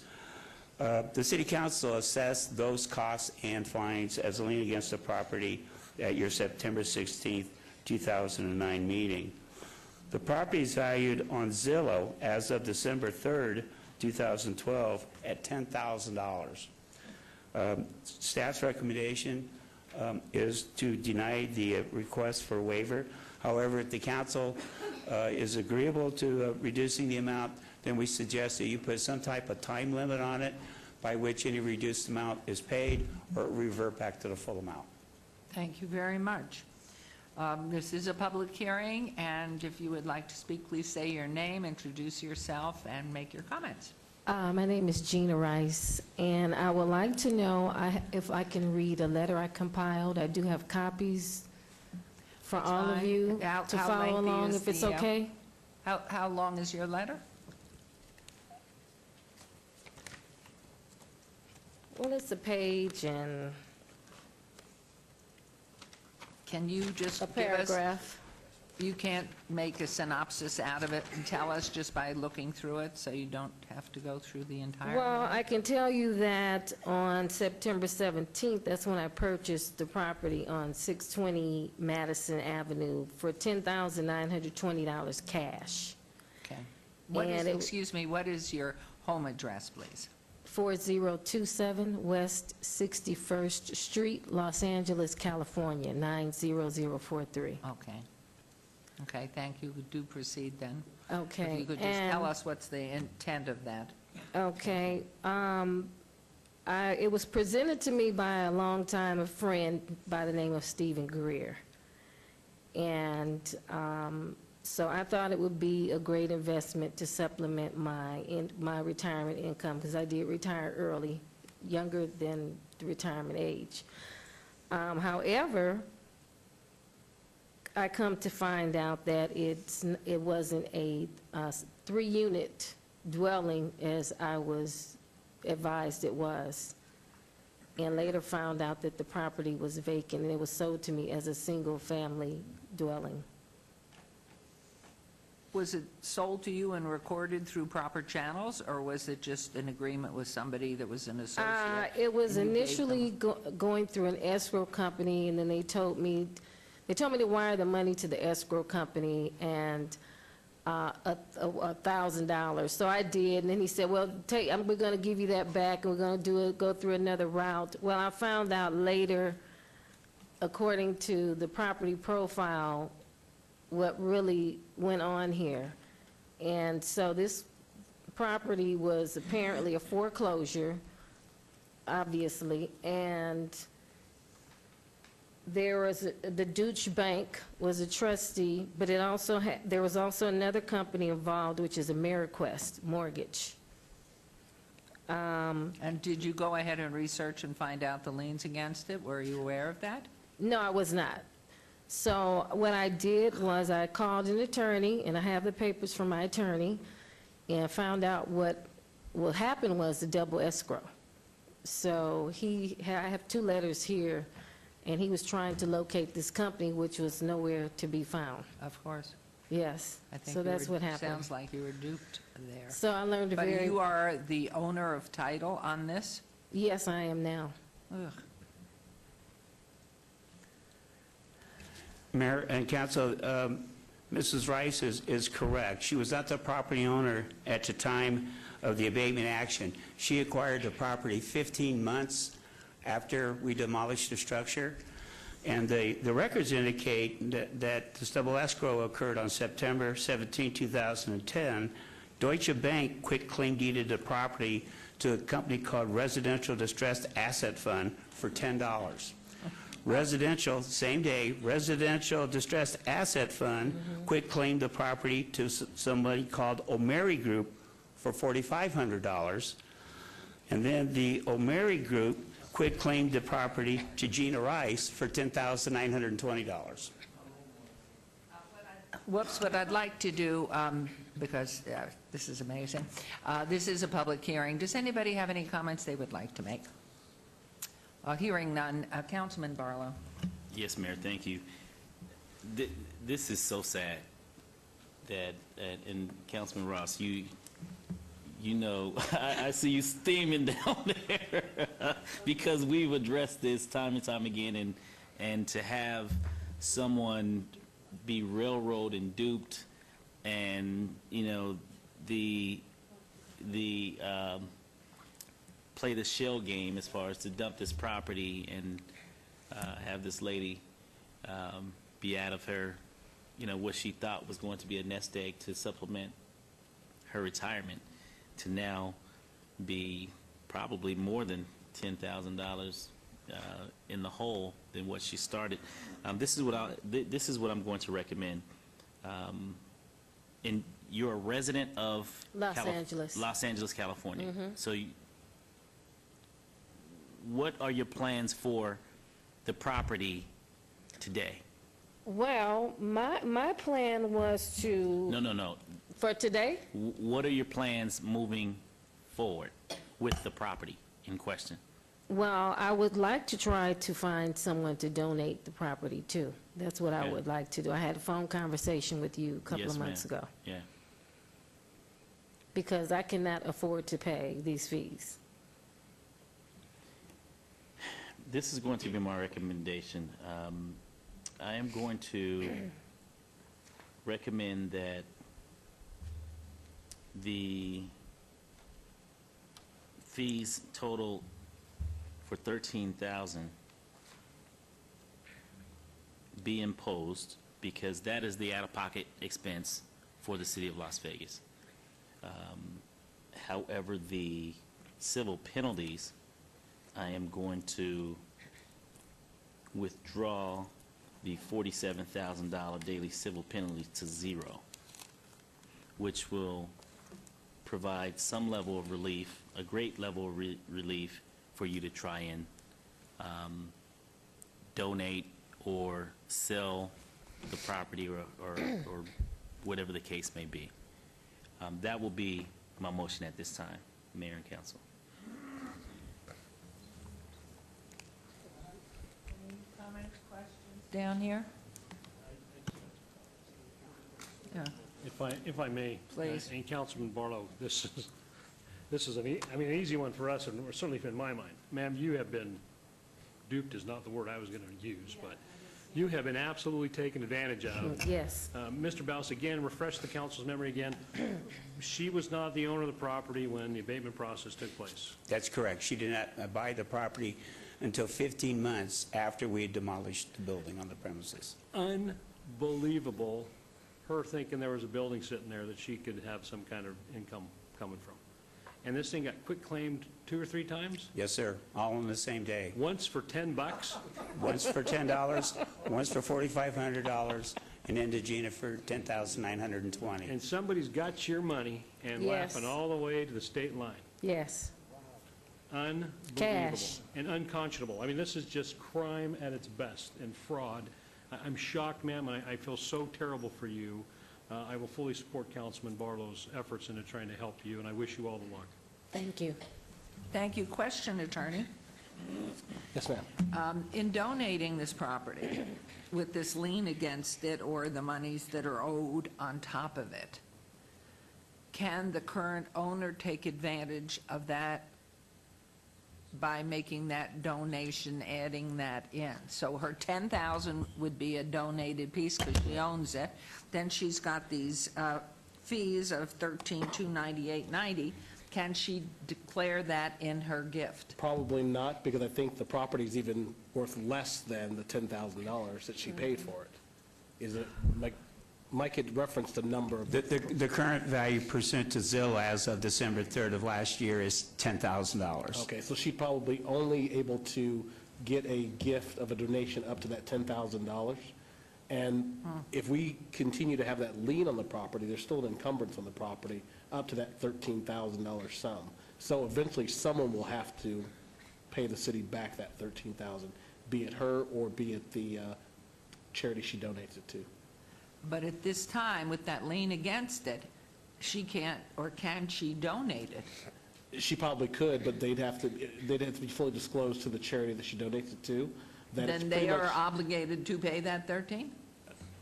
If we act on the lien, if we actually activate the lien or reduce it to a judgment, then they'd have to pay it. If it just sits there, it'll always sit there and be an encumbrance on the property forever.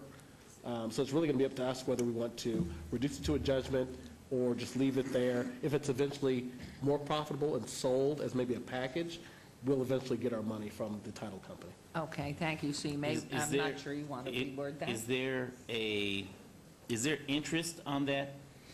No, There's no interest on that? no. On the 13,000 that we're leaning Condition it, to the donation. there wouldn't be no interest on that. Then you waive the penalty, maybe. Condition,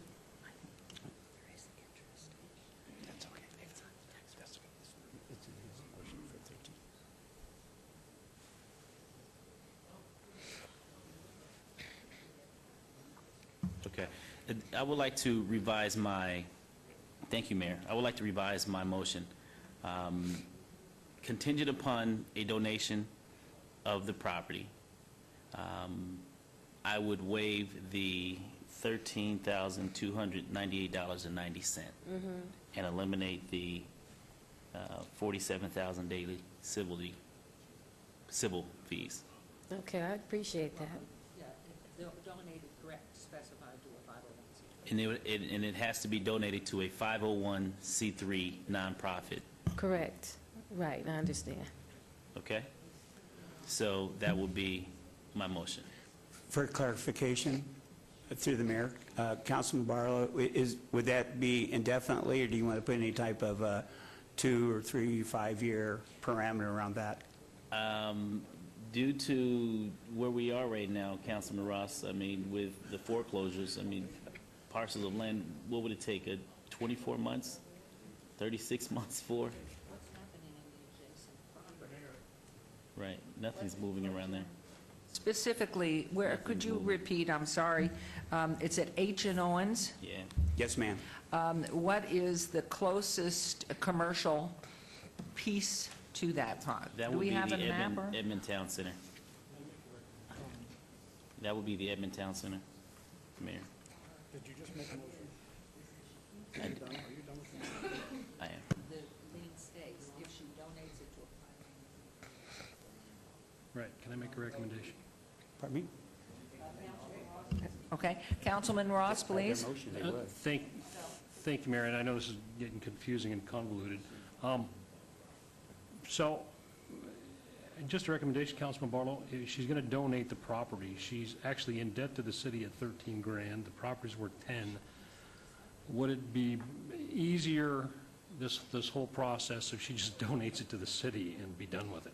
That way, at least the taxpayers are not out the entire 13.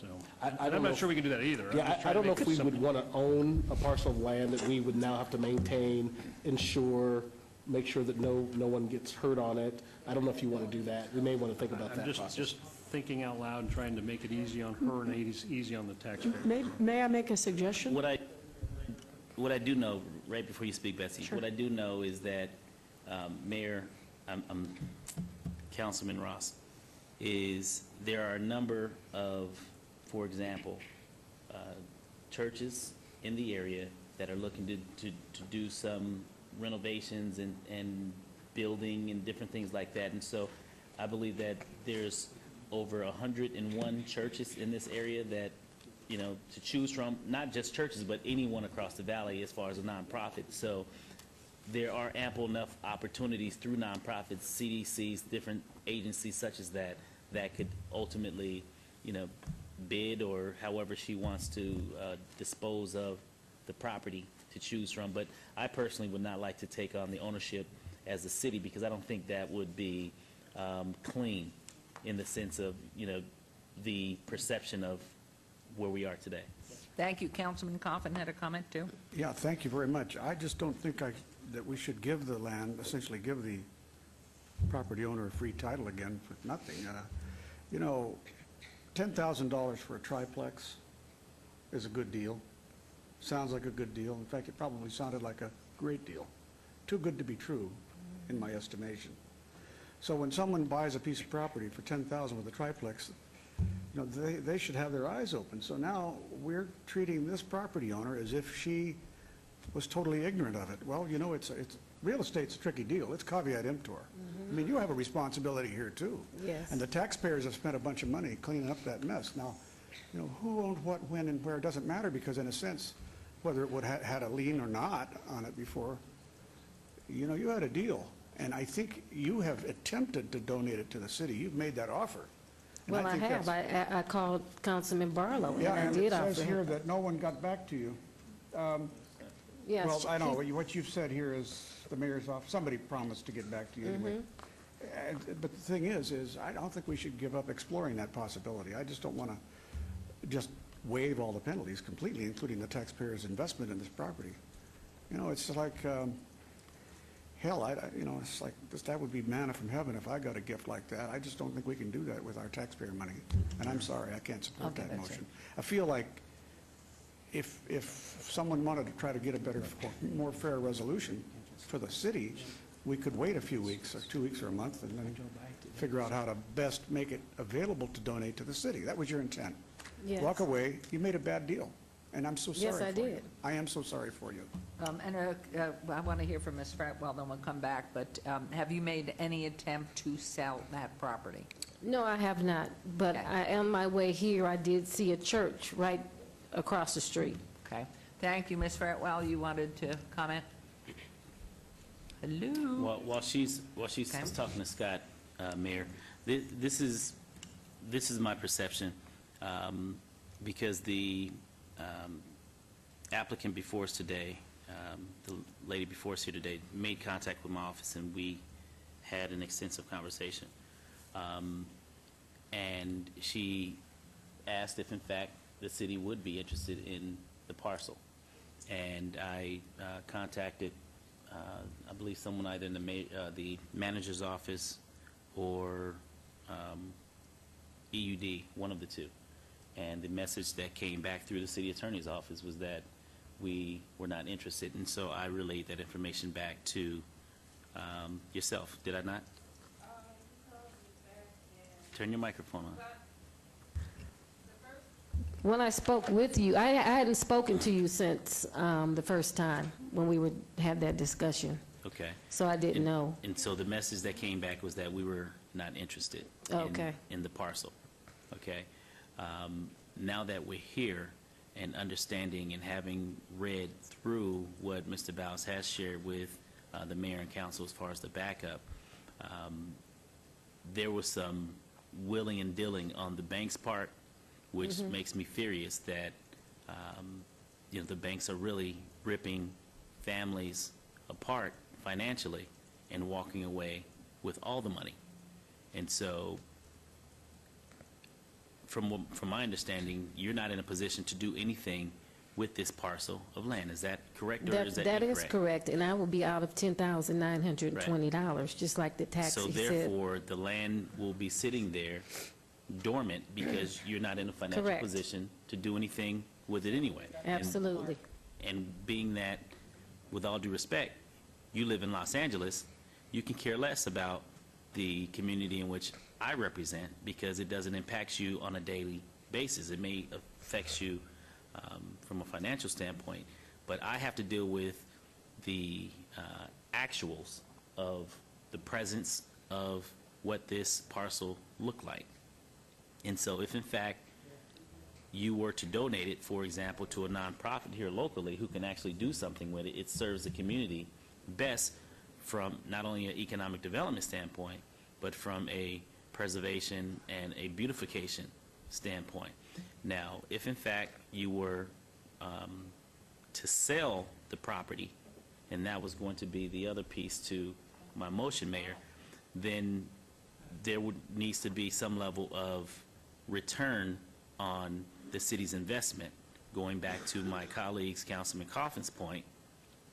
And so my motion at this time would be two-part, and Brian, Scott, you can help me, you can guide me with this. Okay. It's a two-part motion, if I can, if in fact the applicant donates the parcel, the fees will be waived. If in fact the parcel is sold, then I would like for the city to receive the $13,298.90 if it's sold through a private transaction. So how do I package that? Logistically, I'm not sure how we manage that, Councilman, because I don't know if we're going to know when it's sold, and unless we have something recorded on the parcel that indicates that this condition is supposed to be adhered to in terms of if it's sold to a nonprofit, make sure it's a nonprofit.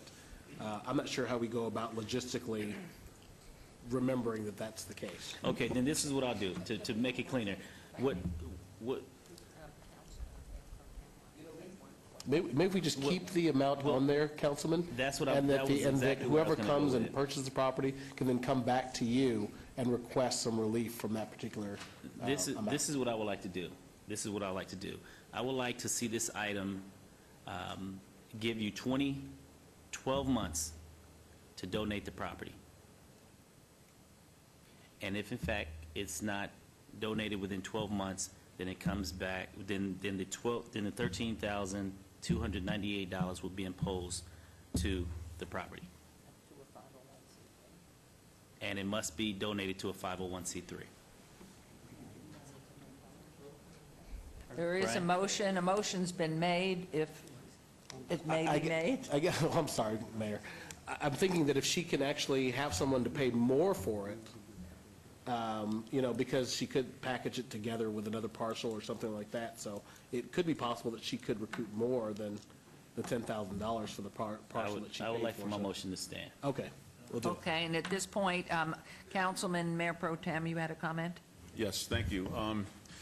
Kind of have to echo Councilman Coughlin's comments. I mean, since I've been on this council, I don't remember ever waiving the hard costs. Those are taxpayer dollars that were used to deal with the piece of property, and we've always asked for those monies back. So it seems like we're kind of treating this individual differently than everybody else we have. The way the motion is now, I'm not going to support it, but I would support authorizing the hard costs on there. And if she wants to come back sometime down the road and say, we have a nonprofit that wants to this property donated, and have another discussion about even waiving those fees, maybe we could do that. But just to kind of throw it out there and see what sticks on the wall, over $13,290 is, I think, is just a lot. Okay. Thank you. Yes, please. And Councilman Barlow, I told you that I'd accept whatever you decided, but I'm going to have a hard time with the 13,000 as well, so not to go back on my word, but I need to share that with you. It's going to be very difficult for me to do that. And I have another thought. Okay. Always coming up with ideas, I think occasionally good for something. If in fact it's donated to an entity that's a pure 501c3, that the waiver, the fees, out-of-pocket fees, be given to that 501c3 entity to pay the hard costs of that over a period of time. They're getting a free piece of land, free. So maybe what could happen is that 13,000, rounded off to 14,000, be allowed to be paid over a period of a year and a half or something, in which case you've achieved both things, and you are getting the hard costs back. At this point, where you've left it is if Ms. Rice retains the property, the hard costs stand on that. And if she can sell it and get the hard costs and her $10,000 back, great. If in fact she donates it, you could give the 501c3 the total donation, but they pick up the hard cost encumbrances and you give them a period of time in which to meet that. And therefore you've satisfied both things. Mayor, if I could, I think the cleanest way to handle this would be to go ahead and impose the hard costs as a lien with the condition that the property is donated to 501c3. 501c3 can come back to the city council and request a reduction in that lien amount. That will be in perpetuity with the property. Great. We can put that language right in the lien, in the notice of the lien, and it'll be on permanent public record. I guess That's clean. I guess, Mayor, I'm a little afraid that because you're kind of narrowing the pool of potential purchasers of this property by limiting it only to a 501c3, I think you may just want to just impose the lien, as Mr. Bow said, have her be able to offer it to whoever. If it happens to be a 501c3, then they could come back and ask for the lien reduction. If it's not, then they could still come back and you can make a determination at that time. And I have a question for you. Okay. If she donates it to a 501c3, she gets to write off her cost.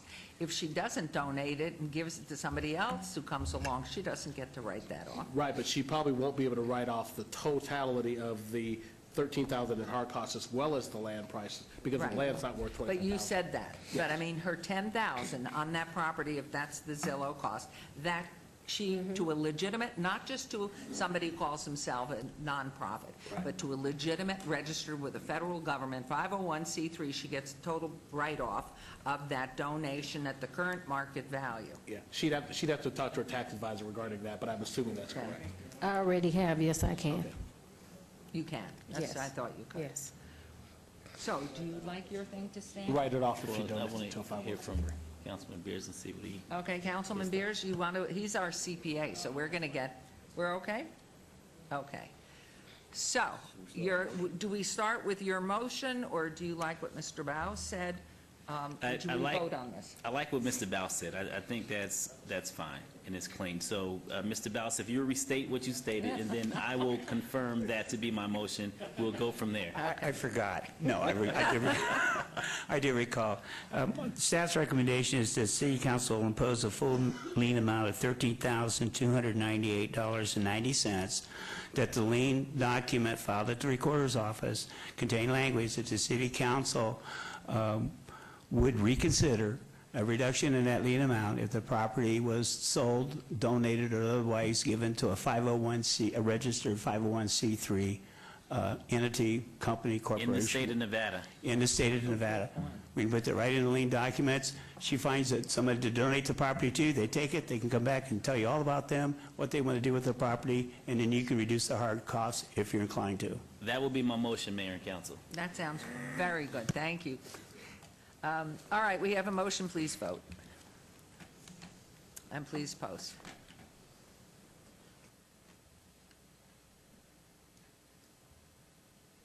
And that motion carries.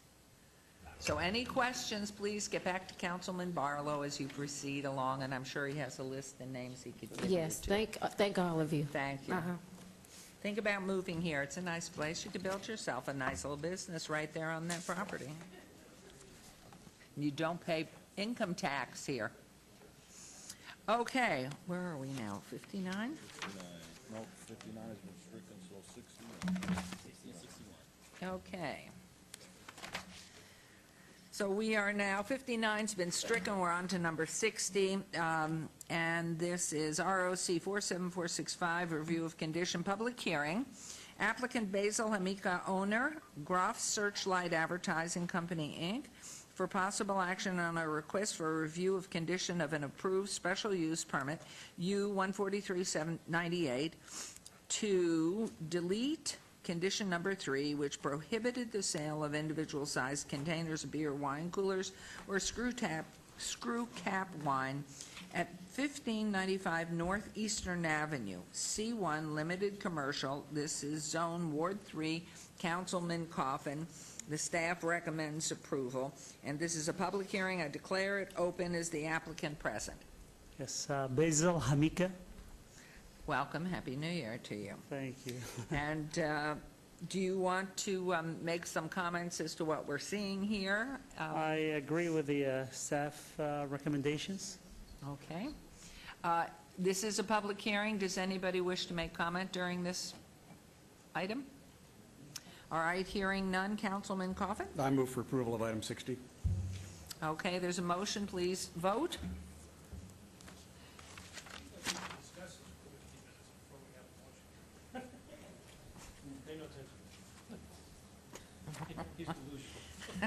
You just had lunch. We're posted, and that carries. Good for you. Thank you. Thank you. Congratulations.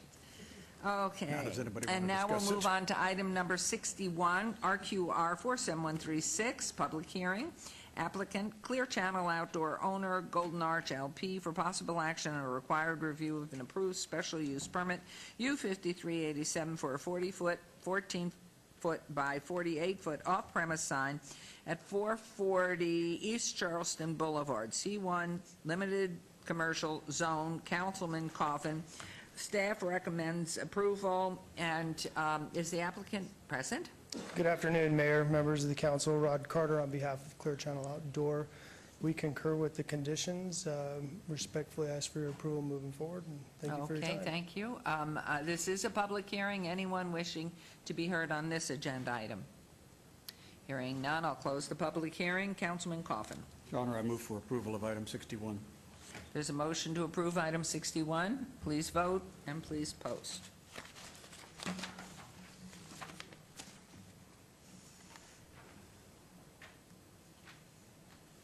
And that motion carries. you. Good. Thank you.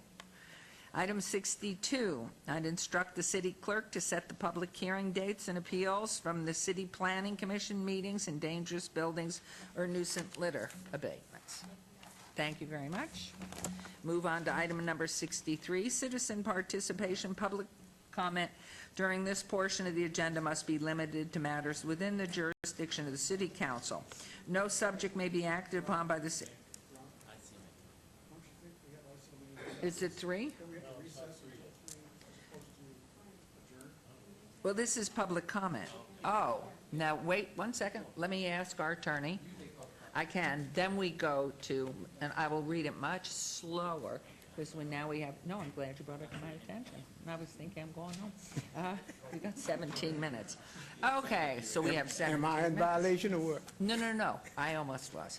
So here we are, citizen participation. Public comment during this portion of the agenda must be limited to matters within the jurisdiction of the City Council. No subject may be acted upon by the City Council unless that subject is on the agenda and is scheduled for action. If you wish to be heard, come to the podium, give your name for the record, please. The amount of time, the amount of discussion on any single subject, as well as the amount of time any single speaker is allowed may be limited. Are there any members of the public who wish to speak under this portion of the agenda? My name is Hodges, and I have a piece of history here I would like to share with you. Okay.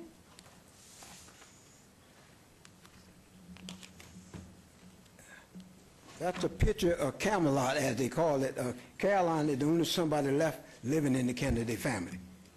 That's the president, and when the boy was, they used to call him Joe, John, whatever. He got killed in the airplane, whatever. But ain't nobody left but the lady, Caroline. She, whatever. And so I'm gonna try and contact the lady, but the picture. This is not the real picture. I got the real picture at home, but it's kind of priceless. The reason I brought it up because the end of the year, in January, in November, they'll celebrate 50 years of his assassination, and the Warren Commission say after 50 years that they would maybe they'll let the truth come out on what really happened, whatever. So that's just the reason that. But I'm trying to contact the lady.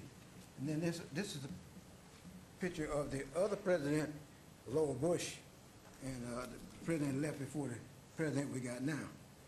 And then this is Lowell Bush and them parents when the father was president. What I'm trying to say, I keep a lot of presidents. Now I don't have a picture of President Obama, but all I got of him is a letter he sent me right after he became president. So we got the White House on there. And then on the back side is, which I consider very valuable, I got the original at home.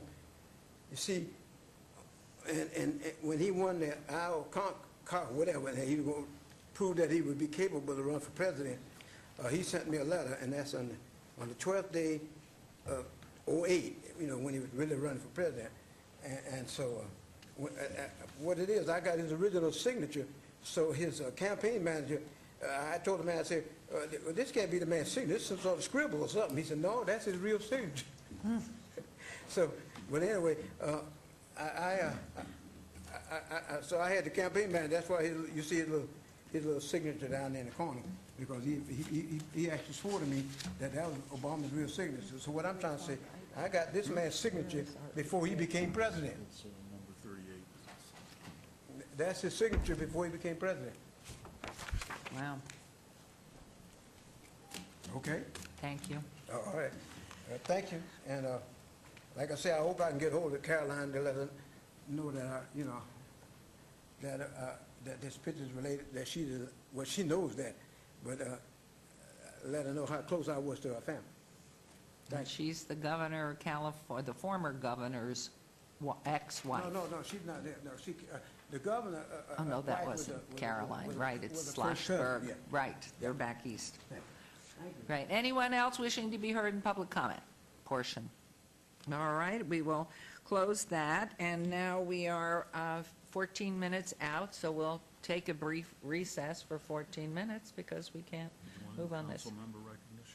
Oh, very good idea. Can we move on to the council recognitions? Very good. Let's do that. Good idea. Thank you, and we will start with, he's missed, oh, there you are. Do we want, do you have anything, council recognition? Okay. We are moving on to agenda item 64, council member recognition. Comments made by individual council members during this portion of the agenda will not be acted upon by the city council unless that subject is on the agenda and scheduled for action. Is there any member of the council who wishes to speak under this portion of the agenda? Councilman Barlow. Yes, Mayor. You have to be on, though. Yes, Mayor.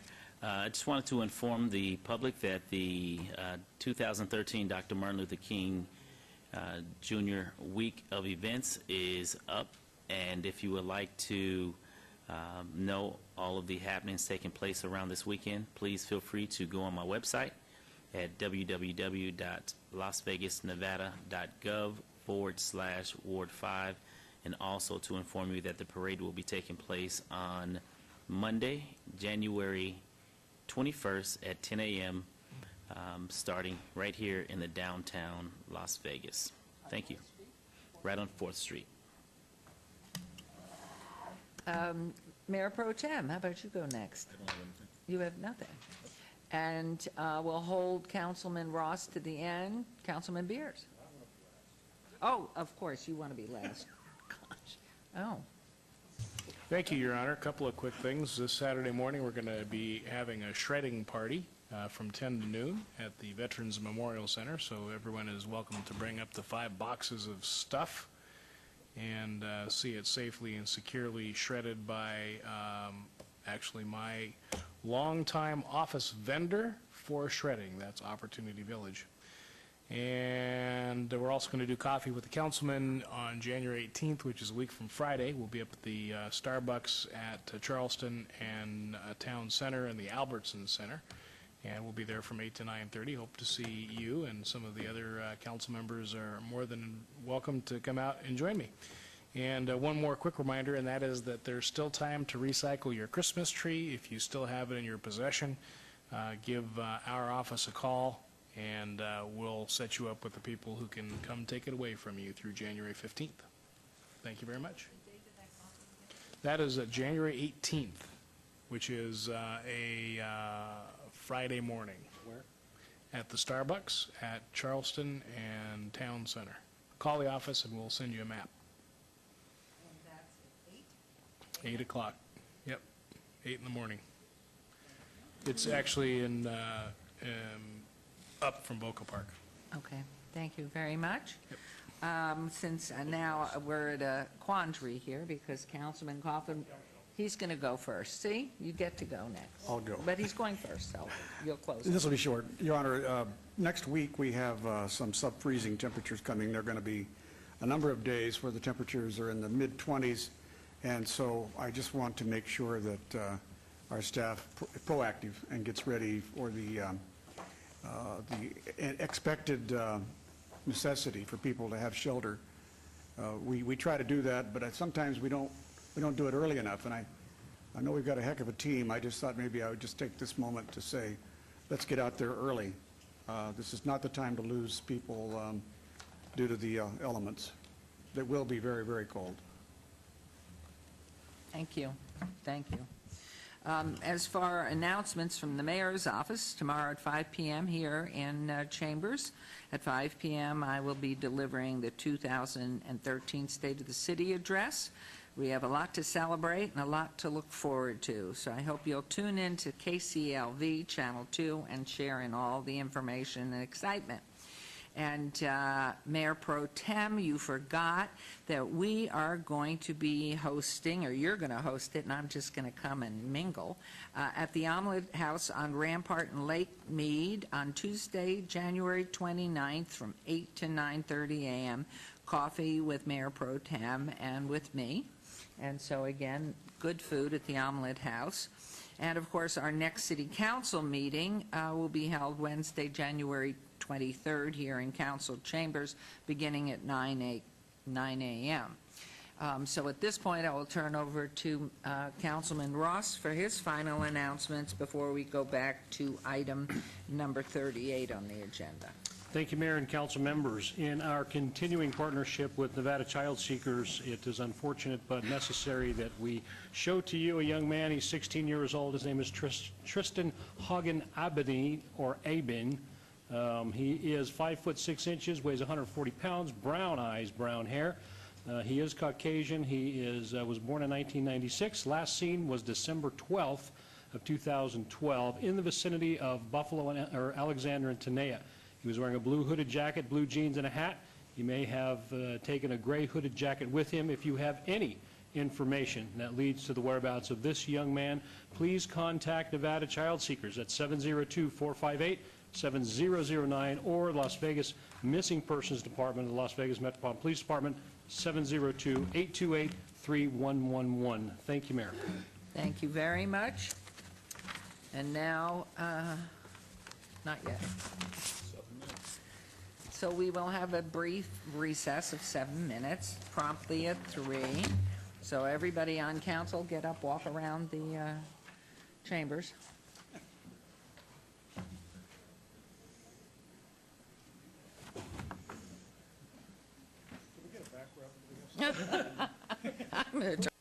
I'm turning off. Where's Councilwoman Tarkanian? I know, one of the chair massage shops.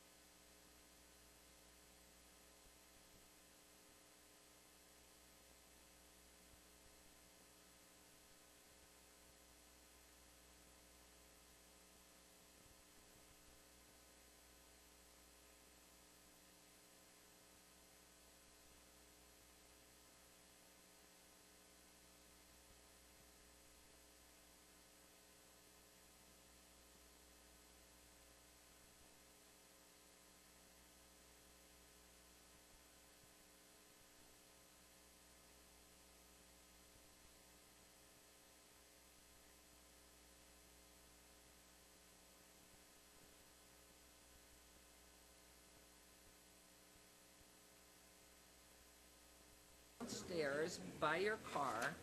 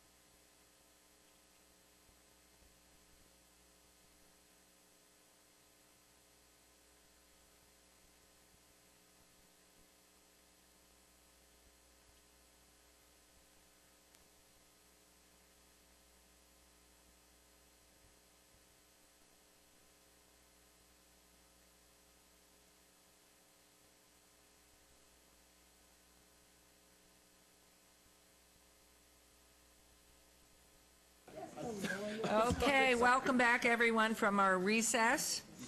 We are now moving on to agenda item number 38, and we have scheduled that for 3 o'clock. And the city, just for the background, the city hired the International City County Management Association Center for Public Safety Management to complete a comprehensive analysis of Las Vegas fire and rescue.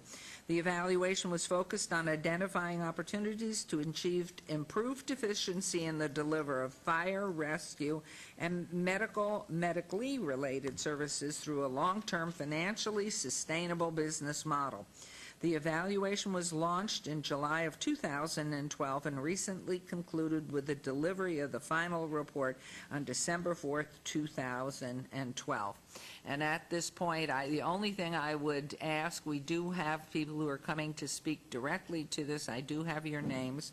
I'm going to ask you to try to keep your remarks after the presentation to 3 minutes, unfortunately, because several members of our council have to leave, and they have to be gone by 4:30. So at this point, I'm going to ask if I can find her. There she is, our wonderful city manager, Betsy Fretwell, to make introductory remarks and take it from there. Thank you. Good afternoon, Mayor and members of the council. Thank you very much for the opportunity to address you this afternoon regarding a very significant study in efficiency for the city of Las Vegas. As you know, over the last 4 or 5 months, we engaged an outside consultant to come in and do a thorough review of one of our largest departments. And they're here today to present their findings. As you all are aware, we made those findings available to the public about 30 days ago and decided to have a special time certain item today to afford enough opportunity for that presentation to be made so that the public can be aware.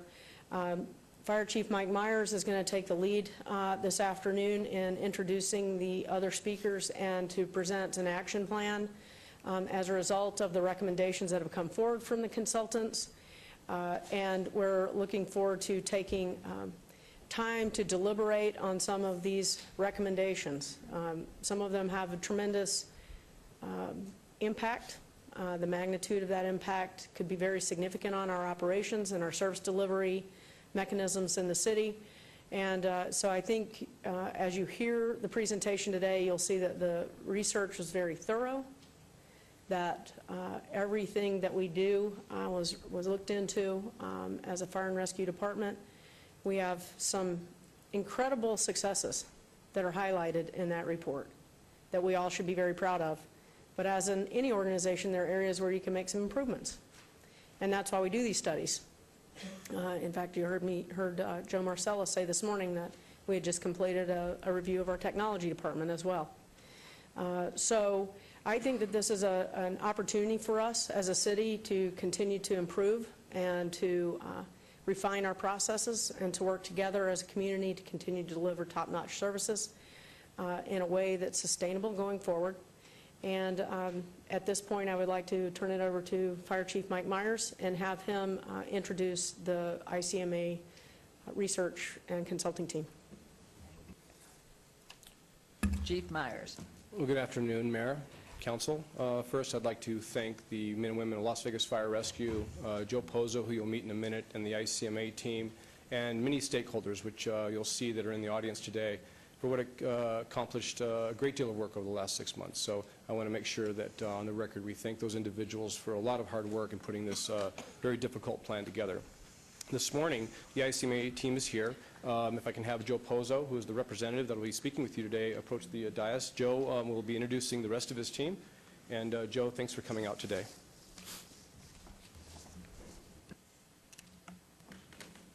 Thank you, Chief. Mayor Goodman, Mayor Pro Tem, members of City Council, thank you for this opportunity today from ICMA to come and present to you what our significant findings and priority recommendations are for the fire and EMS services operational analysis and data report that we have done.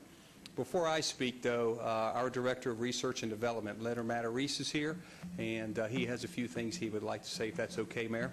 Please. Thank you, ma'am.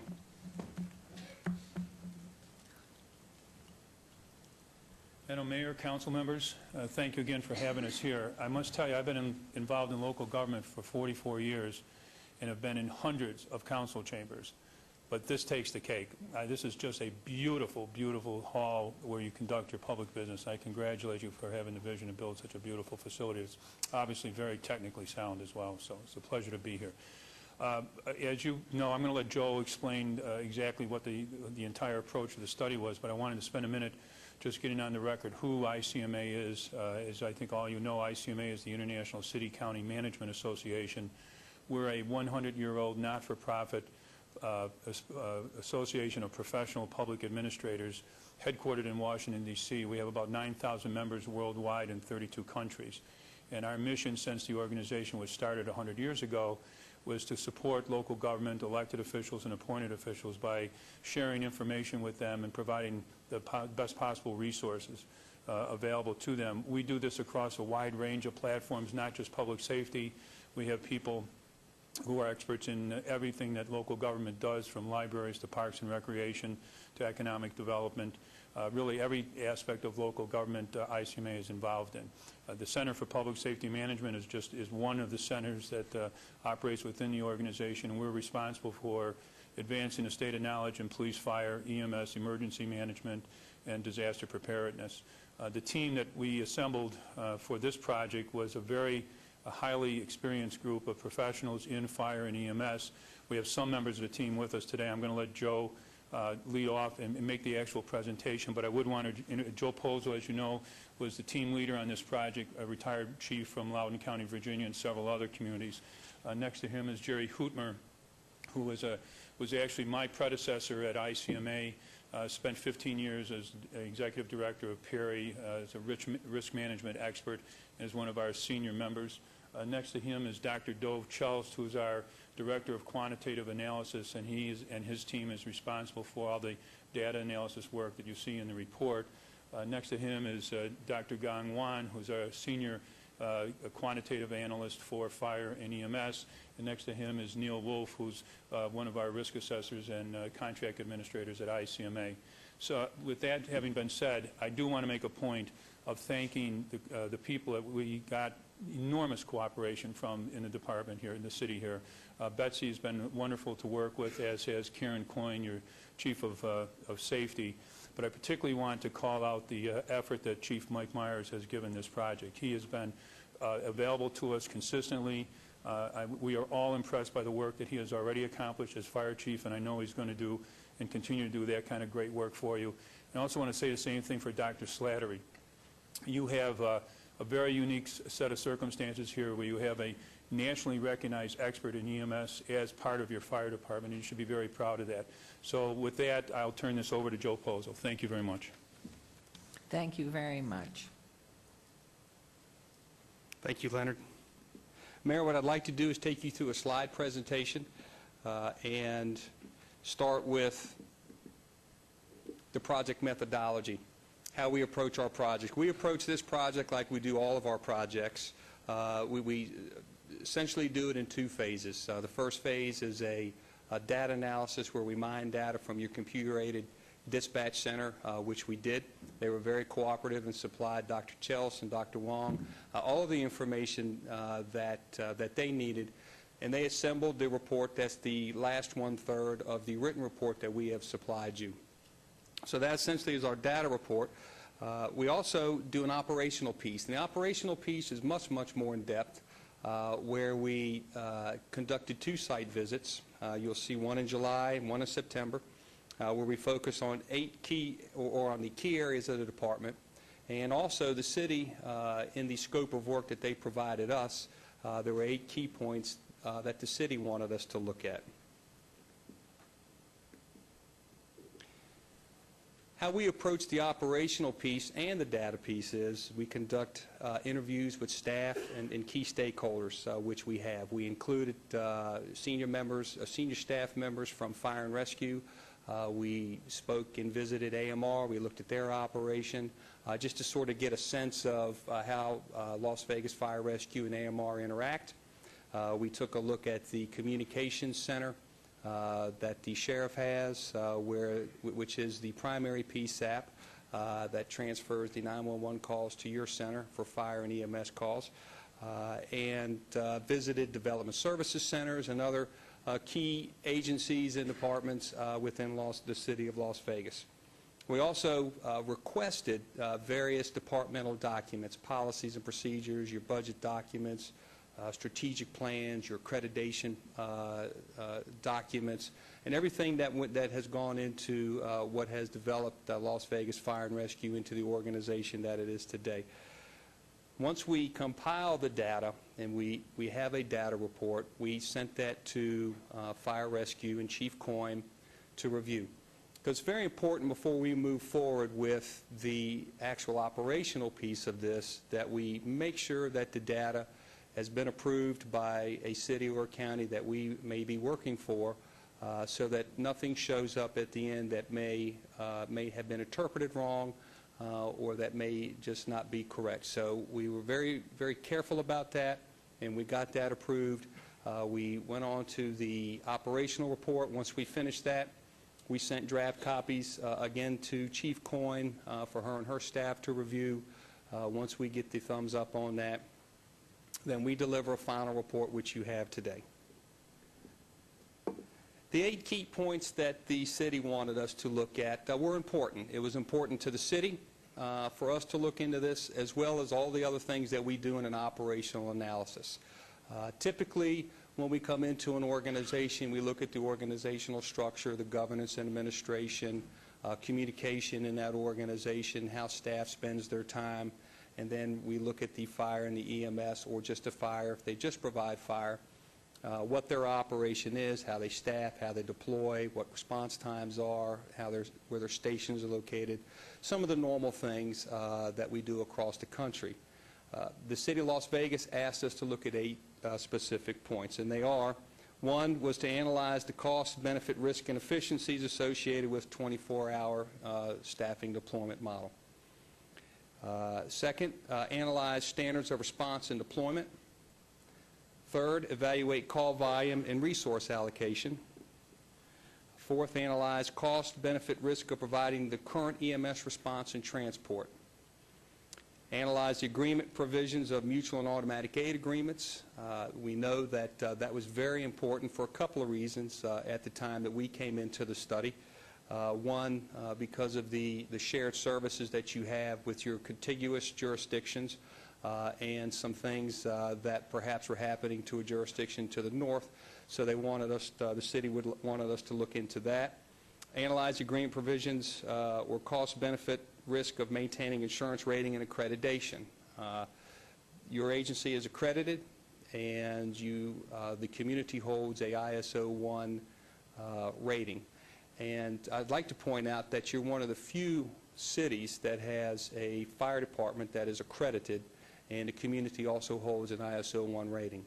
So something that you can tip your hat to. That's an achievement that we don't find, or we find very rarely across the country. We were also asked to assess and recommend appropriate departmental alignment for maximum efficiency of the fire plans review and inspections function. And also evaluate cost benefit risk of co-locating or integrating the 911 fire EMS communications with police, which quite honestly we're asked to do that around the country because typically there are one or two primary points for emergency calls coming in, and there's one or two dispatch centers, and we're asked quite frequently to look at that as well. Your organization, again, is accredited through the Center for Public Safety Excellence, and you hold a ISO 1 classification for your community. Again, something that's very rare across the country that an organization and a community would have both of those in place. Your fire rescue department is equipped with state-of-the-art fire and EMS equipment and apparatus, and you have a very competent force out there that you deploy on a daily basis. You're staffed and deployed to handle an array of emergencies, not just fire, not just EMS, hazardous materials, technical rescue, high-angle rescue, collapse, confined space, virtually you're ready for anything, and dependent on for that response throughout this jurisdiction and to neighboring states as well. How we broke this down is we looked at first some significant things perhaps that were going on here that we actually tied back to the 8 key points that the city wanted us to look at, and then we made some priority recommendations through that. So I'll take you through some of the significant findings that we found. First, the fire rescue department does not transport all the patients that it comes in contact with, and has a goal each day for each unit to transport at least 3 patients in that 24-hour period. We find that significant only because of the way that the response is handled, the dual response on most calls, not all calls, but on most calls with the city fire department, EMS, and the private ambulance service.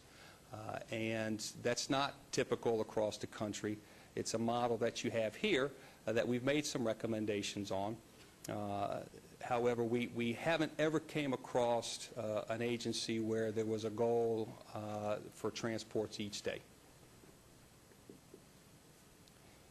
There is some potential liability for the city as there is no transport decision-making protocol in place that we could find. There's no policy, no protocol, no algorithm when those 2 units arrive on the scene, and a transport has to be made on who would make that transport. Typically, fire rescue transports the sickest patients, but we could not find in a policy or a protocol or an algorithm how that was defined. So we felt that that was significant and wanted to point that out.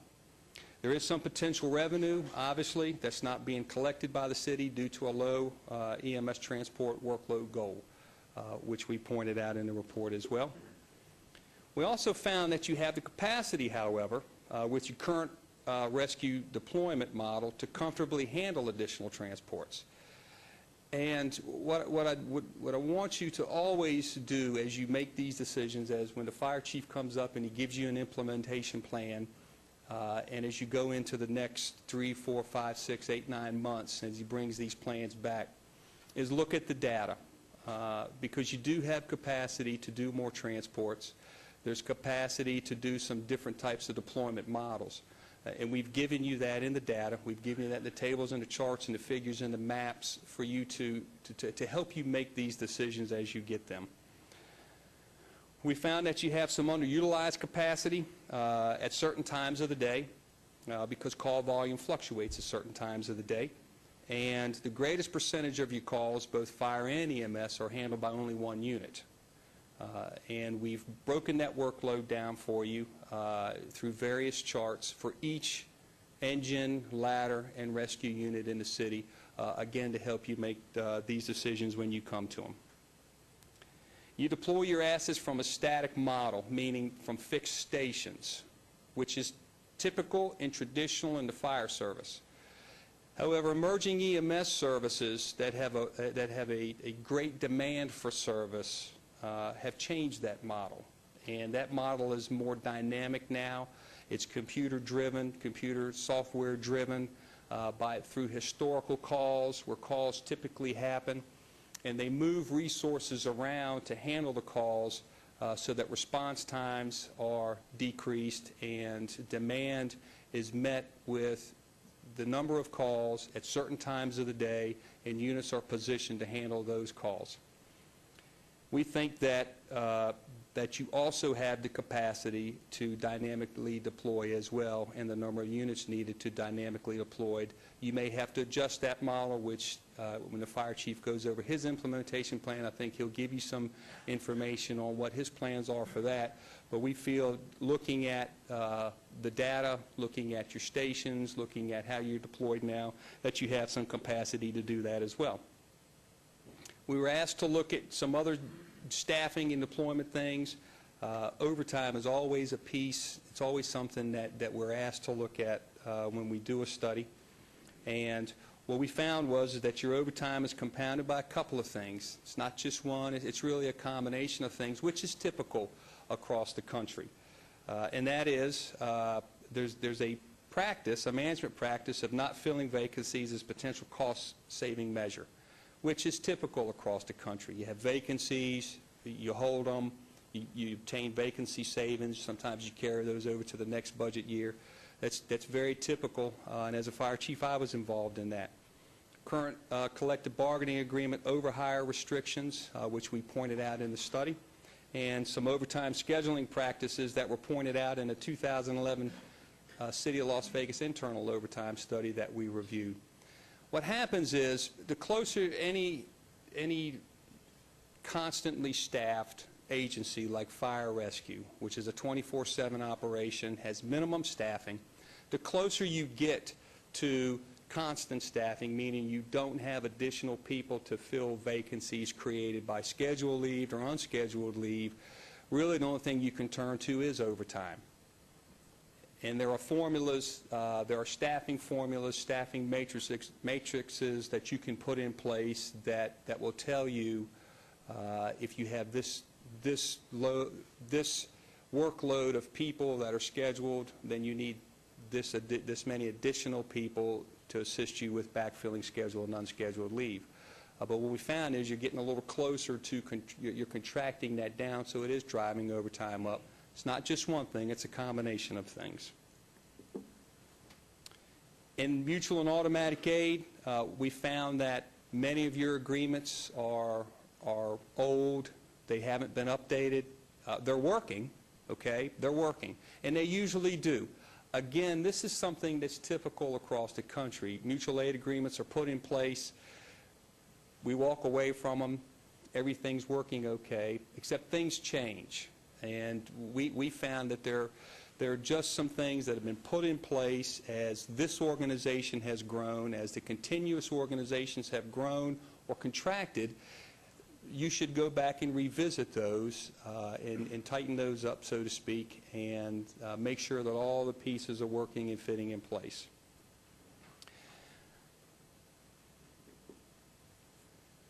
We found that some of your inefficiencies and the customer delays in the Fire Prevention Office with regard to plans review and completing inspections are due to insufficient staffing and inability to manage the current workload due to the overall organizational structure of programs.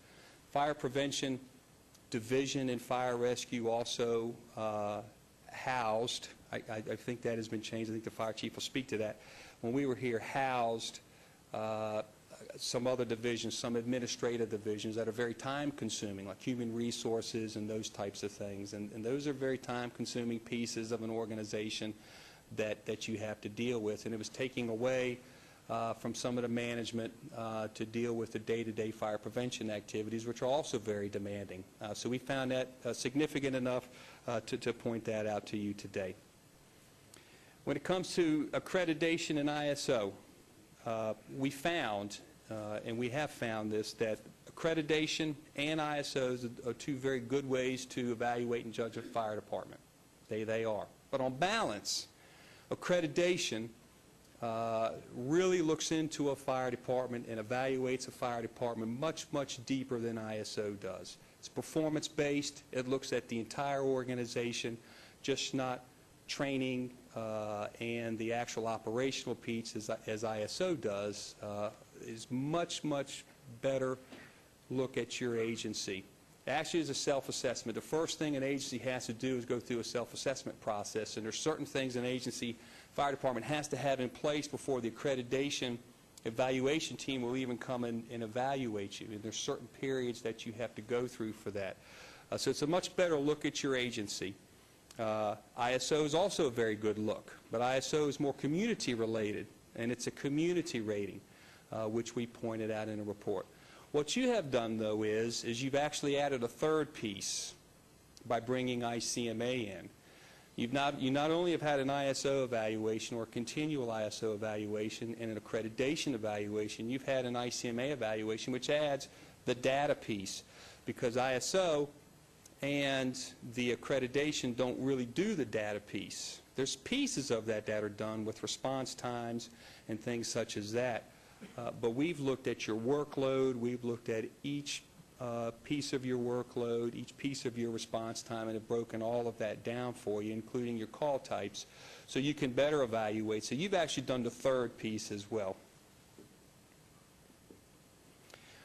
From those significant findings, we have come up with some, what we think are some priority recommendations. The first is to discontinue the daily goal for EMS transports and develop a decision-making protocol, a decision tree, so to speak, so when AMR and LVFR get on the scene at the same time, it's clear who's going to transport and who is not going to transport. We think that will reduce your liabilities.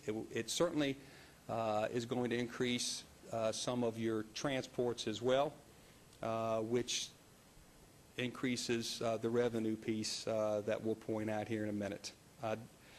We think that you need to determine whether to discontinue the transport service or engage fully in the transport service, and we've spoke about that. You're doing a piece of it, but you have the capacity to do much, much more. And you've got all of the capital assets, you have the personnel.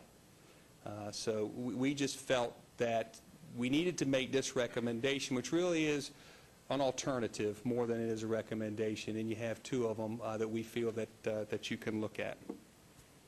We think you need to look at the collective bargaining agreements so that the fire chief and the city manager's office can manage the staffing and affairs of the department with a goal to improve the overall efficiencies. Again, a lot of it, when you get into the staffing piece, the closer you get to constant staffing, the higher that overtime is going to go up. And there's some other things there that we talked to the fire chief about and to the city manager and Chief Coyne about as well. Explored demand-based staffing and deployment models for maximum efficiencies and effectiveness in the delivery of your services. Again, your station locations, your response times, we've given you that so you know what the response times are from each of the stations, 4, 6, and 8 minutes in different colored bleed maps. We think that with some movement around, and we've given you the demand. You have those demand maps where all the calls are, so it can be managed, but it's one of those technical pieces that I think the fire chief is going to look at that will just help you deploy more efficiently and more effectively. Ensure all your agreements are up to date and current to address all the system needs. Again, this agency is dependent on, in this region, for the technical rescue responses, the hazardous materials responses. Your bomb squad is dependent on to go not only in the valley, but beyond this valley and into other states. And what we're just recommending is that you make sure that you have agreements in place to cover that, because there's a lot of cost in this, and you know it. That's why we're here today. There's a lot of cost in delivering technical rescue services. There's a lot of cost in delivering hazardous materials services and any specialty that you get into. What we're suggesting is you look at that and look at those and how you balance mutual aid calls and automatic aid calls. You've got islands within the city that are unincorporated that you provide full service to through fire and rescue. So I think there's some offsets in there that you can utilize as well. Realign. Take a look at the organizational structures, another recommendation, and realign your administrative functions with the most appropriate division for improved effectiveness and service deliverables. There's nothing magic here at all. This is where does it fit best in my organization? How can I be most effective? And I've moved things around as a fire chief and moved them around and still couldn't get them right. And we're not saying that the fire chief was wrong in this. What we're saying is it's not effective in some of the places where he has certain things, and so we just made some suggestions on how he may be able to improve that.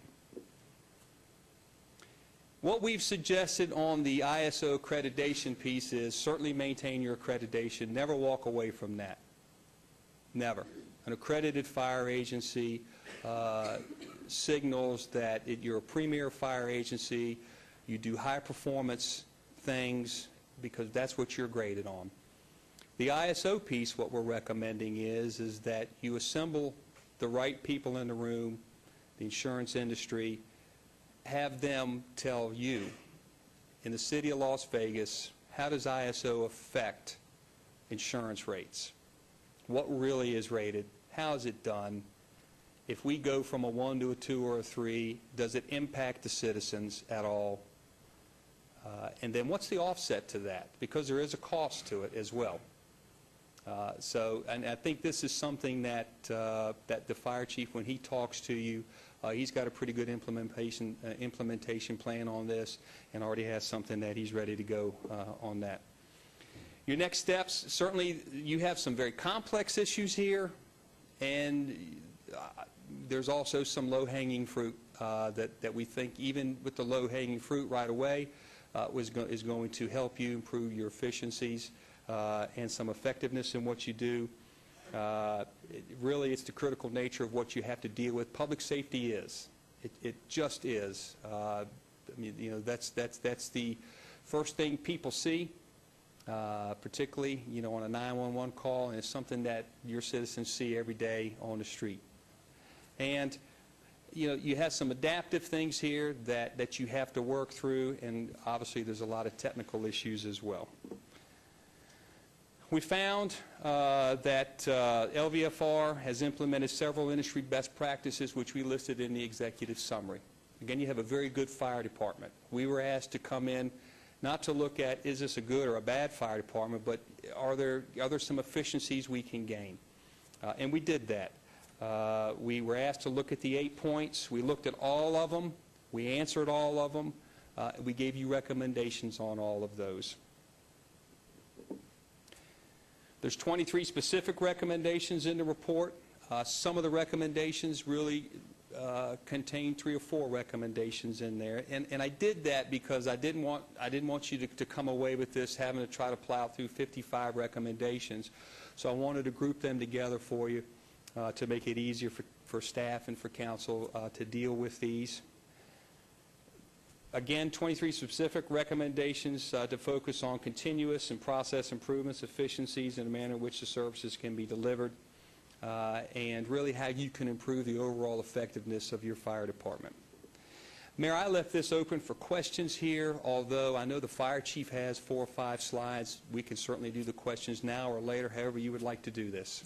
I think let's hear the presentations, get the comments from the public, the 3 certainly that I know about, and then we'll open it for questions, if that works, because Yes, I want to ma'am. make sure that our council all is here.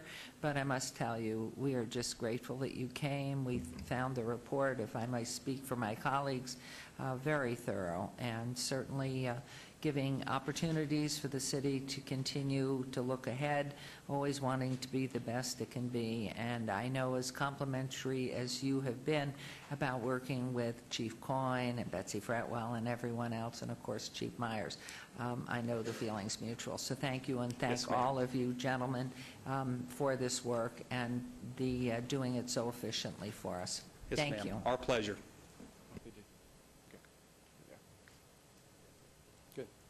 Okay. Good afternoon, Mayor and Council again. Mike Myers, Las Vegas Fire Rescue. I have 4 slides for you, and so we're just about completed with the presentation from this standpoint. And the first one I have is a slide that's titled Completed Recommendations. As Joe said, there were 23 recommendations that were listed. There are other sub-recommendations embedded in most of those. We've pulled all those out. I've taken action on many of those already. One of the items that he talked about were some administrative duties that were placed upon the fire marshal and the fire prevention division. Those have been withdrawn from that fire prevention division, and we've actually put them on a new administrative officer. The 3 transports per day goal, a recommendation to remove that has been removed from our strategic plan. And now the next big step for us here is the transportation protocol, that decision-making tree that our team needs, that policy on who they're going to transport and when they're going to transport.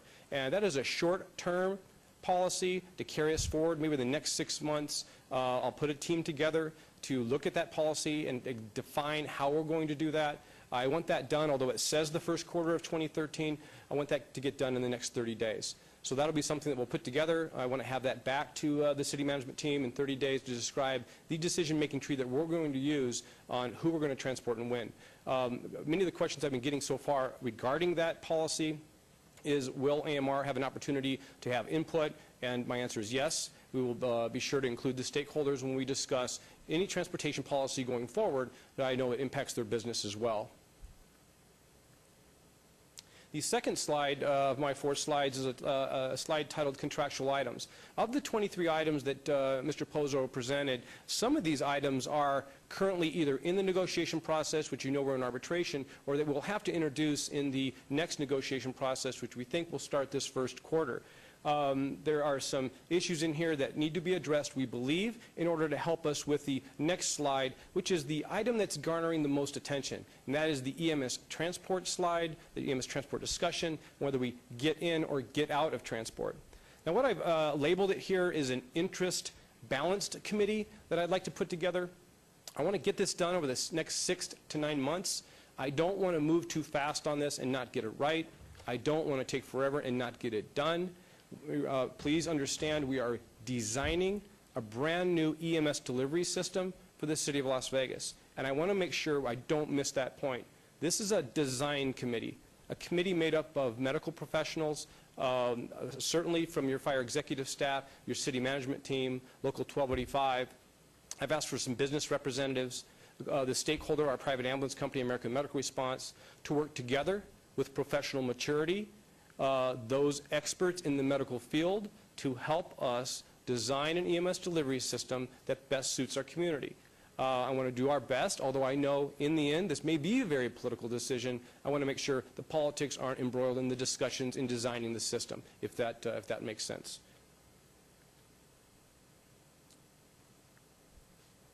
The final one is the remaining recommendations. As Mr. Pozo stated, there are really more than 23 recommendations here. There are many subset recommendations within the report. Many of those you've heard about already. He's touched on them. The MOU agreements, which all need to be, the memorandum of understandings, the interlocal agreements, which all need to be updated. We need to put a risk management plan together.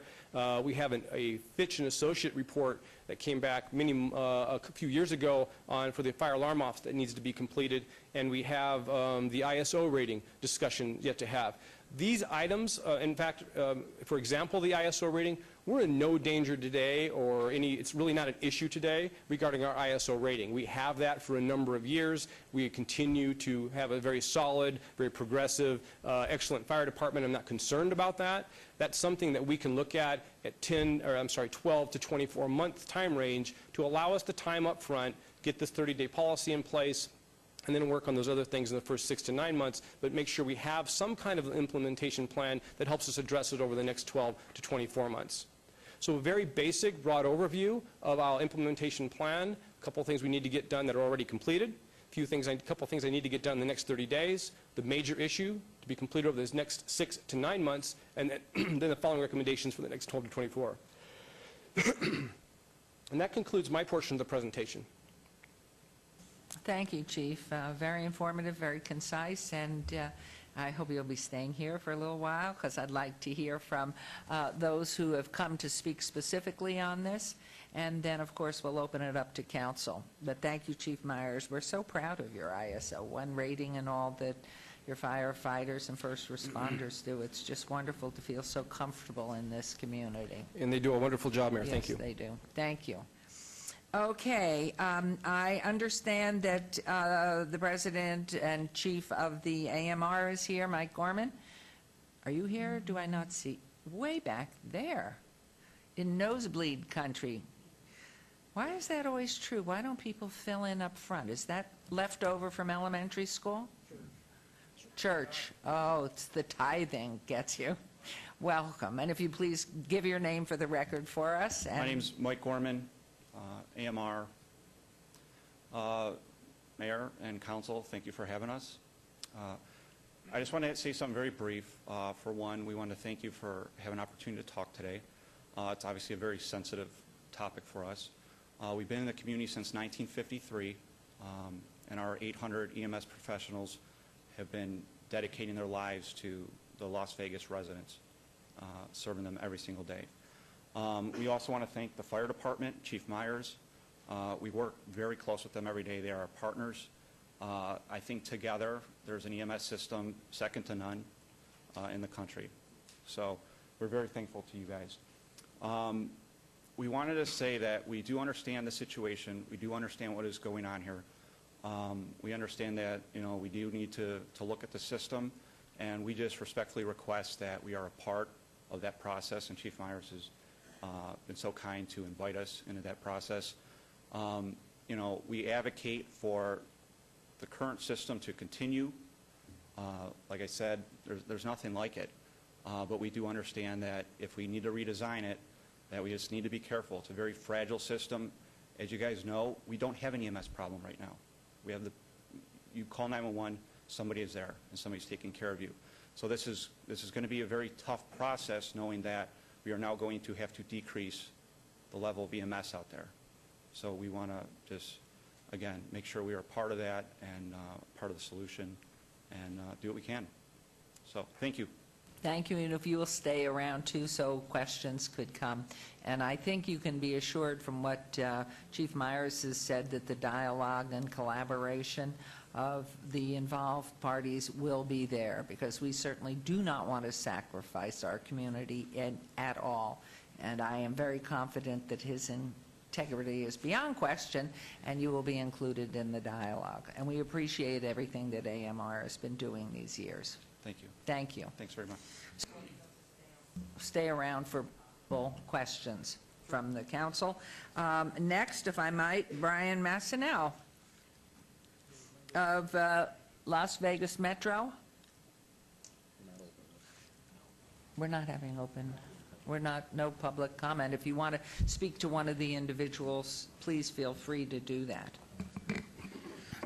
Good afternoon. Good afternoon. Thank you, Mayor, members of the council. Brian McAnallen with the Las Vegas Metro Chamber of Commerce. And as that name would indicate, we are a regional chamber of commerce with strong interest in what's happening at the city and in our valley, and believe that this issue is exactly that. Not only a city issue, but a regional issue, a residential issue, and one that impacts the business community greatly. We appreciate the fact that the city leadership and the fire department and their leadership leadership. We applaud the efforts of the chief and the city manager to bring this report to you. We think that these are the right questions to be asking. What do we want, and what is the role of Las Vegas Fire and Rescue, and what do we need in this community? Those are the right questions to be asking. And to that end, we appreciate what the chief is trying to do with regard to holding a community discussion and designing the best EMS system. That's what both the residents need and the business community. But with that, we would suggest that we make sure that this is an all-inclusive conversation where there is representation from the business community. And I would also suggest that one area that we have left out is the Nevada Taxpayers Association and having taxpayer representation on that committee, because there is a cost to whatever we do. There's a cost to whether the city goes all in EMS, and there is a cost if they don't, and there's also a cost savings if they don't. And we need to have that fundamental question and look at what is the role, what do we want as a community, and what do we need. And I think as we build the best EMS system, and as the other speakers have alluded, we don't have an EMS problem, and we need to be able to communicate that to our community as well, because that is also an economic development issue. If people think that there's an EMS problem, that's the wrong message we want out there. We appreciate the efforts of the fire department, and we know that they are accredited at a high standard, and those are important messages to communicate to the public and to our business community. We appreciate and look forward to being active in this discussion, and I thank you for your time. Thank you, and I know we couldn't agree with you more. I know that all we do is communicate how seriously superior our fire and EMS services are. I think what we're trying to do is look to the future to be as cost-effective as we can and make sure this is a sustainable program and that we have looked in all aspects to keep it the best there is. So your participation, I'm sure, will be included, whether it's initially in the first meeting or the fifth meeting or whatever. But I know this is about everybody being on the same page, but to have professionals that are involved, not excluding residents and not excluding the lay folk, but in fact, professionals who deal with this every day are the ones that need to be making the decisions and to look at the cost effectiveness of everything. But we have a superior department. This is only going to make us better. So thank you very much. And I understand, and congratulations, Scott Johnson is our new Firefighters Union president, and we are so proud and welcome you, and hopefully you're in for the next at least 30 years. May I interrupt, Madam? Certainly. Mayor, Your Honor? Councilman Thank you. Coffin. I knew you'd be inviting 1285 up. I want to make sure, there's one other employee group which has a stake, and I want to hear from them today. I know they have a brief statement. That would be the men and women who work for AMR. I think somebody's there, and so I would hope they'll be invited up for their brief statement. Because we did just hear from Mike Gorman of AMR. No, this is the union that represents the union. people that work Okay. there. Martinez? Yeah, I'm not sure that's his name. SEIU. Yeah, SEIU. Right. So before we go into questions. Okay. And you know if what? you'll have a seat, we'll go here. He has such a short, do you have a short statement? If he has a short statement, maybe he could go ahead of Scott, because Scott's got a lot to say. Of course. I think he's ready because we have a PowerPoint, so let's go ahead and stay on task Okay. here, and then if you wouldn't mind waiting. Thank you. Mayor and council, for the record, Scott Johnson, President, Las Vegas Firefighters, Local 1285. You'll excuse me, I'm recovering from a cold, so may not be as good in my voice. I want to thank you for giving us the opportunity to come up and speak to you today, and also I want to thank all the men and women of Local 1285 for the excellent work that they've done, and I think this report reflects a lot of terrific work in this community. So from Local 1285's perspective, I'd like to share a few things. First off, obviously, we've done the introduction. Some pieces that haven't been talked about was the reason that we initially had done the report, and I think the word was unsustainable. So we wanted to introduce some of the budget numbers, some of the actual numbers, some of the revenue that's been generated through EMS, and kind of give you some actual perspective from that angle. We looked in the ICMA report, and their recommendation basically came down to a twofold recommendation, that we either discontinue the services or we engage in the services, so that will be the third component that I discussed. And then there will be a few other items that the chief had hit on already. I'll try to make it as quick as I can. I apologize if it's a little longer than the 3 minutes. I hope that you'll humor me, but I will try to move through it as quickly as I can. First off, the things that we know. We talked about the ISO Class 1. We know that. We know we're accredited. We know what that means is that we're 1 out of 9 fire departments in the entire country, and there are 30,000 fire departments in this country that actually hold that rating. So that speaks volumes of the quality of our organization. We also know that we have one of the highest cardiac arrest survival rates in this nation. When we started doing aggressive cardiac arrest work in the field, when we added additional personnel for high-performance teams, when we increased our technology, when we introduced cold infusion therapy, in this community, we went from a 5% cardiac arrest survival rate to about a 30% cardiac arrest survival rate, or you could say that we improved it by up to 600%. I think that's substantial. I also think that that survival rate filters down to a variety of different calls. I believe it helps with trauma patients. I believe it helps with all different types of medical conditions. I believe it filters into a higher quality of service for the taxpayer, our customer, or you could simply say the patient, and that's very important. So again, the reason for the study is because our department was said to be unsustainable over the course of time, that we've been growing at a rate of approximately 7.1% annually, and that's what was presented to you in June.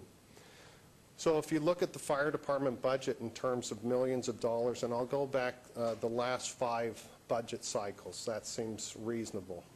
In 2008, you can see what it was, $108 million. 2009, $108 million. 2010, $109. 2011, $107. 2012, $108. So that sort of concerned us as a local, because we wanted to know, are we truly unsustainable? Are we running the budget out of control? Didn't appear that we were. At the same time, our crews were working very hard in the field, and they were generating EMS revenue. If you look at the numbers, in 2008, it was $2.7 million. 2009, $4.3 million. 2010, $4.7 million. 2011, $5.8 million. 2012, $6.1 million. If you were in a business model, this would appear good. So I'm very proud of our people for continuing that hard work.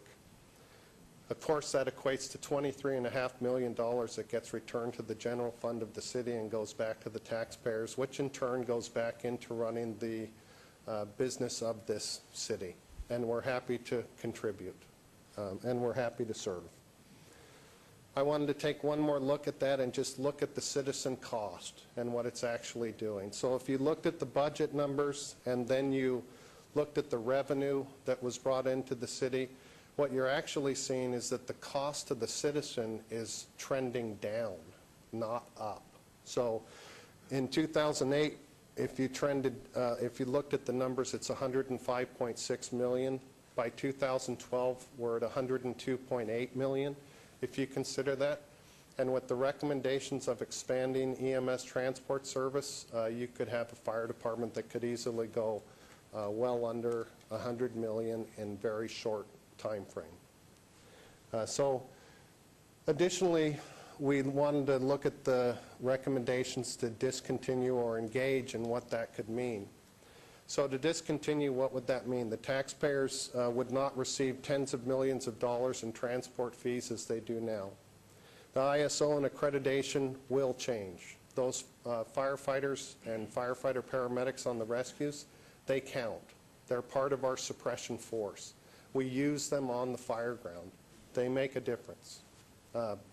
As a result, property owners will pay increased insurance costs. We believe you could look at this as a hidden tax cost to small businesses and homeowners. On November 7th of 2000, there was a fire protection tax question, a fire safety initiative question. That fire safety initiative is in place for 3 decades, 30 years. And in that fire safety initiative, it said by maintaining this, and they were referring to the ISO Class 1 rating, you will be insured, and there's a little play on words, the lowest possible fire insurance rates. That part we know is a fact. If we maintain our ISO Class 1, we know for a fact that for fire insurance, you simply won't pay less. That we know. If we have it go down, those numbers we really can't state. We don't actually know. So what did that initiative include? Well, it included 1 fire engine and 1 paramedic ambulance for every new station that we built. If these resources were taken away, essentially you'll weaken fire suppression and our opportunity to offset costs for these operations to the taxpayer. So then we look at engage. Well, the first thing that I say is, well, we are engaged. We've been transporting patients in this community since 1999. We started the transport process long before there was ever an economic downturn. We are engaged in this community. You have a fire and rescue service that fully embraces the mission of EMS. So I believe we have a tremendous record for life-saving, whether it is our cardiac arrest survival or removing people from burning structures. I think we have proven to a great degree, even within the last 12 months, if you recall, when the 3 children were removed from that apartment. It was firefighters and firefighter paramedics that went in, extinguished the fire, found those children, resuscitated those children, transported those children, and as a result, those children walked out of the hospital. That's success, and it's hard to argue with that type of success. Again, one of the highest cardiac arrest save rates. We did over 14,500 transports last year. During this process, we've said, well, you're dipping your toe into the water of EMS transport. I think 14,500 transports in the last year represents more than just dipping your toe into the water. I think we're fully engaged. We're doing it. What does it give to the taxpayer? So the taxpayer gets as a responder a multi-role, all-risk, all-hazard first responder. This is a responder that if you're trapped in a vehicle, they can get you out. If you are in a burning building, they can get you out. If you have a cardiac arrest, they'll defibrillate you and work you up. That's an excellent first responder. That's the type of responder that any community wants, someone that can take action in any emergency. So in the study, they estimated additional revenues of 12 to 14 million above what we've already brought in. So if you look at an additional 12 to 14 million, I think you're talking in the area of around $20 million annually that we could offset to the city for the operations of this service. That's something that we certainly should look at. And just so you know, we're in. We'll do it. They talked about static versus dynamic deployment. In a 24-hour town, we are the safety net. There are no 911 calls that come in through our alarm office that we have not gone on. That doesn't happen. So we feel that we have an excellent infrastructure, we have excellent resources, we have excellent personnel, and we have time-tested performance, and I think we have excellent life-saving ability. So our message to you is simple when it comes to the EMS part of it, that we support your decisions to expand this life-saving program. It's as simple as that. And your Las Vegas firefighters are going to work hard to make it happen. Some of the other items in the report, the chief had talked about it. We do believe we are in the collective bargaining process. We recognize that we're away from the table at the moment. It's always been our position. We're happy to come back to the table. Let's sit down, let's work it out. That's our position, always been our position. We don't necessarily feel that in the report that's the proper place for these things, and I don't believe this forum exactly, but I do believe we're open to working these things out. We want to work them out. The administrative items that we certainly agree with is they recommended more fire prevention positions, communications positions, EMS positions. We support that. We think those positions should be filled. There was one position that they didn't mention, and I think it's worth mentioning. There's a critical incident stress manager that we lost a couple years ago who is an integral part to our firefighters' health and well-being. And we feel that that position is critical. We think that there are things that are being missed due to the on-the-job stresses and the things that our people have to do and the things that they see, that they may not be getting all the services required to allow them to not suffer results of those, of seeing the sorts of things that we have to see. So we would like to bring that forward, that we would also like to see that position looked at as well as this study moves forward. So what does it mean to our citizens? It means life-saving response times that we do right now. It means 6-person rapid response teams that we've had extremely good success with, both on the EMS side of things as well as the fire side of things. It means the latest in technology. It means a proven track record of saving lives. And it means millions of dollars in transport fees going back to this community, this city, to be used for this community in this city. And that's important. And that's the end of my presentation. I hope I got through it quick enough. I've been watching your face. You haven't gotten redder. Your ears aren't redder. Your fever has remained low. Thank you. We thank you for your fine report, and I think it's just very exciting to know about the collegiality here and the input and how we move forward. And thank you. I hope you go right back to bed. Thank you, Ms. And I think you gave it to Councilwoman Tarkanian, because she just got here especially for you, right out of sickbed. I would simply say I apologize.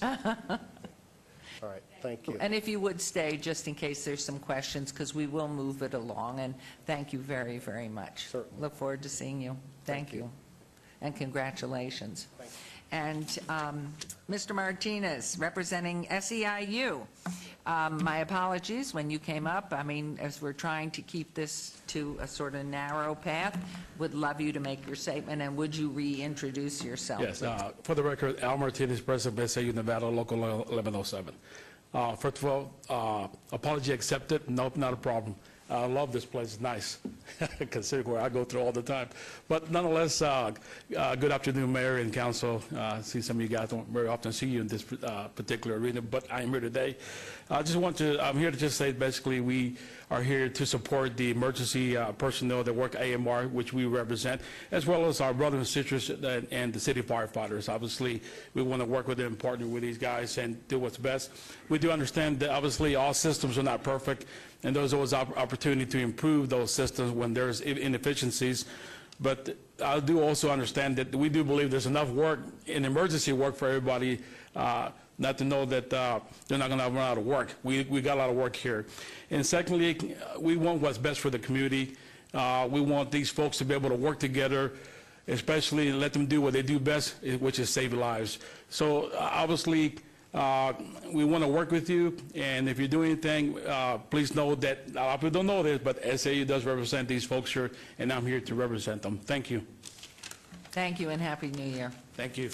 All right, Council. Councilman Coffin, you're on. Thank you. Question time. And a little bit of a comment. First of all, in June, I didn't support the study. I abstained on the vote because I felt the time frame was too compressed to do a good study. 4 months was the initial, or 3 months, something very short. But as it developed, and with the extra time that was added, and so on, I think it turned into a better study than I expected. So, I do appreciate that. But as any study will inevitably, once it comes under scrutiny, there will be differences of opinion about either the accuracy or the use of the study and so on. And I suspect that will carry on for quite a while. In fact, we received a 200-page response to the study this week from 1285. So we know that if a committee is being set up by the chief, they'll have to work through all of this and sort it out. Your Honor, I I feel that there's one flaw in the study that I noticed and I was worried about in the early days as being something that was being minimized, and that was the ISO insurance rating, because the 2000 vote, part of that vote and part of the reason it passed was because we were going to look at a sustainable, recognizable standard for our fire services.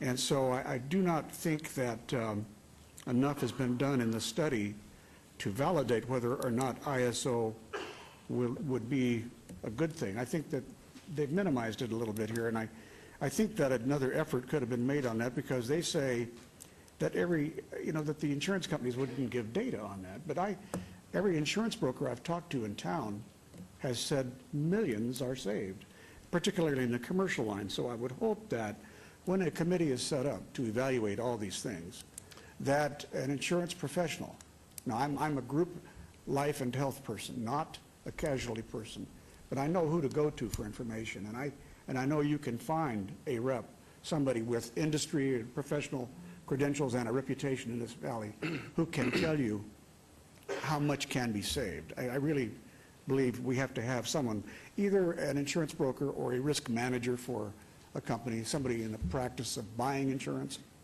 Very important to have. And there's another thing that I hope this committee would study, and that is how the fire department bills for its services.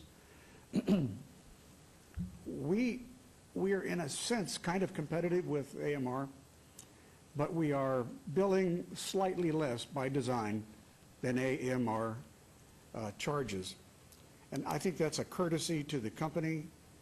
On the other hand, it can lead to anti-competitiveness, because as they raise their prices and we raise ours, the customers don't benefit from that. And in fact, I would say that one way to force AMR to greater efficiencies as well is for us to reduce our charges some. And I hope your committee would consider that is something that we are in essence supporting a price, a rather high price. Now, AMR might argue, and I haven't heard from them on this, but they might argue, well, we're very cheap. But on the other hand, I don't know, prove it. And we can't find that out if we simply serve as a prop for the AMR prices. We have, an average transport bill is pretty darn expensive around this town to go just a few miles. I don't know what the actual cost of delivery of that is, but I can tell you it's got to be a lot less than what we're being charged. So these are things that I think, Your Honor, thank you for this opportunity to ask these questions and make these suggestions. These are things I really, really feel they need to be in the game for us to reach a final decision.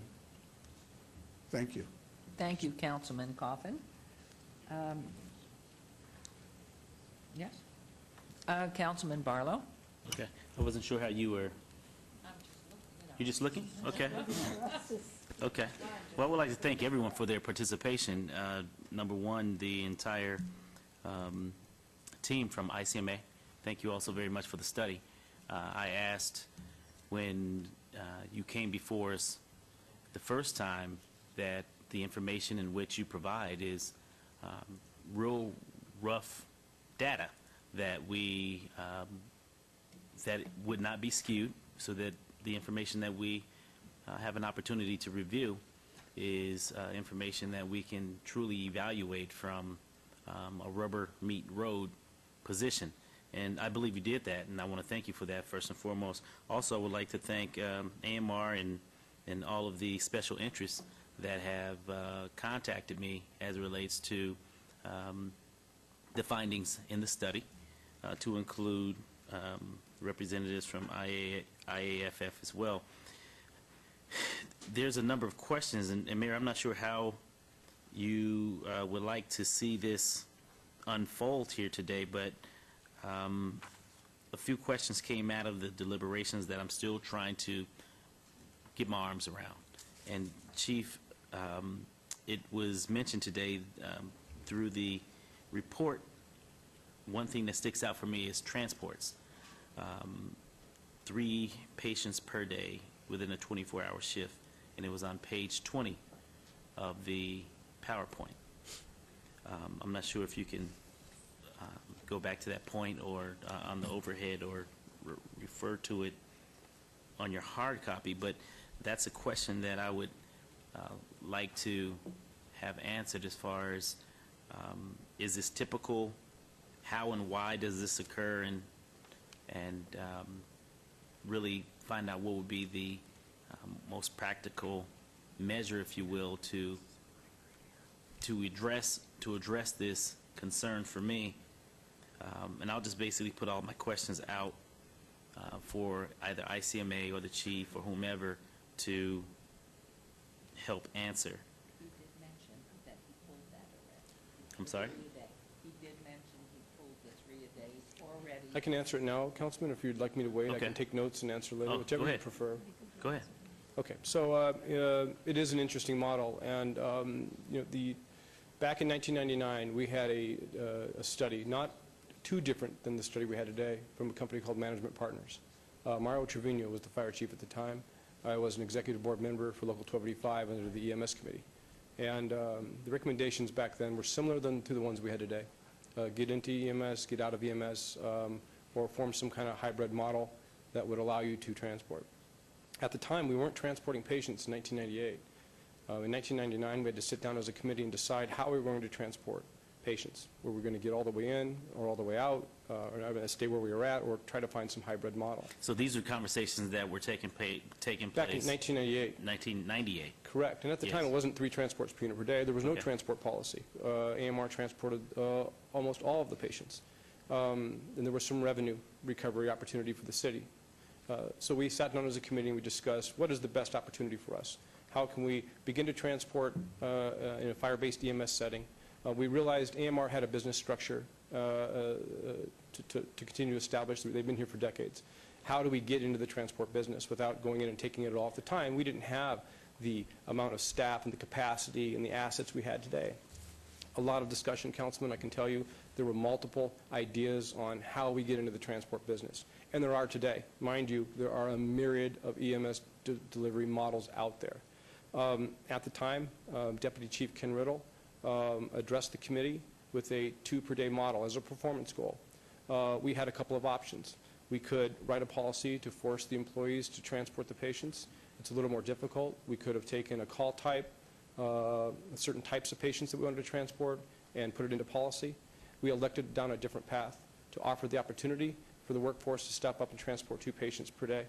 As I think Captain Johnson, the president at Local 285, presented a slide that showed the increase in revenue that the department was able to return from a period back in the 2000s.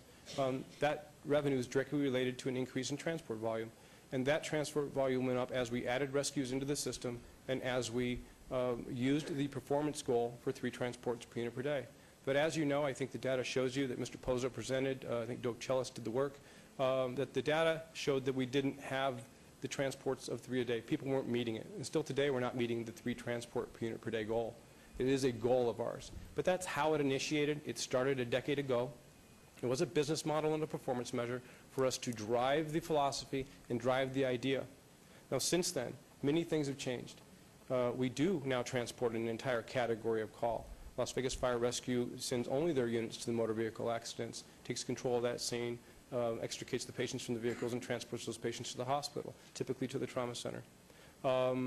We do transport, what we try to get out there, the philosophy that, and I've been very open about this when I've met with you and other members of the community, that when an individual is truly ill and when they're truly sick and a citizen is dying, then I believe, and this is my opinion, sir, that the government has the responsibility to take care of that patient and ensure that they're taken care of and get them to the right facility and do so in a manner where we can deliver the best care. And I believe we're best suited for that. Now, the recommendation will tell you it needs to be more solid than that. And that's what the ICMA is telling us.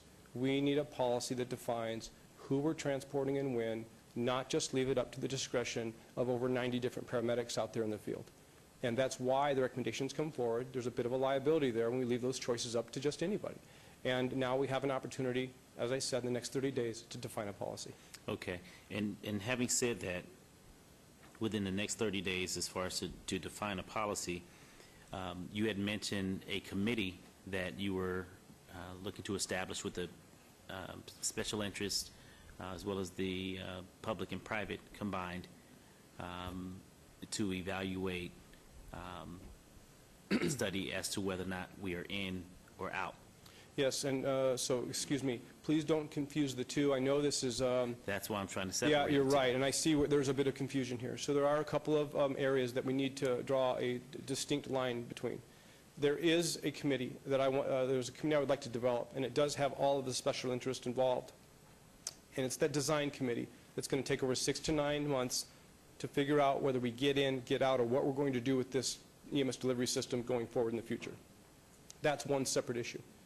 And then in this first 30 days, from when we get done here, hopefully today, I'll go back and get some work done. In the next 30 days, we need to write a temporary policy that decides who we're going to transport today and who we're not. Because the current policy today of transporting 3 a day, the recommendation was that needs to go away, and I've taken that out of the strategic plan. I need to replace it with some kind of policy on who we're going to transport and when. What's that decision-making tree going to look like? That doesn't need to go to committee. We'll handle that internally. I did tell Mr. Gorman, I'll make sure I include him on the discussion, but we need to draft a policy rather soon, within the next 30 days, to carry us forward until this 6 to 9 month EMS committee can get done with their work. Okay. And having said that, going now to the 60 to 90 day committee, okay? 6 months to 9 months, I'm yes. sorry. 6. I need 6 months to 9 months. It's going to be, and I 6 am to even 9 worried about month 9 months, committee, but we're right. going to try to 6 get to it 9 done. month committee.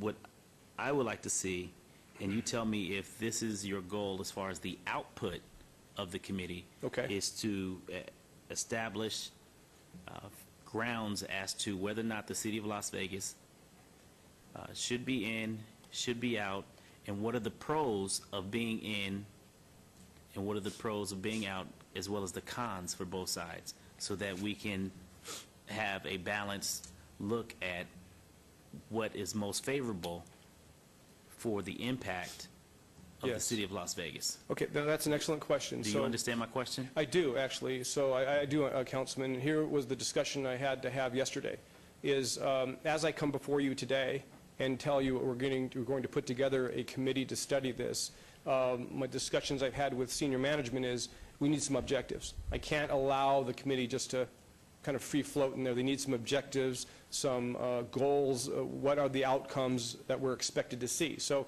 the answer is yes. I think those are things we can entertain, pros and cons. What does each style of system give us? What can it offer the community? Those are kind of things I need to get to the bottom of rather shortly before I give it to the committee, so I can outline some objectives for them.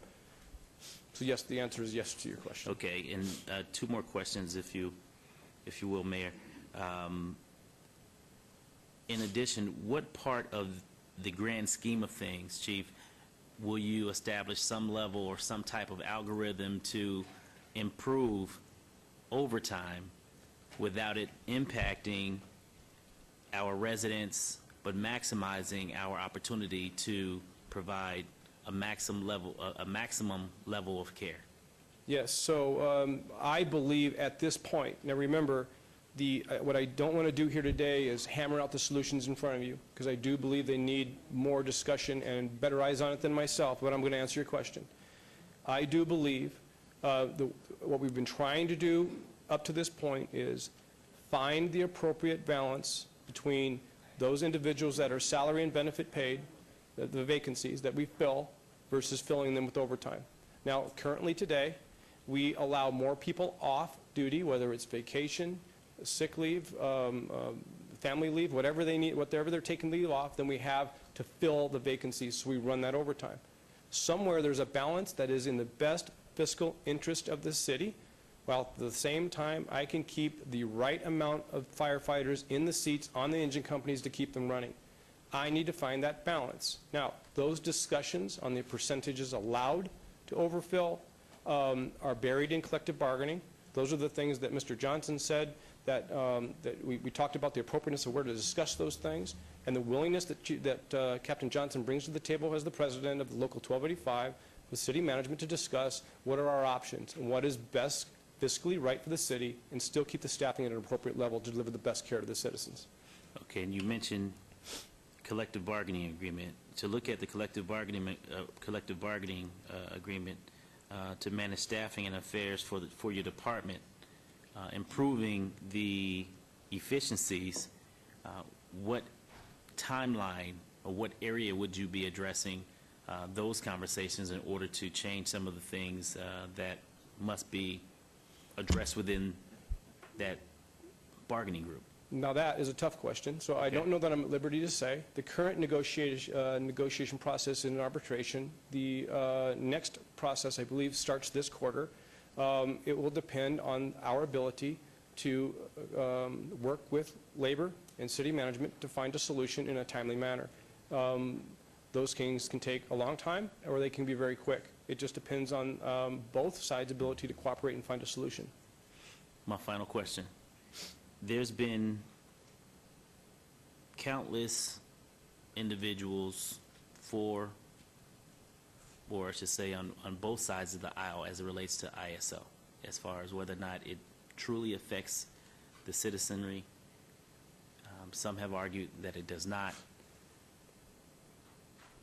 Where is it within your position or the committee in which you're looking to establish that we can actually find the true answer as to whether or not ISO rating 1, 2, or 3 would actually impact the citizenry or the municipality as a whole?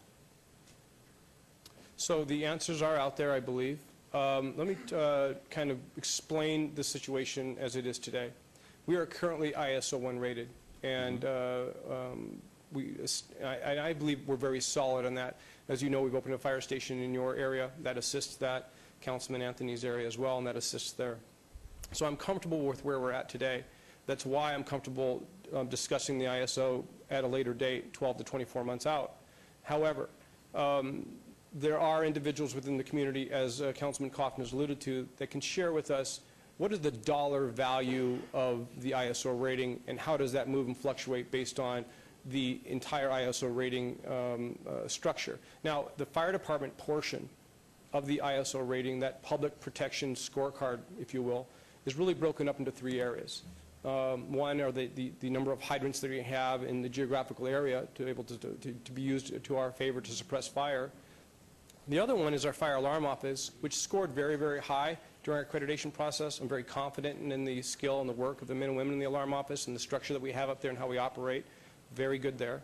And then the third part is our fire suppression capability, where those trucks, engines, rescues, fire stations are located. And actually, Councilman, you write down to the amount of equipment, what kind of equipment are carried on the apparatus. So in order to just kind of set the tone of why I'm waiting for 12 to 24 months to even move into this area, because I do want to focus on what I believe are the other priority recommendations that the ICMA has given us today, is if we look at how the fire station locations today, look at the big map that I think I've showed you in the past, right? And we know where the fire stations are and the engine companies are and the rescues and the trucks. Those are not placed there to achieve an ISO rating. Those were placed there to achieve the appropriate response times to affect keeping the fire in the room of origin and make sure that on the cardiac arrest patients that our cardiac arrest survivability rates are high, and all the other patients in between. When we looked at the ISO rating, our stations were where they were at, our engine companies were where they were at, our trucks and rescues were already where they were at. In order to achieve the ISO rating of 1, we had to, 1, move truck 4, which was down here in this area, put a 48 on it and move it out into the northwest part of town, I believe in Councilman Ross's area, in order to give us some support out there and gain the point advantage of having that truck company available in the northwest. There's a hospital out there, there's some large commercial structures, some box structures out there. We had to buy some equipment. We had to put a ladder on one of our, what we called a service unit. We had to buy some small amounts of tools and equipment in order to get it there. But it wasn't a tremendous, huge dollar investment. I need to sit down in the next 12 or 24 months and talk with those ISO representatives and those insurance providers and find out exactly what the dollar value is so I can give you a good report back. Thank you. Thank you, Mayor. Councilman Mayor Pro Tem Anthony. Thank you, Mayor. Just want to make a brief comment. Joe, I think one of the important comments that you made during your presentation is that we have an excellent fire department here, and that's a good place to be when we're talking about these issues. We have a great chief, we have great leadership, we have great firefighters, and that's, like you said, that's a good place to start the process. And you've given us a good report, I think. It's based on good data. It's based on talking to people in the community that have an impact on this report. And you've given us some interesting recommendations, and we're already starting some dialogue on how we're going to handle those recommendations. But tomorrow or tonight, you guys all leave, you go home, you go back to your communities, and we have this report. And I think the chief's approach is absolutely spot on, that he is going to take the time to get our people together, whether it's AMR, whether it's paramedics from SEIU, whether it's our firefighters union, our leadership, the business community. Our people are now going to come together and do some critical analysis of those recommendations and taking the time. And I think there'll be some good things that come out of it. But it's good to have this kind of dialogue, but it has to be with the folks in Las Vegas. So I'm looking forward to you putting these committees together. I'm glad that you're getting all the stakeholders together. And I'm looking forward to seeing what you come up with, and we'll kind of go from there. So thank you very much. Thank you, Councilman. Councilwoman Tarkanian. I wanted to thank ICMA for all their hard work and great attempt at objectivity and professional presentation of the material. You did a lot in a really short period of time. I had some questions at the beginning, and I wasn't sure if I wanted to have you guys come. I might have voted against it. I can't remember now. But you were coming. You did what you said you would do. You did a great job. I had some questions originally because I thought we had other departments that maybe we could look at before our fire department, which is relatively excellent. Not that it doesn't need improvement. There's not a single area in the world that couldn't be improved. So that could be so. And I wanted to ask a couple of questions. Chief, what's the projection of your end-of-year budget this year? My budget at the beginning of the year, I was allotted $111 million for the budget. We believe at this point, and remember, it trends every week, things shift and fluctuate, so I'm always hesitant to announce numbers in public because I don't know exactly where I'm going to be, but I believe it'll be in the range of 108.5 million. Roy, is that about correct? That I think we're going to trend out. Now, Councilman, be careful with those numbers. We do have a rookie school in place right now. We're preparing to put another rescue up here possibly soon. Those kind of things can drive money and shift money. And so I'm very cautious about announcing projections because I don't want to under or over project. And I understand that. But I believe that we're trending close to about 108.5 million for the end of the year. And I watch that budget weekly. Mm-hmm. Now, since 2008, we have the fire department has given back funds to the general fund, right? Mayor, I'm sorry, Councilwoman, I can't confirm that. I'd have to check and make sure. According to the records I've been given, you have. Okay, and I did not bring that data with me to give you this is what advice. concerned me. I couldn't understand why we were saying the fire department was unsustainable when we started out in this, when in fact they have given money back to the general fund since 2008. And maybe before that too. I didn't go back any further. And in addition to that, there was another thing that as you go through the information you notice, and that is starting in 2008 we dropped a lot of line items. And I didn't catch it until we got into this consideration, but as of 2008, some of the line items that we had up to then we didn't have any longer. So I just wondered what happened there, because that helps us better as we're trying to attempt to evaluate. In the fact that we were saying you were unsustainable, I was thinking to myself, if anything's unsustainable, I thought it was Metro if they didn't get their 0.25% tax increase. I didn't think it was the fire department, because each year money went back into the general fund. If I may, Councilwoman? Yes. I did look at Mark Vincent down there, who's our finance guru, and so he can respond to the comment in question, please. Oh, the guru's down there, yeah. I'm still here. Thank you, Mayor. I can try to answer the question about the sustainability issue. Some of the data that we... And the giving back. It was the first question was, is there such a thing as the fire department giving back to the general fund? If you could clarify that comment. I'm going to have to guess, and maybe the councilwoman can clarify for me, but typically what we see with all of our departments, for the most part, is we underrun our costs. We have vacancy savings. And that's what I call giving back. Yeah, and that's not unusual. So if that was the intent of the statement, I think that's an accurate statement. As speaking to the sustainability issues, for us, there's a couple issues. In the short term, the Great Recession, the information that was presented by the IAFF is accurate. Their budgets, their costs have remained relatively flat. But during that period of time, total general fund revenues have dropped 13%. All of our costs for the general fund, including all of our public safety groups, has dropped 10%. So it's a relative issue. If we have shrinking revenues, then we have to cut. If we don't cut in public safety, which has been a high priority for this council, means we've got to cut deeper in other areas. One of the things I did go back and look at for that same period, again using some of the union data, the budget, or the actual costs in 08 were $108.3 million.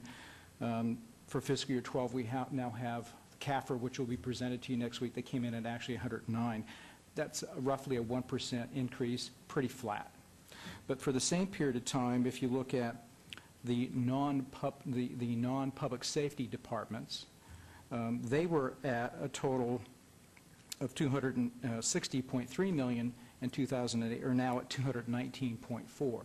That's a 16% decrease. And so those are the policy decisions that And I we've made as a understand board. that we know that the Constitution states that it is our job to take care of safety. Right. I think there were 3 things mentioned, and safety is one of them. So that's why we have put a pronounced situation on that. I wonder, when you do this committee that's going to look into if we're going to have the fire do all of EMS, or we're going to have it done by a private ambulance company, you didn't mention the third possible, which was perhaps combine the two. And I didn't, when Ricky asked the question.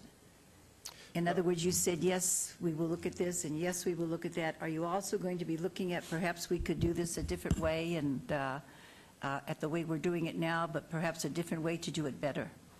That's a good question, Councilwoman. So the recommendations are, the way I've interpreted the recommendations, and I've had the discussions with individuals, it appears the recommendations are get in or get out. Those are the recommendations. However, as I've said, there are a myriad of delivery systems available around the country for us to look at. And one of the advantages today that we have is, one, we do have an excellent EMS system today.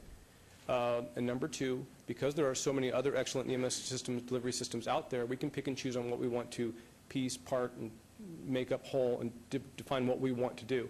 What the end definition is, how that system is going to look, I don't know. It could be a different hybrid. That's not the intent going into it. I want people to really evaluate what the recommendations have recommended, and that is to get in or get out. Now, there are many other ways to do this, absolutely. So I think it'll be on everybody's mind on how that can occur. I don't want to give that direction to the committee. I want them to go in and No. follow the recommendations. So you're not saying it has this one or this one. What you're saying is we're going to go see what's best. Yes, I mean, Which we've could got, be an Council, I really alternative. think we need to. And the alternative may not be good at all, but at least it would be something that would be considered. I think it behooves us to follow the recommendations of the ICMA from the beginning, see where it takes us, have those hard discussions. I am really counting on the professional maturity of that group to work together and come up with the pros and the cons, as the councilman suggested, and meet those objectives that we set forth. Are there other possibilities that can fall out of this? There probably, but we want to start focusing in the first part on the recommendations. And one other last thing, and this was just my curiosity. When the report came, it noted in it that the firefighters had a higher rate of weekend Sick leave. Leave, yes. Leave, and compared it with other departments, but we don't really have many departments that have weekend work. So I didn't know if that was a valid comparison there. I just was curious about that. When you're saying that, and by the way, they didn't even turn out to be the highest, but in any case, I think you did a great job in all that. I really appreciate it myself personally, and I know the entire council does. I also want to say to our union representatives that it sounds they're ready to go with a good recommendation, and they're willing to work together with this, and that's what we're going to go with in our hearts as we move forward. And I hope that you will, as you move forward in this, keep close contact with the board. It's hard perhaps from the side of the members of the management team to know that the thoughts you have, well, maybe this works or maybe that, and then you bring in some information that we might not be aware of, and we may never be aware of unless we have a close contact of what you're doing, and that helps influence us. So thank you very much, and thanks also to our unions. Thank you, Councilman. Thank you. Thank you. Councilman Ross, Thank and you, I Mayor. do have I'll a be- comment before you, if you're going to make any motion or anything. Yeah, just like to, Make your couple comments, of comments please. and a question for Chief Meyer. But first, I want to kind of lighten this up a little bit. Not many people know or realize this, but I have witnessed Mike Gorman from AMR and Chief Fuller from our own Las Vegas Fire and Rescue jump off the stratosphere for the best interest of this community. Okay, Councilman, I understand how you bailed out of that. I did. What happened was that day. Oh, I'm when I not was picking supposed on to- you. when I was supposed to jump off the stratosphere. I really didn't want to, so I went next door and ordered one of the rookies to jump for me, and he willingly did it. You did, and they did a great job. But that was for Boy Scouts. But on a more important note, Mr. Pozo mentioned mutual aid. Chief, if you would to tell the public, for the public's benefit, what mutual aid means, please, first. Yeah, certainly, Councilman, and more correctly, it's automatic aid. It is prevalent in nearly all, if not all, fire departments and cities across the country. It is one fire department who neighbors another department. We go by closest unit. We use satellite technology to pick the closest fire apparatus to go to the call to service need, whether it's medical, fire, or other. And we, along those borders, Clark County, North Las Vegas, the city, we don't pick and choose and just send a city unit if there's a Clark County unit closer.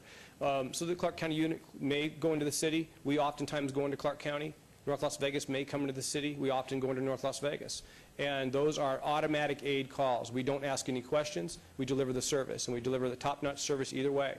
Now that, because we do cross jurisdictional boundaries and they have their own authority, we do have to have an interlocal agreement to allow that to occur. But that transpires every day, many times a day. We cross the borders, Mayor, and through the mayor, back to you, Chief. We cross the borders, essentially, is what that means. That's correct, And I sir. think that's significant that the public recognize and understand some of the words that we use in all of this discussion. No more questions for you, Chief, just some comments for the council and for all the folks that are here. We've already established, and I'm going to be a little biased here, we have the #1 fire department in the country as far as I'm concerned. I made those comments when we had the discussion about even going into this process. I knew it then, I know it now. Chief, I expressed that we would learn things that we already knew, which we did. We learned some other things to tighten the ship, if you will. I think that because of that, because the men and women of this department are so dedicated to Las Vegas, they get that. They've been doing it for years. You're a great fire chief in regards to that. We also have a great public-private partnership with AMR, and it's been working. And we've got some challenging discussions ahead of us, Chief, so I'm very thrilled at the fact that you're going to put this committee together. We're going to have some discussions. I think the biggest priority to me is no one loses their jobs. That has got to be my biggest priority, that we don't see any job loss. Someone mentioned, and might have been Mr. Pozo in regards to politics, or might have been you, Chief. Government's #1 role and responsibility is public safety. That has never changed. If you talk to Mr. Vincent in finance in regards to how much money we spend in public safety, that is where we put our money. That's where taxpayer dollars go. There is no room for politics when it comes to the public safety of the people who live in this city. And I want to make that extremely clear to all of the parties. We've got to do the right things for the right reasons for the benefit of the public. Whether it's saving money, whether it's spending money, whether it's moving one truck here or one truck there. All of our men and women are on the streets every day, 24/7, as are AMR's teams. They're on the streets 24/7, doing the same thing. So I'm to the ICMA crew, great information. I think we needed that as a city council to make these difficult, I'm not even sure they're difficult decisions. What I see here is a lot of team plan. What I see here is everyone's on the same team trying to get to the same end game, which is very important as we go down this path. So, Chief, good job. ICMA, thank you. President Johnson, great presentation. It needed to be seen and needed to be heard. I appreciate that. And to the men and women of SEIU, I don't know if Mr. Martinez is still here, likewise, we recognize that you represent those employees at AMR. And Mr. Gorman, we recognize your contribution to the City of Las Vegas and working together with us as a team. Thank you, Mayor. And I would echo your comments. I would say two more things. Never fear the challenge of scrutiny if you're doing the right thing. Never fear scrutiny if it's honest. And never fear the opportunity to learn and grow. That's why this community has grown so beautifully. That's why what you do and how you do it and the people that work with you and our union background and AMR. But you have made this a learning experience from all of us. And if nothing were to change, hopefully we would come to that decision wisely and with proper professional input. But I am sure, just hearing what the plans have been for 30 days, you've made a great impact on us, and we thank you again. And at this point, then, I would entertain a motion to accept the report. Not yet. Not yet. So fast. Not so fast. Going back to the committee that you're looking to establish, why aren't there anyone on this day as a part of that committee? On the committee to get in or get out of EMS? Yes. Okay. So my personal opinion, and I want this to be a fire chief committee. I want the committee to really be made up of professionals that understand the pre-hospital medicine business, those individuals that have, and believe me, I'm not the expert. I've been off the floor for 15 years. I'm expecting individuals like Dr. Slattery, the individuals that actually operate in the field, people that design these types of delivery systems to be at the table. It is imperative that the process not be mired down with any kind of political influence, any kind of ideas from individuals that don't have the kind of system delivery experience that we're going to need. Remember, this is a design committee. We really need to focus on operations at that focal point. We are designing an EMS delivery system. I'm not naive. I know there will be a lot of political interest here. But from the committee standpoint, the work that has to be done and how we're going to deliver this service, how it's going to be done, where we're going to deploy and how we're going to deploy needs to come from those professionals that actually operate in that field. It's my personal opinion, sir. Okay. So having said that, with your professional opinion, and I can respect that, however, everyone at the table has political interests, from AMR to the fire department to those from the chamber, whomever sits a part of this committee. So as far as from a fly on the wall perspective, I mean, because I have an interest to basically pay attention to this, because at the end of the day, Chief, it's we, 7, that will be voting this up or down. And so I want to make sure that I have an opportunity to participate as much as possible, if nothing else, by being in the room and listening, because that's how I learn. And so I'm just trying to see how, in fact, we can inject an opportunity, whether it be, I don't know, an update or some type of process to where I can follow it, because this is very important. Councilman Ross hits it on the head in the sense of, he doesn't want to see anyone laid off. But I slightly am not on that dial as of yet, because at the end of the day, this is about efficiencies for the city of Las Vegas. We are in a deficit, and therefore we have to look at every angle to protect the city's tax dollar. And if that means we are in with both feet, then we are in. And that's a decision that I need to make sure that I'm comfortable with making. If we're out, I want to be out completely. And therefore, there will be some adjustments as it relates to operation as well as labor in order to provide the efficiencies that the public is asking for. And so I'm very much open-minded and listening and paying attention to all angles and all conversations in order that when the time comes for me to press this button, I'm in a position to do that comfortably, knowing that I made the right decision. And I know that there's a number of people on this dais that feel the same way that I do. And I'm sure that Councilman, I'm sorry, maybe I could just weigh in here real quick. You know, there are a couple of things that the chief has laid out that need to get done. One, the committee needs to be assembled. There needs to be some clear objectives laid out. We need to clearly identify participation. And as always, we need to make sure that there are strong lines of communication to the mayor and council along the way. The focus of this group that he's talking about is a technical one. None of us are naive to believe that this will not be a political process. But we do need to have an outcome that shows you what you said earlier, that shows you the pros and cons of the two approaches that have, at a minimum, been laid out by our consultants here today. And as you've said, I don't even know however many times you've said it to me, I want to know the good, the bad, and the ugly, Betsy, and don't varnish it. Don't do anything to sugarcoat it for me. I just want to know. We know that.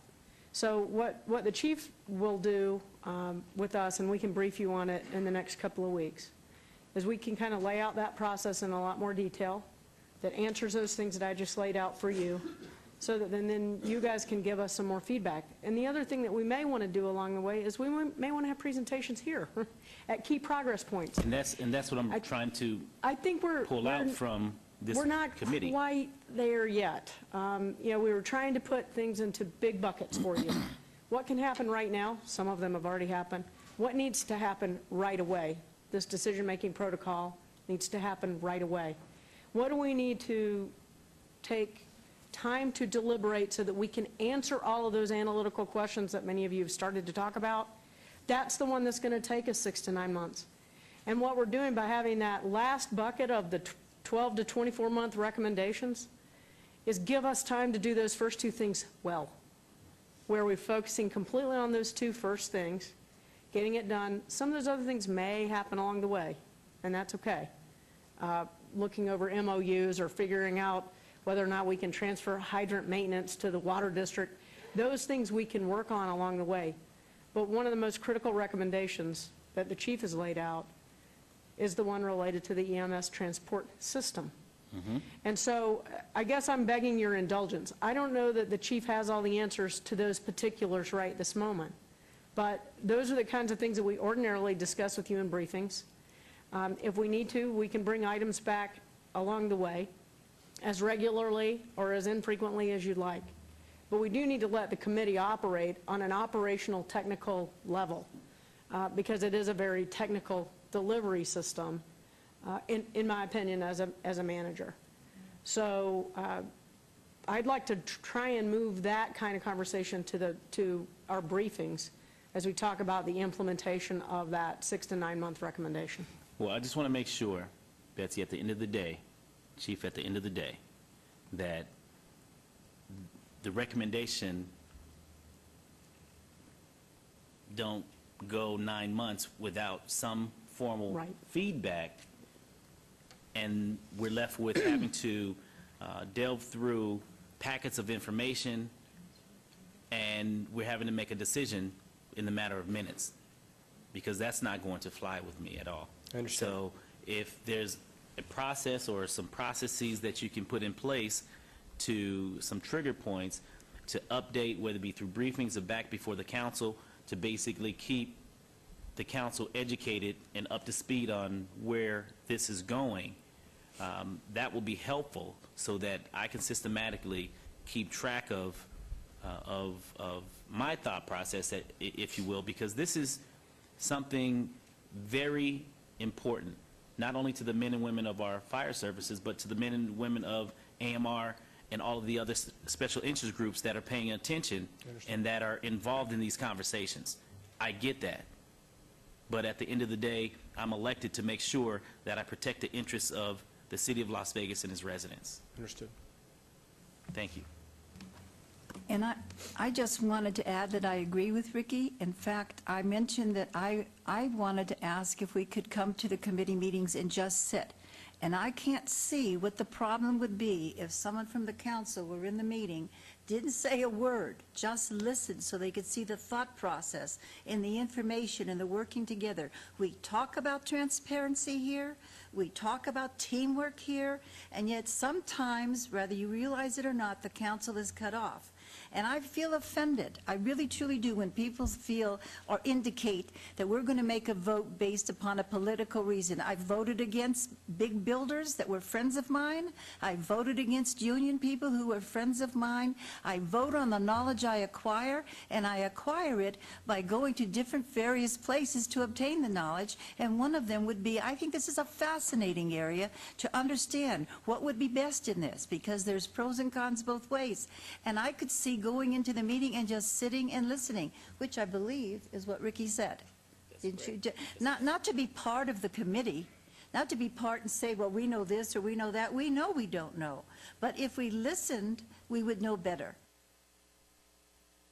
Unless it were an open meeting, all of us could not be there together. Well, no.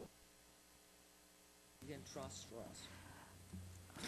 I'd take that better than some of the other ways that have come along. Process back to council briefings. You know, I just wanted to say something about Betsy. I would like to hear it as the ideas are being generated. I would like to hear that rather than it being filtered. And it's always filtered when it comes through someone else, even someone as great as you are, Betsy. It's filtered. And, you know, we all have our psychological filters. We know that this occurs, and I'd just like to see it at the very ground gut level as the people who are the experts are discussing it. And I would like it to be able that we could go and just listen. And that's my thought on the matter. Well, I want to know who holds the straws. It's not that I don't trust government. I will hold the straw and I will keep the first one. Right, and that'll probably be the shortest. Mayor, with your permission? Yes. Mr. Matarese, it's been suggested by some council members and the mayor that you take your team out for dinner, preferably in the downtown area. They've been sitting there very quietly and patiently. Mayor and council members, I would make a motion to accept this report. How do you want it to read?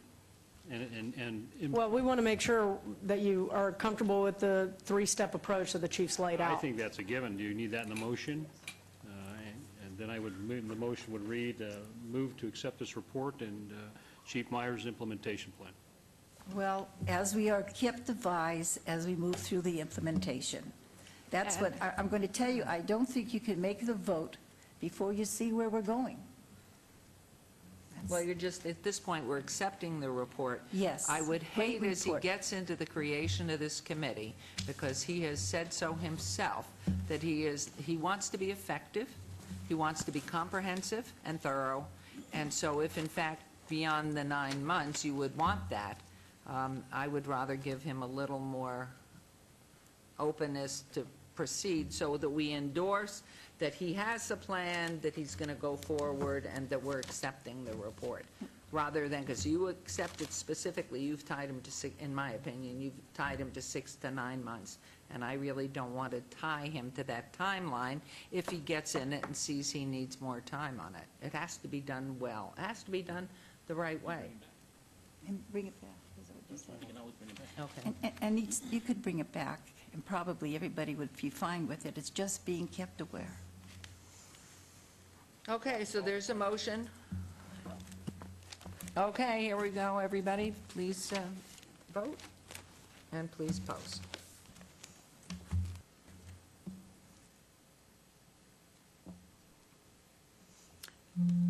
The report, thank you very much, gentlemen. Wherever you're going home to, have a safe trip. Stay here for a few days and relax. We appreciate it. Chief Myers, Mr. Gorman. Don't stay on our dime? On the taxpayers' money. As long as they spend the money in the city. Yeah. were for that. Anyway, thank you. And have a safe And and, President, Chief Johnson, good Mr. year. Martinez, thank you all. Thank you. And thank you, council. Thank you, Mayor. Okay, off we go. Oh, we're adjourned. Oh, please, I hear a motion. The silent one at the end has made a motion that we adjourn. We are thus adjourned.